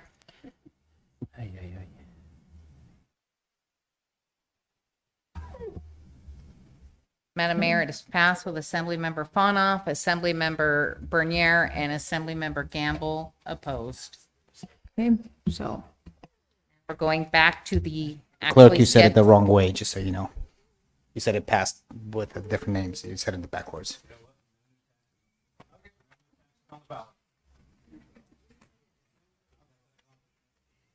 We're going back to the second scheduled public hearing for this evening. Ordinance 26039, an ordinance accepting and appropriating $100,000 from the Mount Sioux Trails and Parks Foundation for the upgrades to the West Butte Trailhead, Resolution 26025. Resolution approving the scope of work and budget for the upgrades to the West Butte Trailhead. And if you're on the phone and would like to speak to this, please press *3. And can we get the meeting Madam extended, please? Deputy Mayor, you want to extend? I move to extend the meeting to 11:59. Is there any objection? No, no objection. Okay.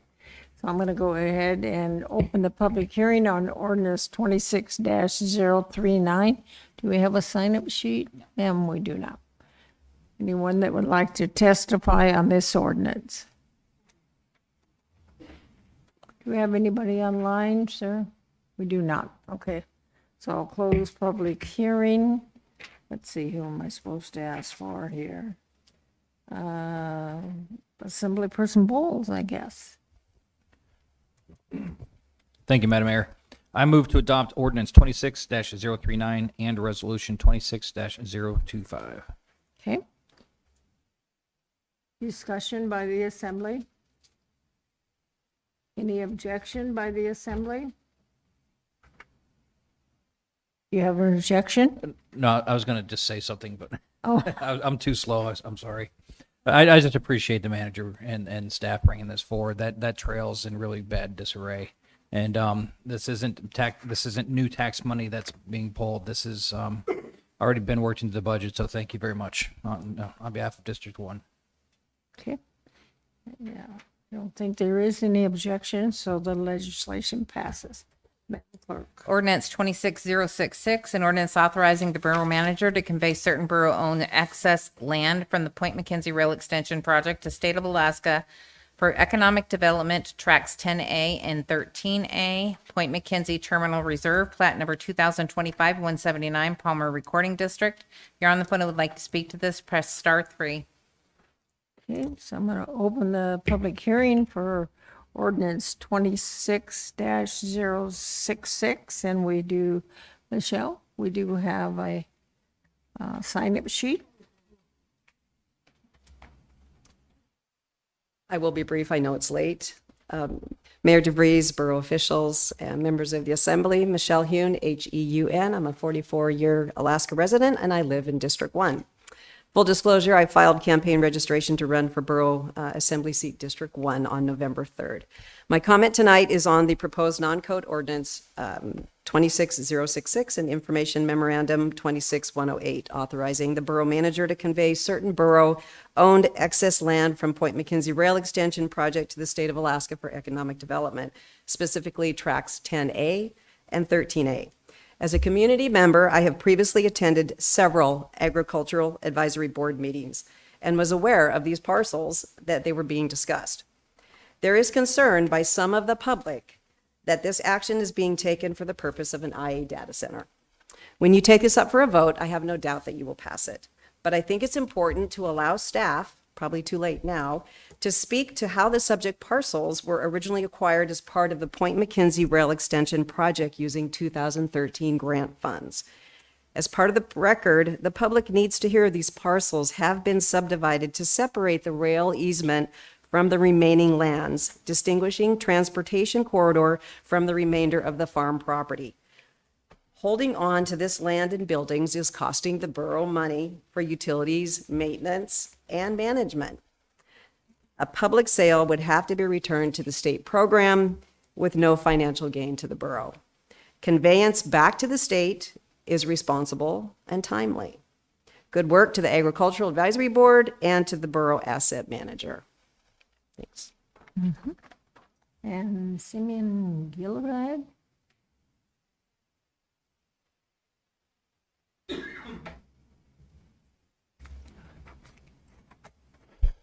Good evening, or almost good morning, Assembly. My name is Simon Gilland. I don't have any objection to the borough conveying the property back to the state. My concern is with the paragraph midway down page 2, where it sounds like the intent is for the property to have the agricultural covenants removed for the purpose of economic development. This state has, in comparison to many other states, very limited soils. It takes time, like hundreds, thousands of years to build those soils. There's a reason there's ag covenants on that land. There's plenty of other places where economic development, storage yards, whatever is desired to be done with this land could be put that does not detriment the agriculture and food security in this state. So I would ask that an amendment would be put forward to remove the ag covenant being removed from the ordinance. Conveyance to state, I understand the reasons. I understand why the borough is in current ownership. Something else I would like to see, the question raised at least, is to make sure that there's no active leases on this land. The last time the borough tried to terminate leases, you did it like the week before hay was supposed to be cut on those properties, and that's extremely, it's just straight up wrong to any tenants. And thankfully, the assembly overrode that request from, I believe it's the administrative side of the borough. But that's something that needs to be, a question that needs to be at least answered and thought about, if it's going to change ownership or any tenant is going to be terminated. So thank you. And I will look forward to hearing the discussion tonight. Thank you. Anyone else that would like to testify on this ordinance? We have anybody? We do not have anybody in line. Okay, one last chance. Okay, so I'll close the public hearing, and let's see, who's Assemblyperson Gamble, you're all ready. Thank you, Madam Mayor. I move to adopt ordinance 26-066, and I have a question for the manager. The gentleman spoke to it earlier. Mike, could you just tell us how that property is being used right now? Yes, through the mayor to the assembly, it is correct. A lot of what you've heard already is correct. So if you recall, there were two parcels that were subdivided from the rail right-of-way that have structures and have served as farms. And the last direction I got from the assembly was to just, subdivide and then sell. So that was the track we were on to do that this summer. My ultimate outcome here is to not have the borough own this land anymore because it is costing us money. And really, we don't need to be landlords. And so what this did, since that's happened, the state of Alaska reached out, asked, and requested that we transfer or convey this property at no cost to the state, because essentially it was paid for by state legislative grant funds. And then the idea is that the state would work through potentially removing the ag covenants. That's why we were very clear that the intent may be to do that for them, but that would be a separate deliberative process executed by the state of Alaska, not the Matsu Borough. And so I looked at this and said, well, the decision about how to convey this land is a decision for the assembly. That's why the ordinance is before you. And so if you vote this through, then we will convey the land probably through a donation agreement to the Department of Natural Resources, and they will take it from there. And again, they have their own deliberative process, public process for what that might look like if they choose to work to remove the ag covenants, and then further convey it potentially to Ada. There's a couple gentlemen here that may have interest, and the Alaska Railroad Corporation has also expressed interest.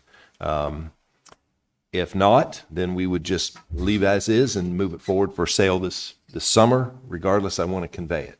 I don't want to sit on it and continue to retain the property. So we're honoring the request from the state by bringing it forward to you as the assembly to make that decision, and then we will move with whatever direction you provide tonight.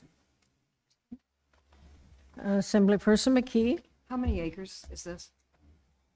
I believe it's I'm gonna round. I think it's about 600 acres each parcel for a total of about 1,200. So, which is now classified as agricultural. Currently, there are ag covenants on both parcels. And each one of them is 600? I believe that's correct. Roughly 600 acres each. Okay. Assemblyperson Fauna? Question to Mike. So did you say that the parts that have the structure house, they have been subdivided, or they are going to be going back to the state with those as a whole pieces?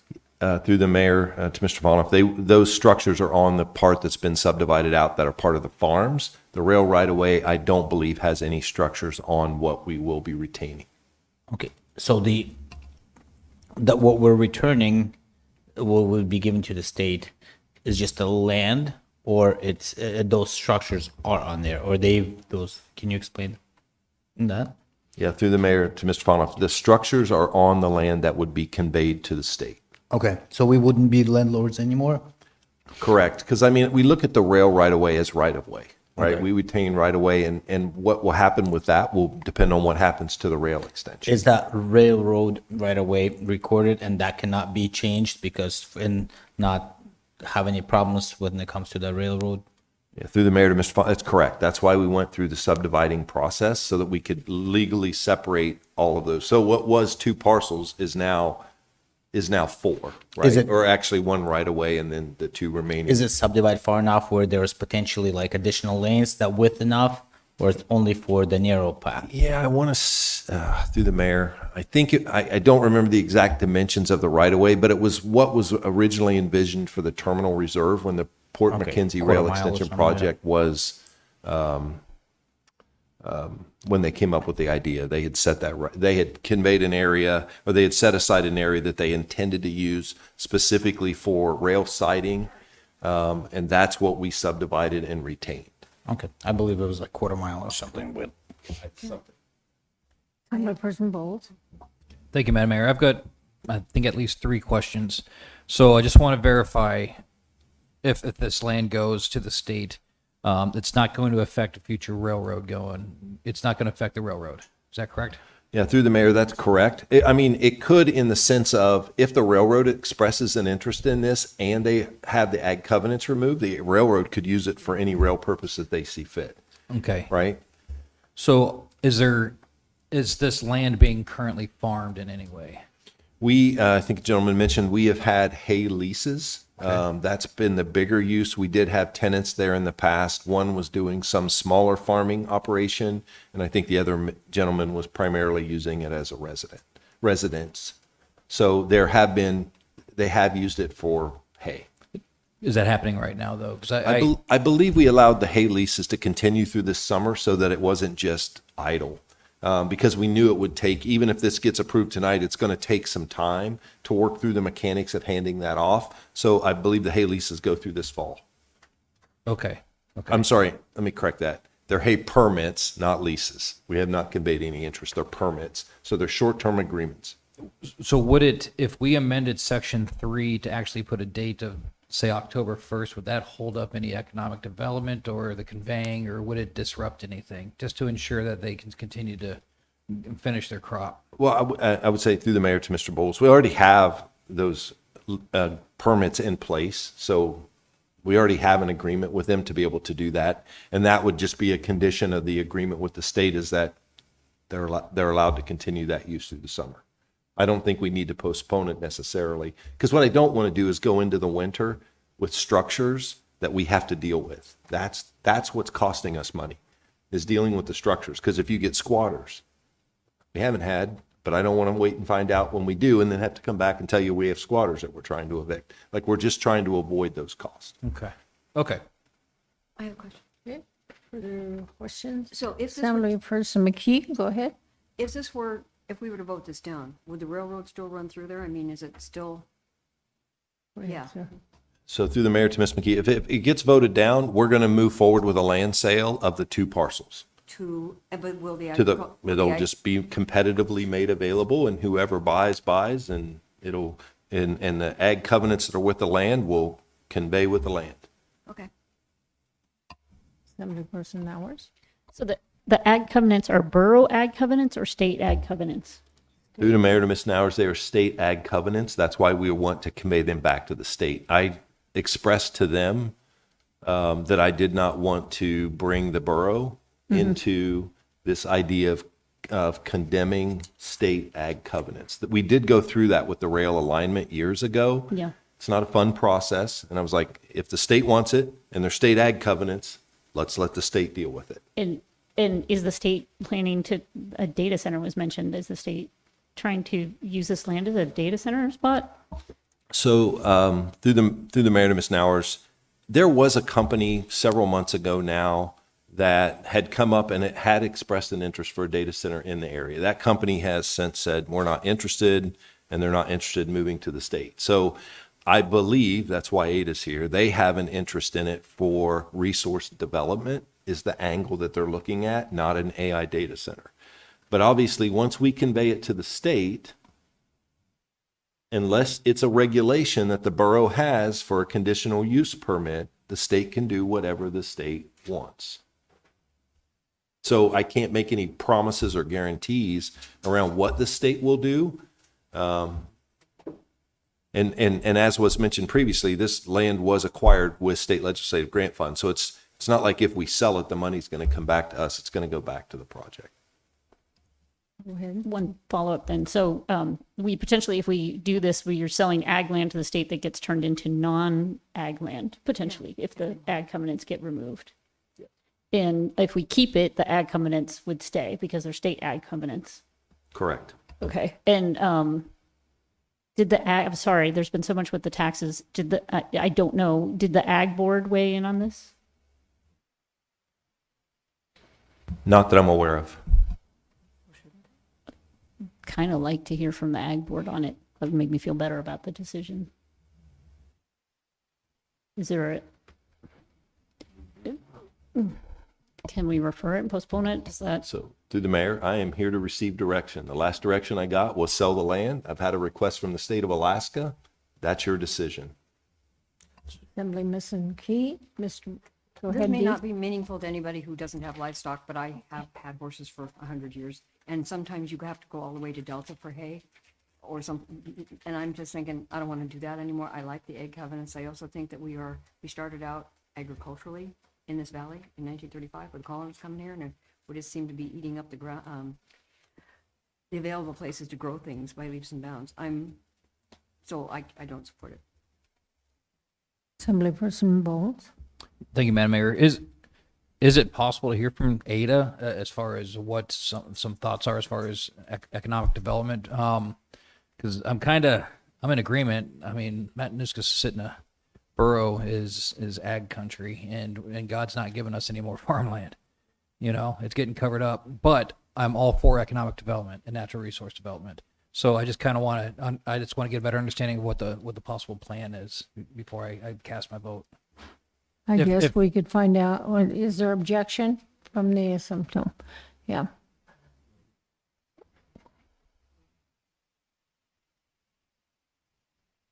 So state your names and then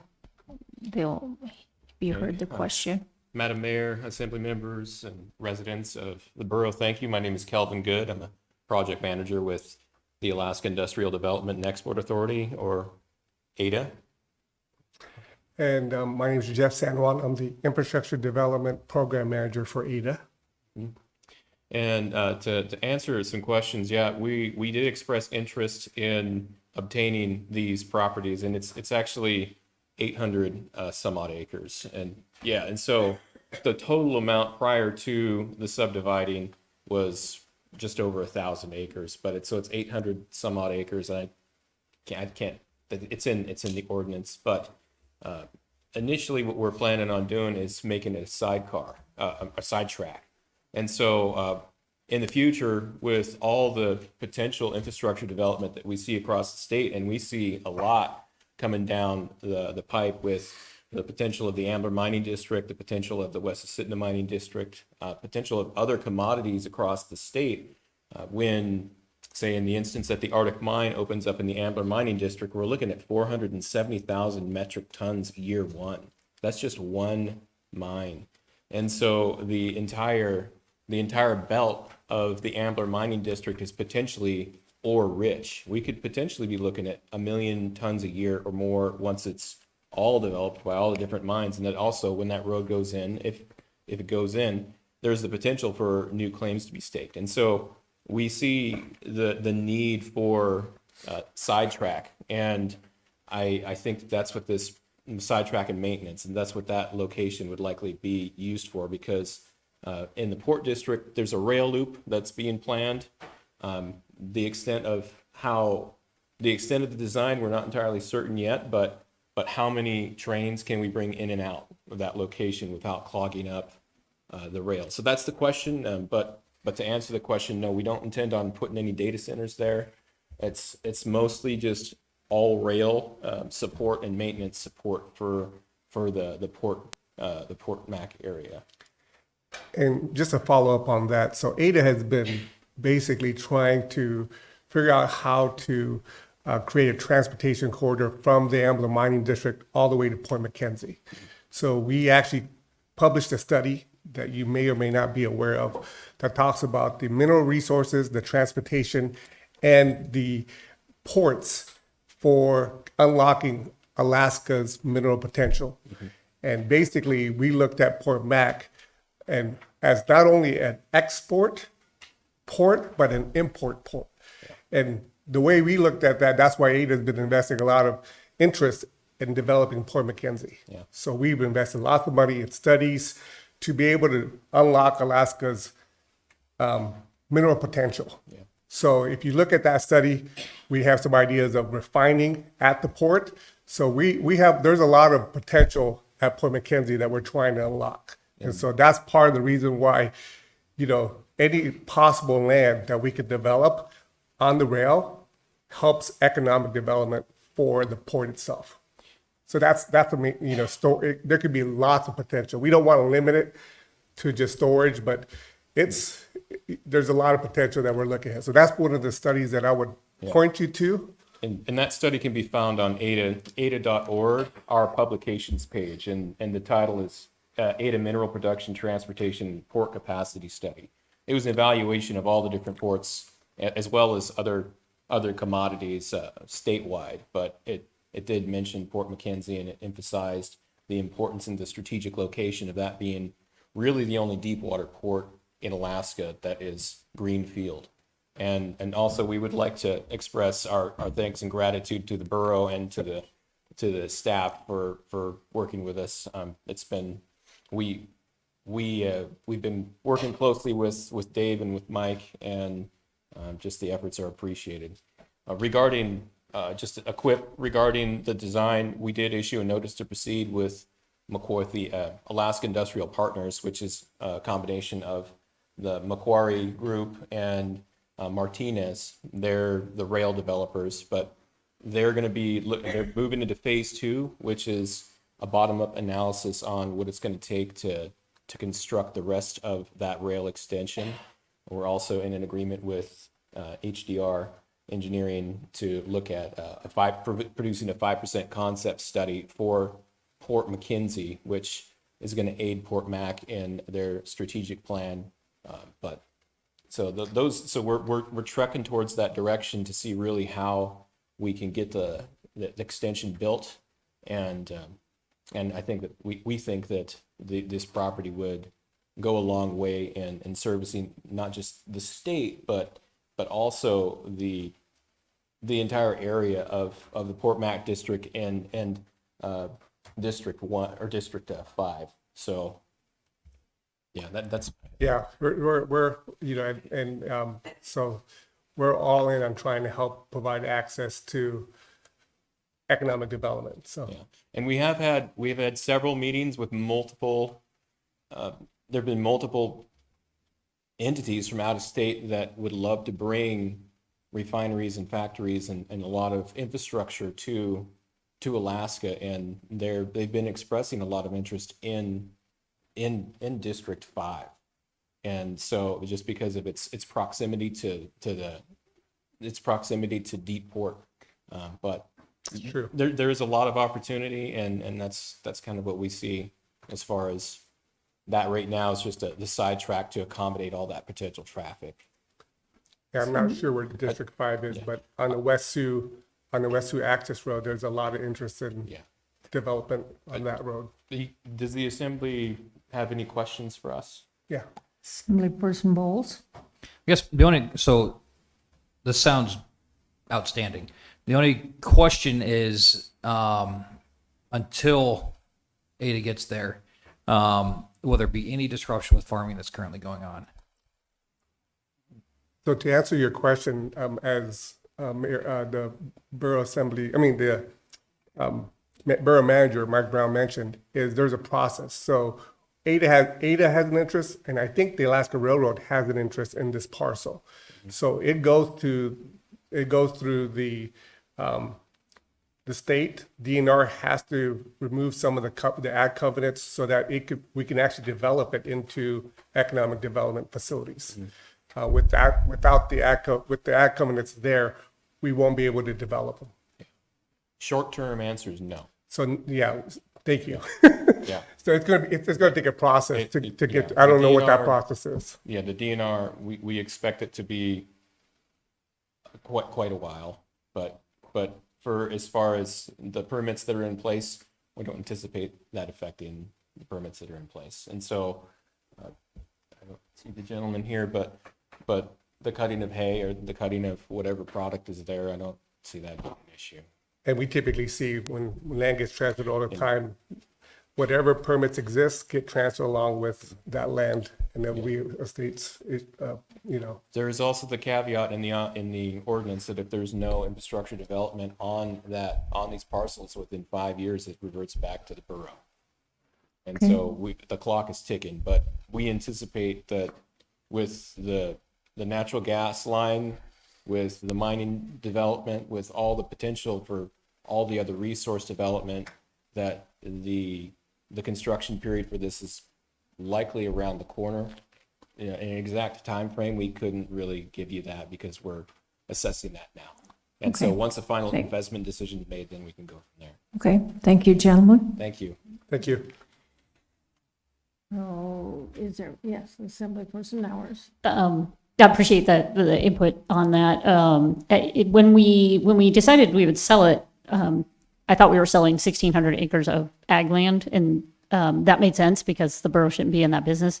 Now that we're like looking at that changing, I do think it should go to the ag board, because that's 1,600. Like you said, we don't get it back. So I'd like to make a motion to refer it to the ag board and bring it back July 21st, or the earliest date we can make that all happen. Okay. Discussion on the motion to refer to the Ag Board and bring back on July 21st. Assemblyperson Bowles? Yeah, I just object. Okay. Righty, so there is an objection then, so. You can vote on the referral, please.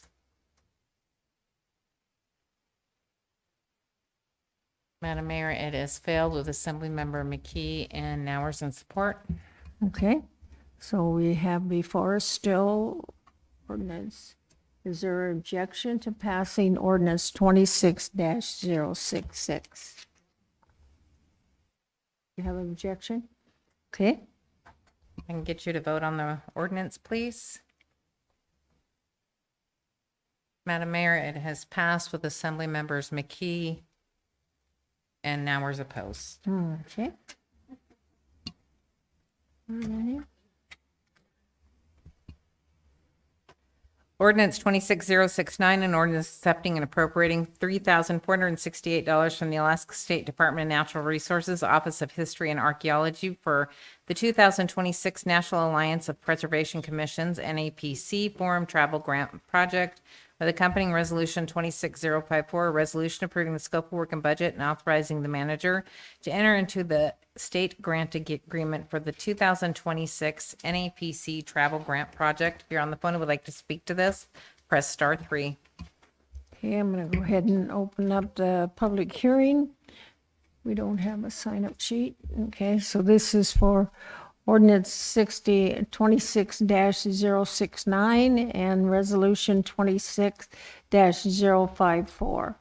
Testimony will need to pertain to this ordinance and this resolution. Okay, we have anybody online? No? Okay. I'll go ahead and close public hearing. And let's see, who's, I move to adopt ordinance 26-069 and resolution 26-054. okay. Discussion by the Assemblyperson McKee, go ahead.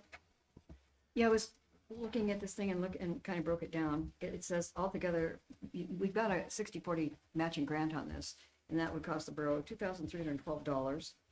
And then when you put that together with theirs, it's a $5,780 travel package for 4 days for one person. That would be $1,445 a day. I'm going to join whatever organization that is for a 4-day trip at $1,500 a day.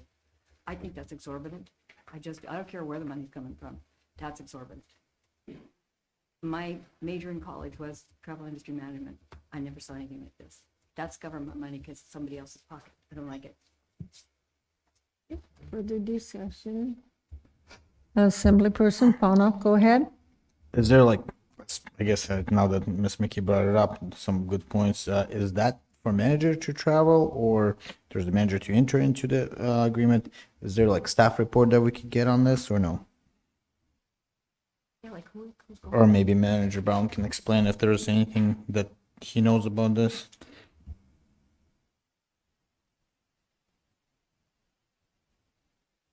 Who's going? Assemblyperson Sumner.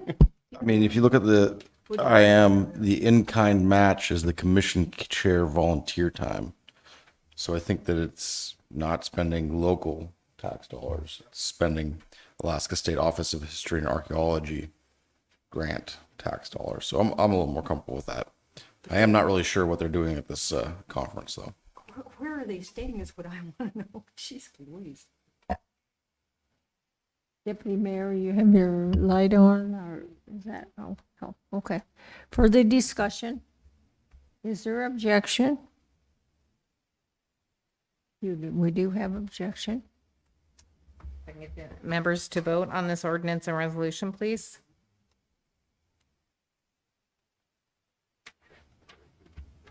It has failed with Assembly members Bernier, Gamble, and Bowles in support.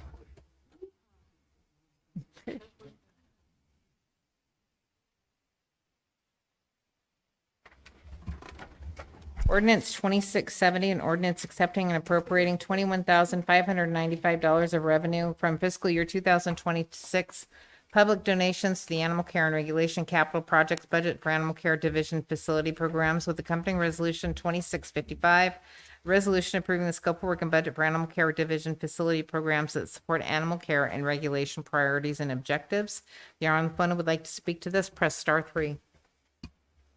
Okay, I'm going to go ahead and open up the public hearing on ordinance 26-070 and resolution 26-055.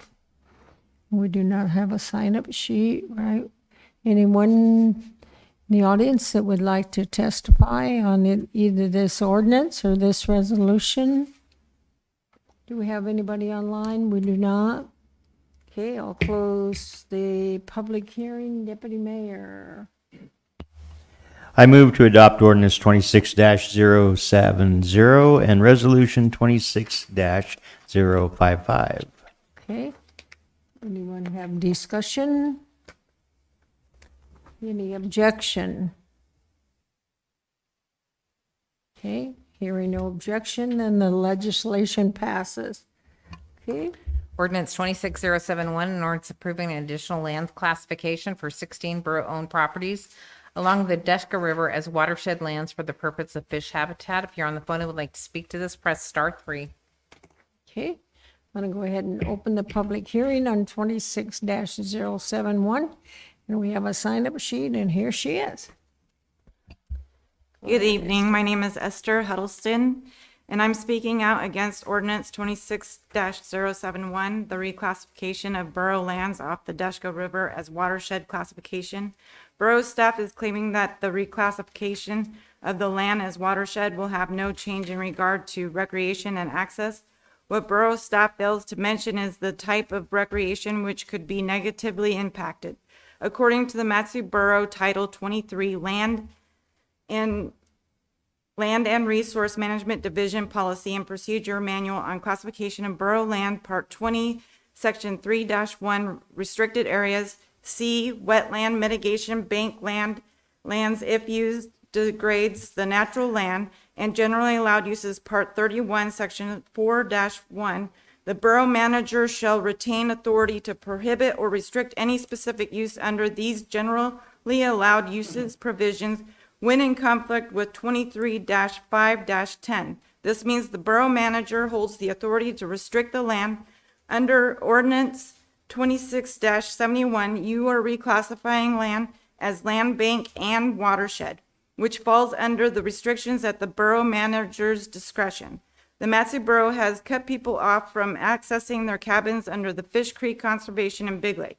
Who's to say that this change in the reclassification won't do the same?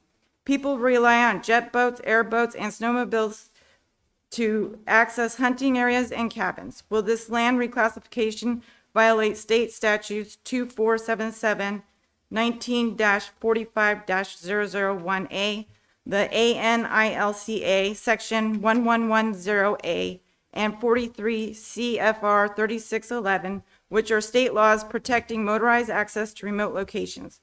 Please vote no on the Matsu Borough land reclassification to protect motorized access along the Deschka River. And I hope that you guys don't support this land reclassification. It can have negative effects to people who own cabins in the area. And supposedly you guys contacted people in the area, but my that own the property, but my concern is, did you contact people past the borough land reclassification? I'm wondering how many properties have you reached out and notified them about this reclassification?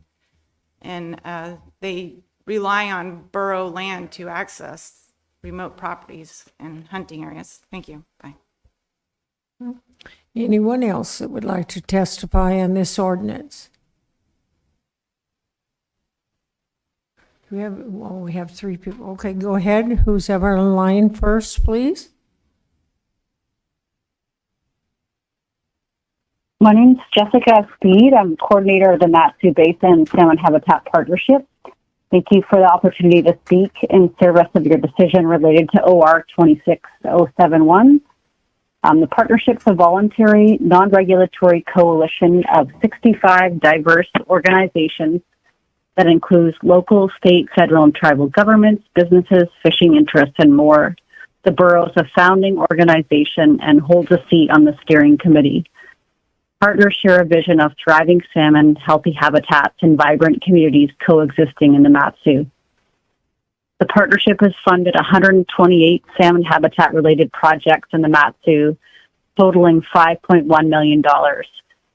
38 science projects have included among them stream temperature monitoring to increase our knowledge about water temperature trends in Mat-Su streams, including the Deshka River. Healthy cold water habitat is foundational to healthy fisheries. It's a defining feature of salmon habitat and survival, with each life stage existing within a relatively narrow range of temperatures. The Deshka River hosts one of the most productive fisheries in the Mat-Su Basin. It's also among the warmest, with summer water temperatures regularly exceeding thresholds considered detrimental for juvenile and adult salmon. Cold water seeps and springs provide essential cold water stepping stones that help salmon traverse areas of warm water. As water temperatures are predicted to get warmer in many of Alaska's streams in the years ahead, cold water refuges may be critical to the survival and persistence of salmon. Identifying and finding ways to retain these cold water stepping stones that allow salmon to migrate and survive even as overall river temperatures rise will be key in this time of thermal change. Based on lessons learned elsewhere, we know that maintaining these functioning habitats is far more cost-effective and successful than trying to restore them once degraded. The borough has done award-winning work to proactively maintain healthy fish habitat, and finding a mechanism to highlight key salmon habitat on the Deshka River is an extension of this forward thinking. With a general trend of declines in salmon returns, maintaining healthy habitat is more important than ever. Special thanks to Assemblymember Gamble, Fish and Wildlife Commission, and borough staff for bringing this high-quality science forward for Assembly consideration. Thank you. The next person online, please.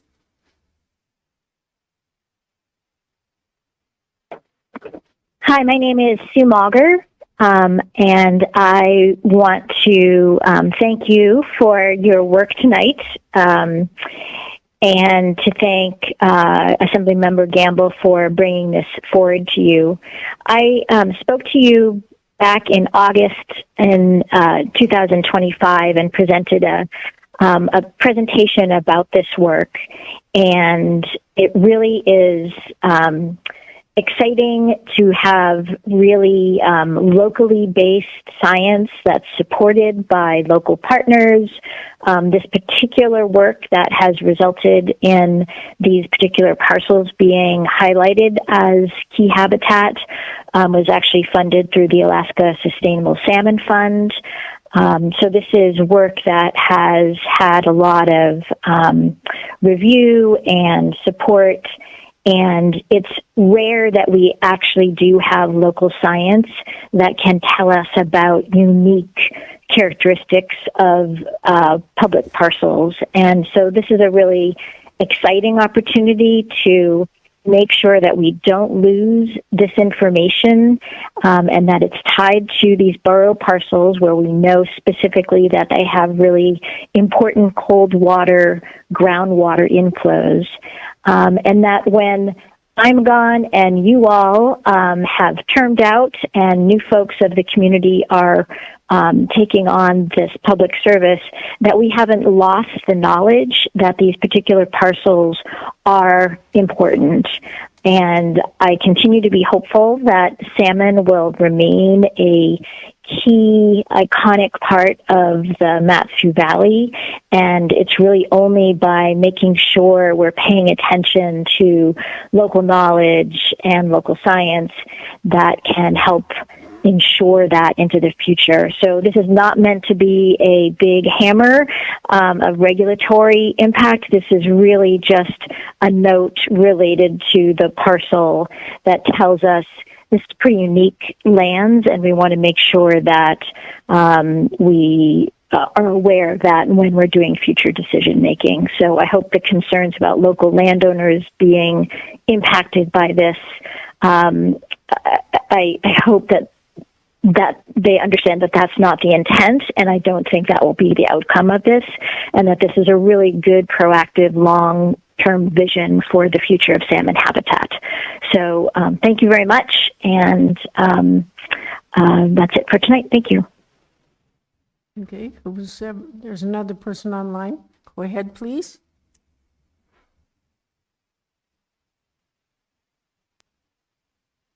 Hello.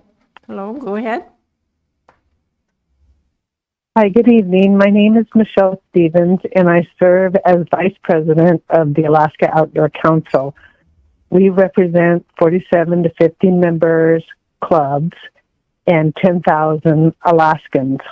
I respectfully oppose Ordinance 26071 and the proposed watershed classifications of these borough-owned parcels because the borough has not adequately evaluated or disclosed the potential long-term impacts on public access, public multiple use management, recreation, hunting, trapping, snow machining, and other traditional uses of these public lands. Everyone supports healthy salmon and clean water. However, this proposal raises important questions that have not been adequately answered. The borough is proposing to classify more than 2,000 acres of public land along the Deschka River based on current cold water input locations. Yet the public has not been provided with a clear explanation of how this designation may affect future access, recreation, trail development, easements, or other traditional uses. The Deschka River corridor is an important area for recreation, hunting, fishing, trapping, transportation, and outdoor access. Public land should remain managed for multiple use, and history has shown that special land classifications can gradually lead to reduced access and increased restrictions and traditional uses. Before moving forward, the borough should provide a detailed analysis of how this proposal may affect public access, established trails and easements, recreational opportunities, and future land management decisions. Protecting salmon habitat and maintaining public access can and should go hand in hand. The borough should protect the resource without creating uncertainty about the future use of public lands. For these reasons, I urge the Assembly to reject Ordinance 26071 or the minimum postpone approval until more thorough analysis of the impacts have been complicated and made available to the public. Thank you for your consideration. We have anybody else online? No. Okay. Anyone else here that would like to testify on this ordinance? Oh, we did. Oh, okay. Yeah. Good Good evening, Assembly. For the record, my name is Margaret Stern, and I am speaking on behalf of the Susitna River Coalition in support of the proposed reclassification of the borough-owned parcels along the Deshka River as watershed lands. The Susitna River Coalition is a watershed health organization comprised of 14,000 members within Alaska and beyond, mostly in the Mat-Su Borough. The Deshka River is one of the most important salmon-producing tributaries in the Susitna watershed, as we know, and the parcels identified in this proposal are associated with documented cold water inputs that provide critical thermal refuge for salmon during periods of elevated summer temperatures. And these groundwater-fed areas help maintain suitable habitat conditions when fish are under the greatest environmental stress. What makes this proposal really compelling is that it reflects a direct connection between scientific research and proactive land management.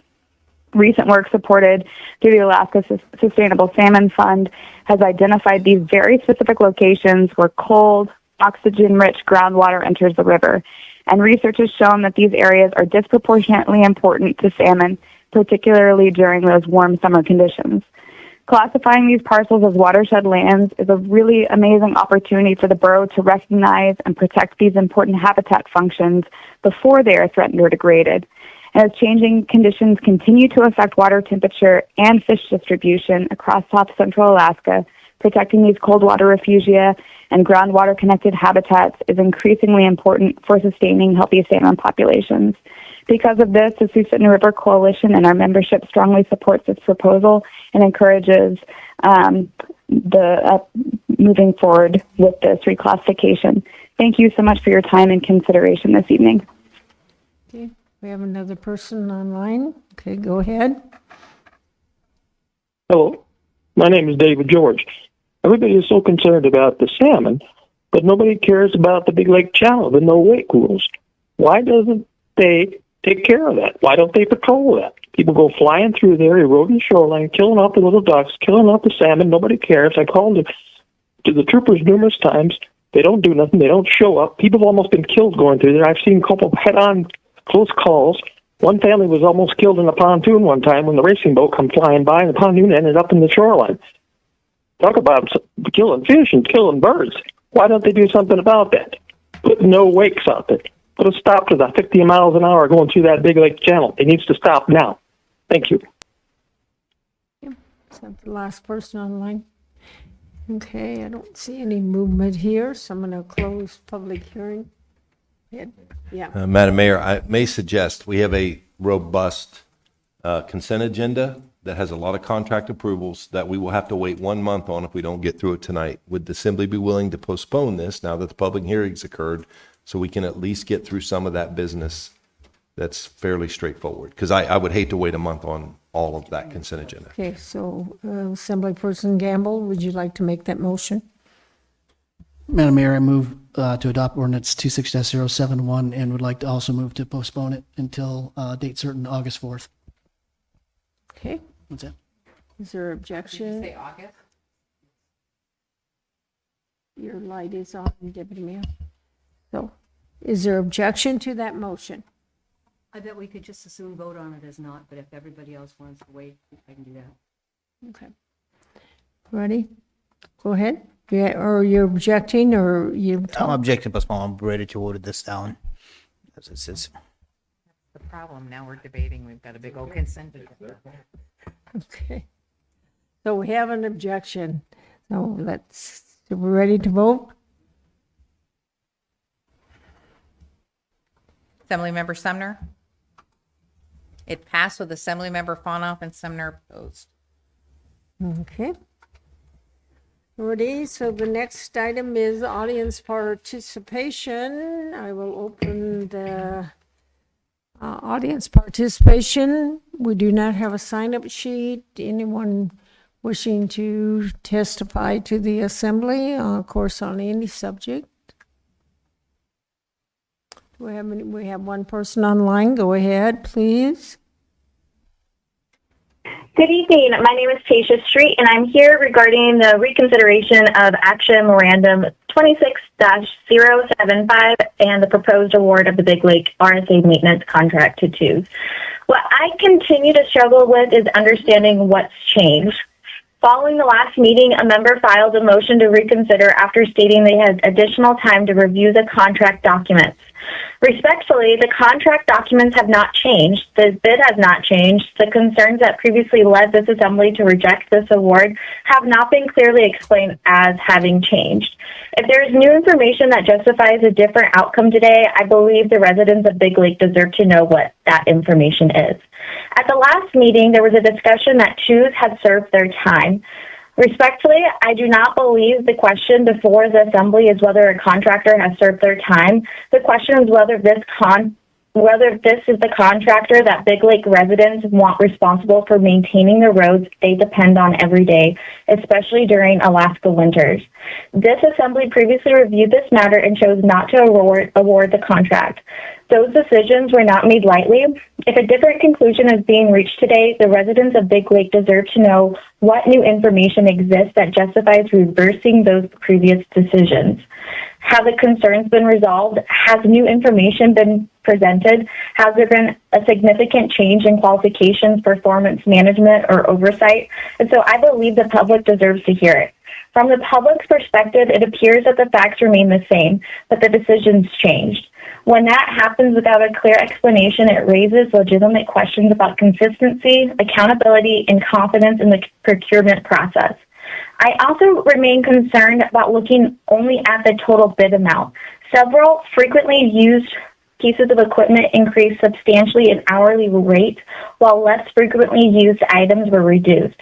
A lower number on paper does not necessarily mean the lowest overall cost to taxpayers during the life of the contract.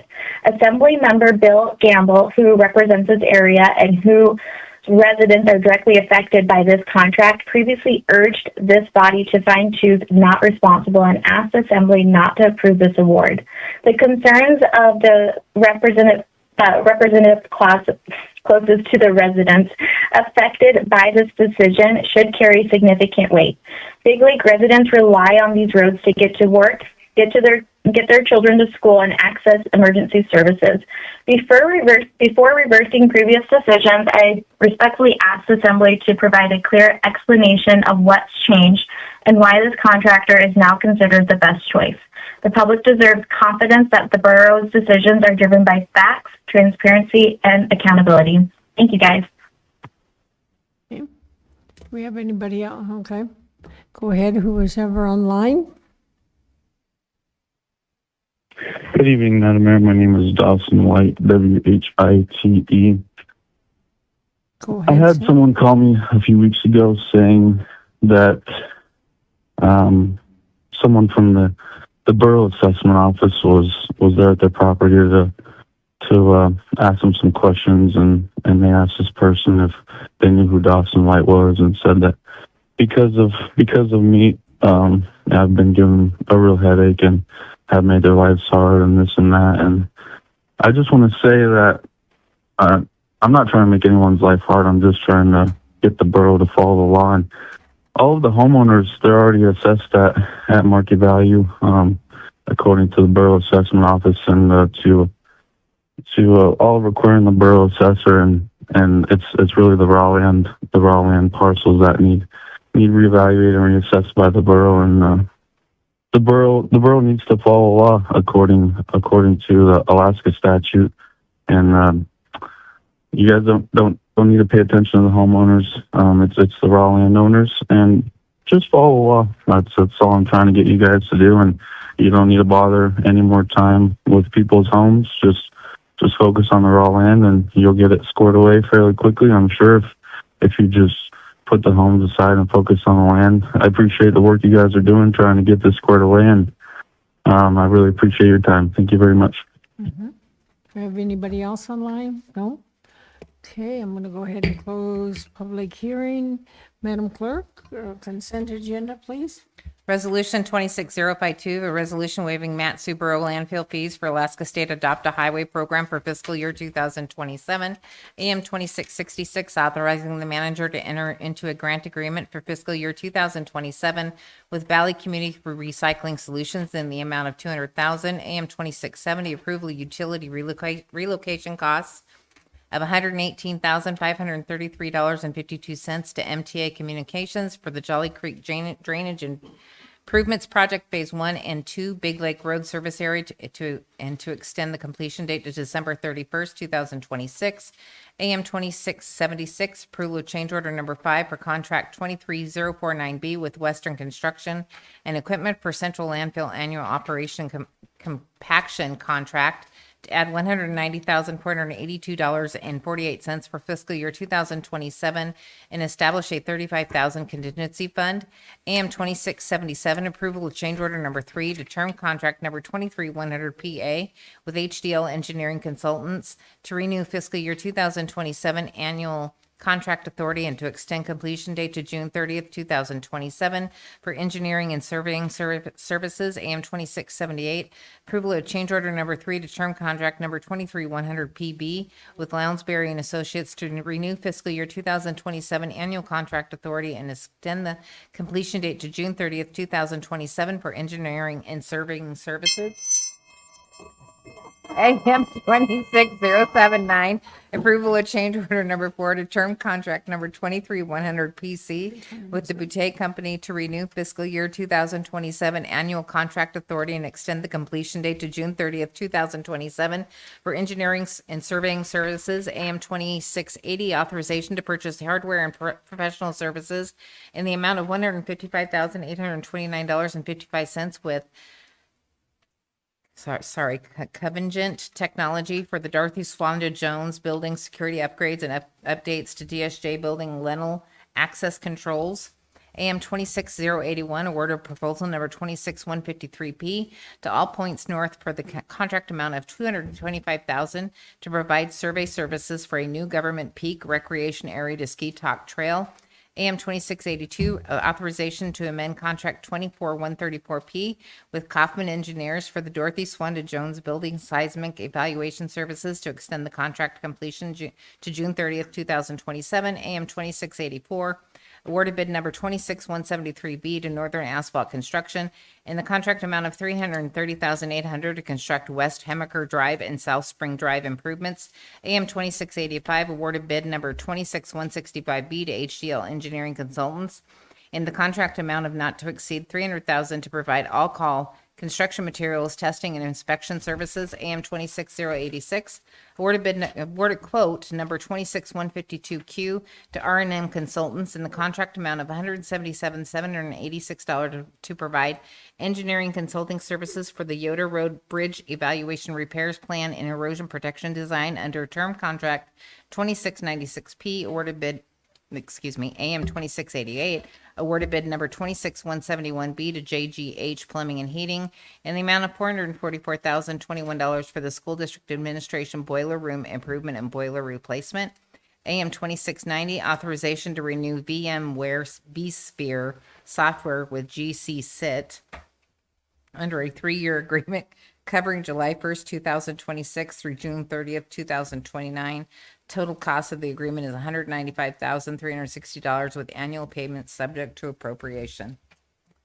Deputy Mayor, would you move the consent agenda, please? I move to approve the consent agenda as read into the record by the clerk.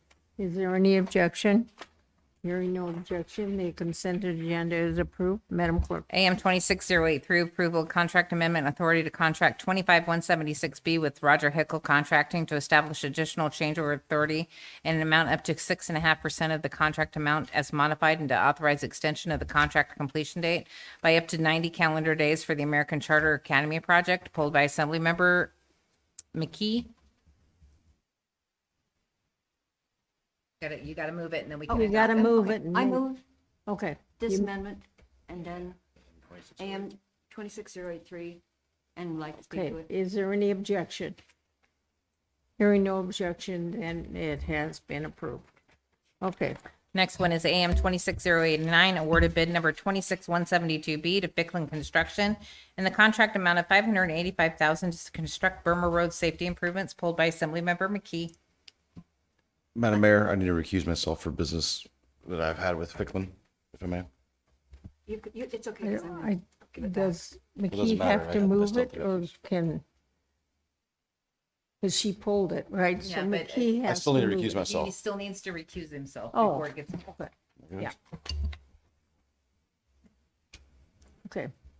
So you move to approve? I move whatever that is. 26089. 089, and would like to speak to it. And maybe it's because it's 11:49, but it really was more of a curiosity thing. I'll ask about it later. It's a big deal, so I Okay. just forget it. Is there any objection? Hearing no objection, then it has been approved. Okay, there is no unfinished business, there's no vetoes. Introductions, Madam Clerk. Introduction for public hearing on 721, ordinance 2628, and ordinance 2630, and that's it. Okay, Deputy Mayor. I move to introduce election as read into the record by the clerk and set the public hearings for July 21st and 22nd, Is there any 2026. discussion, any objection? Hearing no objection, the legislation is introduced. And Deputy Mayor, will you please? I move to confirm the mayor's recommendation as follows. Agriculture Advisory Board, resignation of Alexandria Hoffman. Meadow Lakes RSA number 27, Nicholas Scott. Is there any objection? Hearing no objection, the vacancy report has been approved. There is no new business, there are no referrals. Madam Clerk, would you read the reconsideration? AM 260715, awarded bid number 26157B to two in the contract amount of $1,116,525.33 for Big Lake Road Service Area Annual Road Maintenance rebid.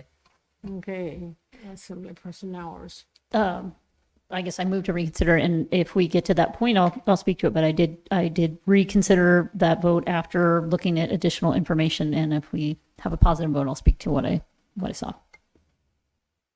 So she has moved to reconsider. Okay, discussion, objection. There is objection. I see no There was objection. Oh, I can okay. get the members to vote on reconsideration, please. Madam Mayor, it has passed with Assemblymember Bowles opposed. Okay. So the main motion to adopt the AM 26-075 is on the floor.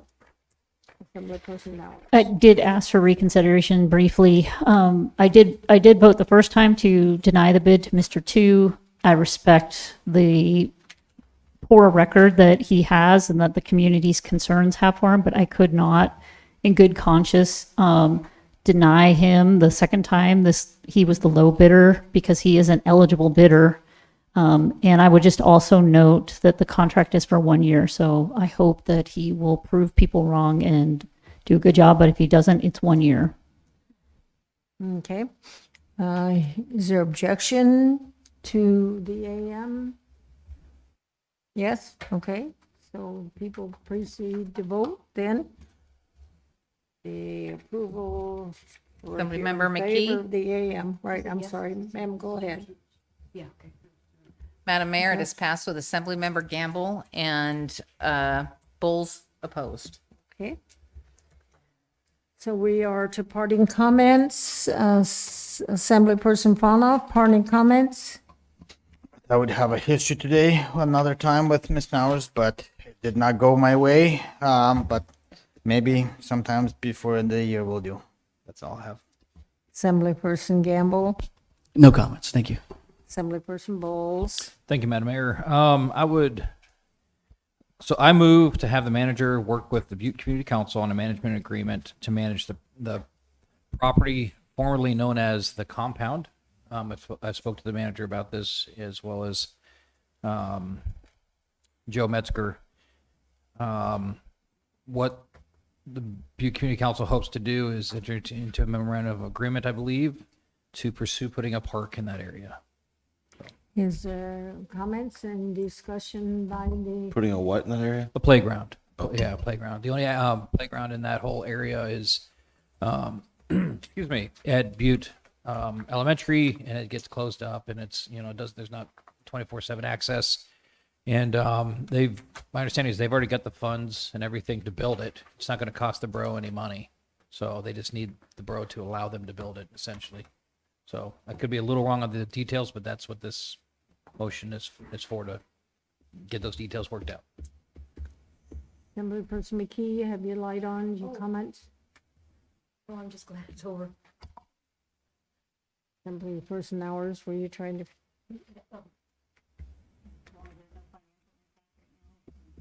The mic's not on. I'm gonna let that one go. So I'll finish my comments. I think we had solid discussion tonight on all of the tax ordinances. The conclusion, obviously, is that none of them passed. So Just a minute, we didn't vote on your know there direction was to the objection. manager. Do we have any objection for the direction to the manager? Okay, all right, now go ahead. Now go ahead with your parting comments. okay.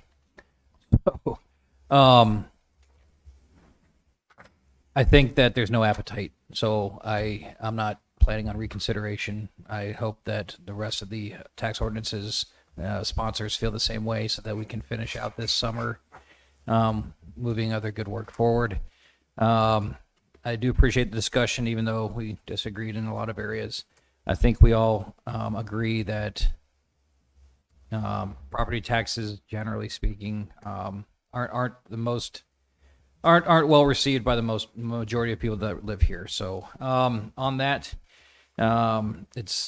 it is a privilege to serve District 1. I appreciate you putting me in this seat, and continue to reach out, continue to tell me how I can best serve you for the next 5 months. Thank you. Bye. Madam Clerk, parting comments? Thank you for the earlier meeting Yeah, and the right. evaluation. And I think that Brenda's right. The timer helped me read faster. Miss Ray, parting comments, Assembly. I just wanted to publicly correct the record. Mr. Sumner reached out to me after the last meeting, and during that meeting, I misspoke and said that Sumner Company had a gravel operation, and what we were talking about was the list of gravel permits, and Sumner Company is on that list, but they had applied for a gravel permit, but then chose not to pursue it. So I just want to correct the record, because the correction is that they had applied for a permit, but do not have a gravel operation. Deputy Mayor, parting comments? Thank you, everyone, for coming out. Dear Lord, please bless the borough. Please bless our veterans, our first responders. Please help those that are addicted and in need of you, Lord. Please, thank you. In Jesus' name, we pray and praise you. May you glorify you, Lord. Amen. Parting comments, Assemblyperson Sumner? I'm glad there's no new taxes. That's all. Assembly McKee, parting comments, ma'am? People I've ever been around in my whole life. But at the end of it all, and I say this all the time, we all care for each other and wish each other well, and know that we operate from our hearts and from our research that we do. So bless you all. Mr. Attorney, parting comments? Okay, so we will adjourn at 11:57. Woo, we got 2 minutes left. Hey, Mike. The conference has ended. You will now be disconnected. Goodbye.